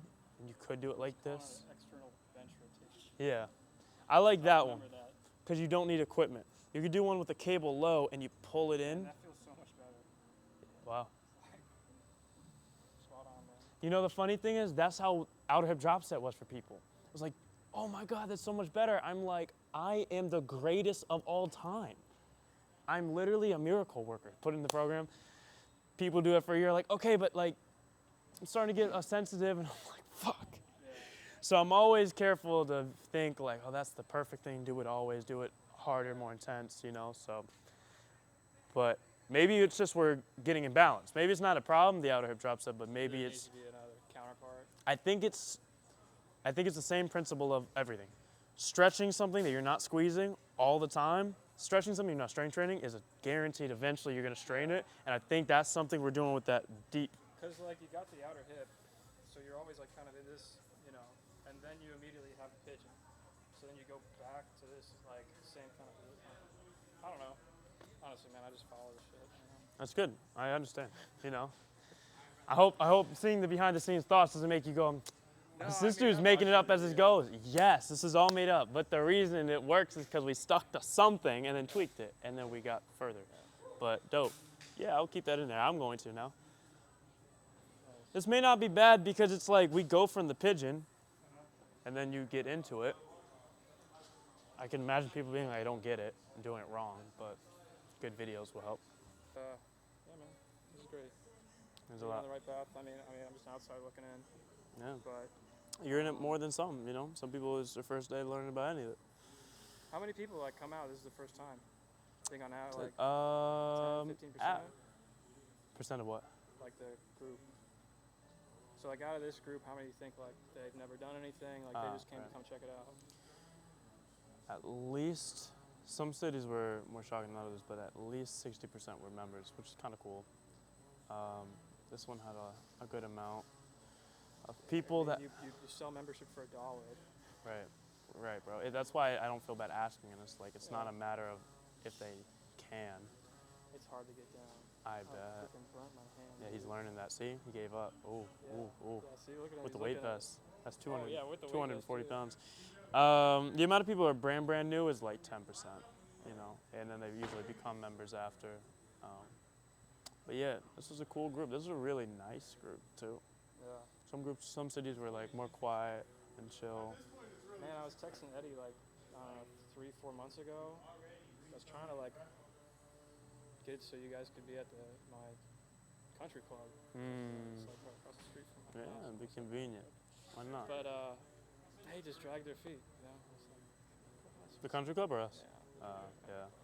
You guys were on it. Actually, Eddie was like, "Hey, how's it going?" And like, I just couldn't get a response. The good news is now we're gonna have But this so place much is more cool. evidence. I have so much photos and like so many videos and a proper proof of concept video to send to gyms because we want to do it to like 40 cities, the whole U.S. next year, and we'll have a beautiful collage of all the shit here and Be like, show what the do you show want to do? And out. you're like, this is exactly. 3 minutes, you could feel it, not just write it on paper. And so that'll help. I got you. That was one of the things they were like, can you send us any like pictures? We just didn't really have it. The events the year before were tiny compared to this, Yeah, I and gotcha. so dope, bro.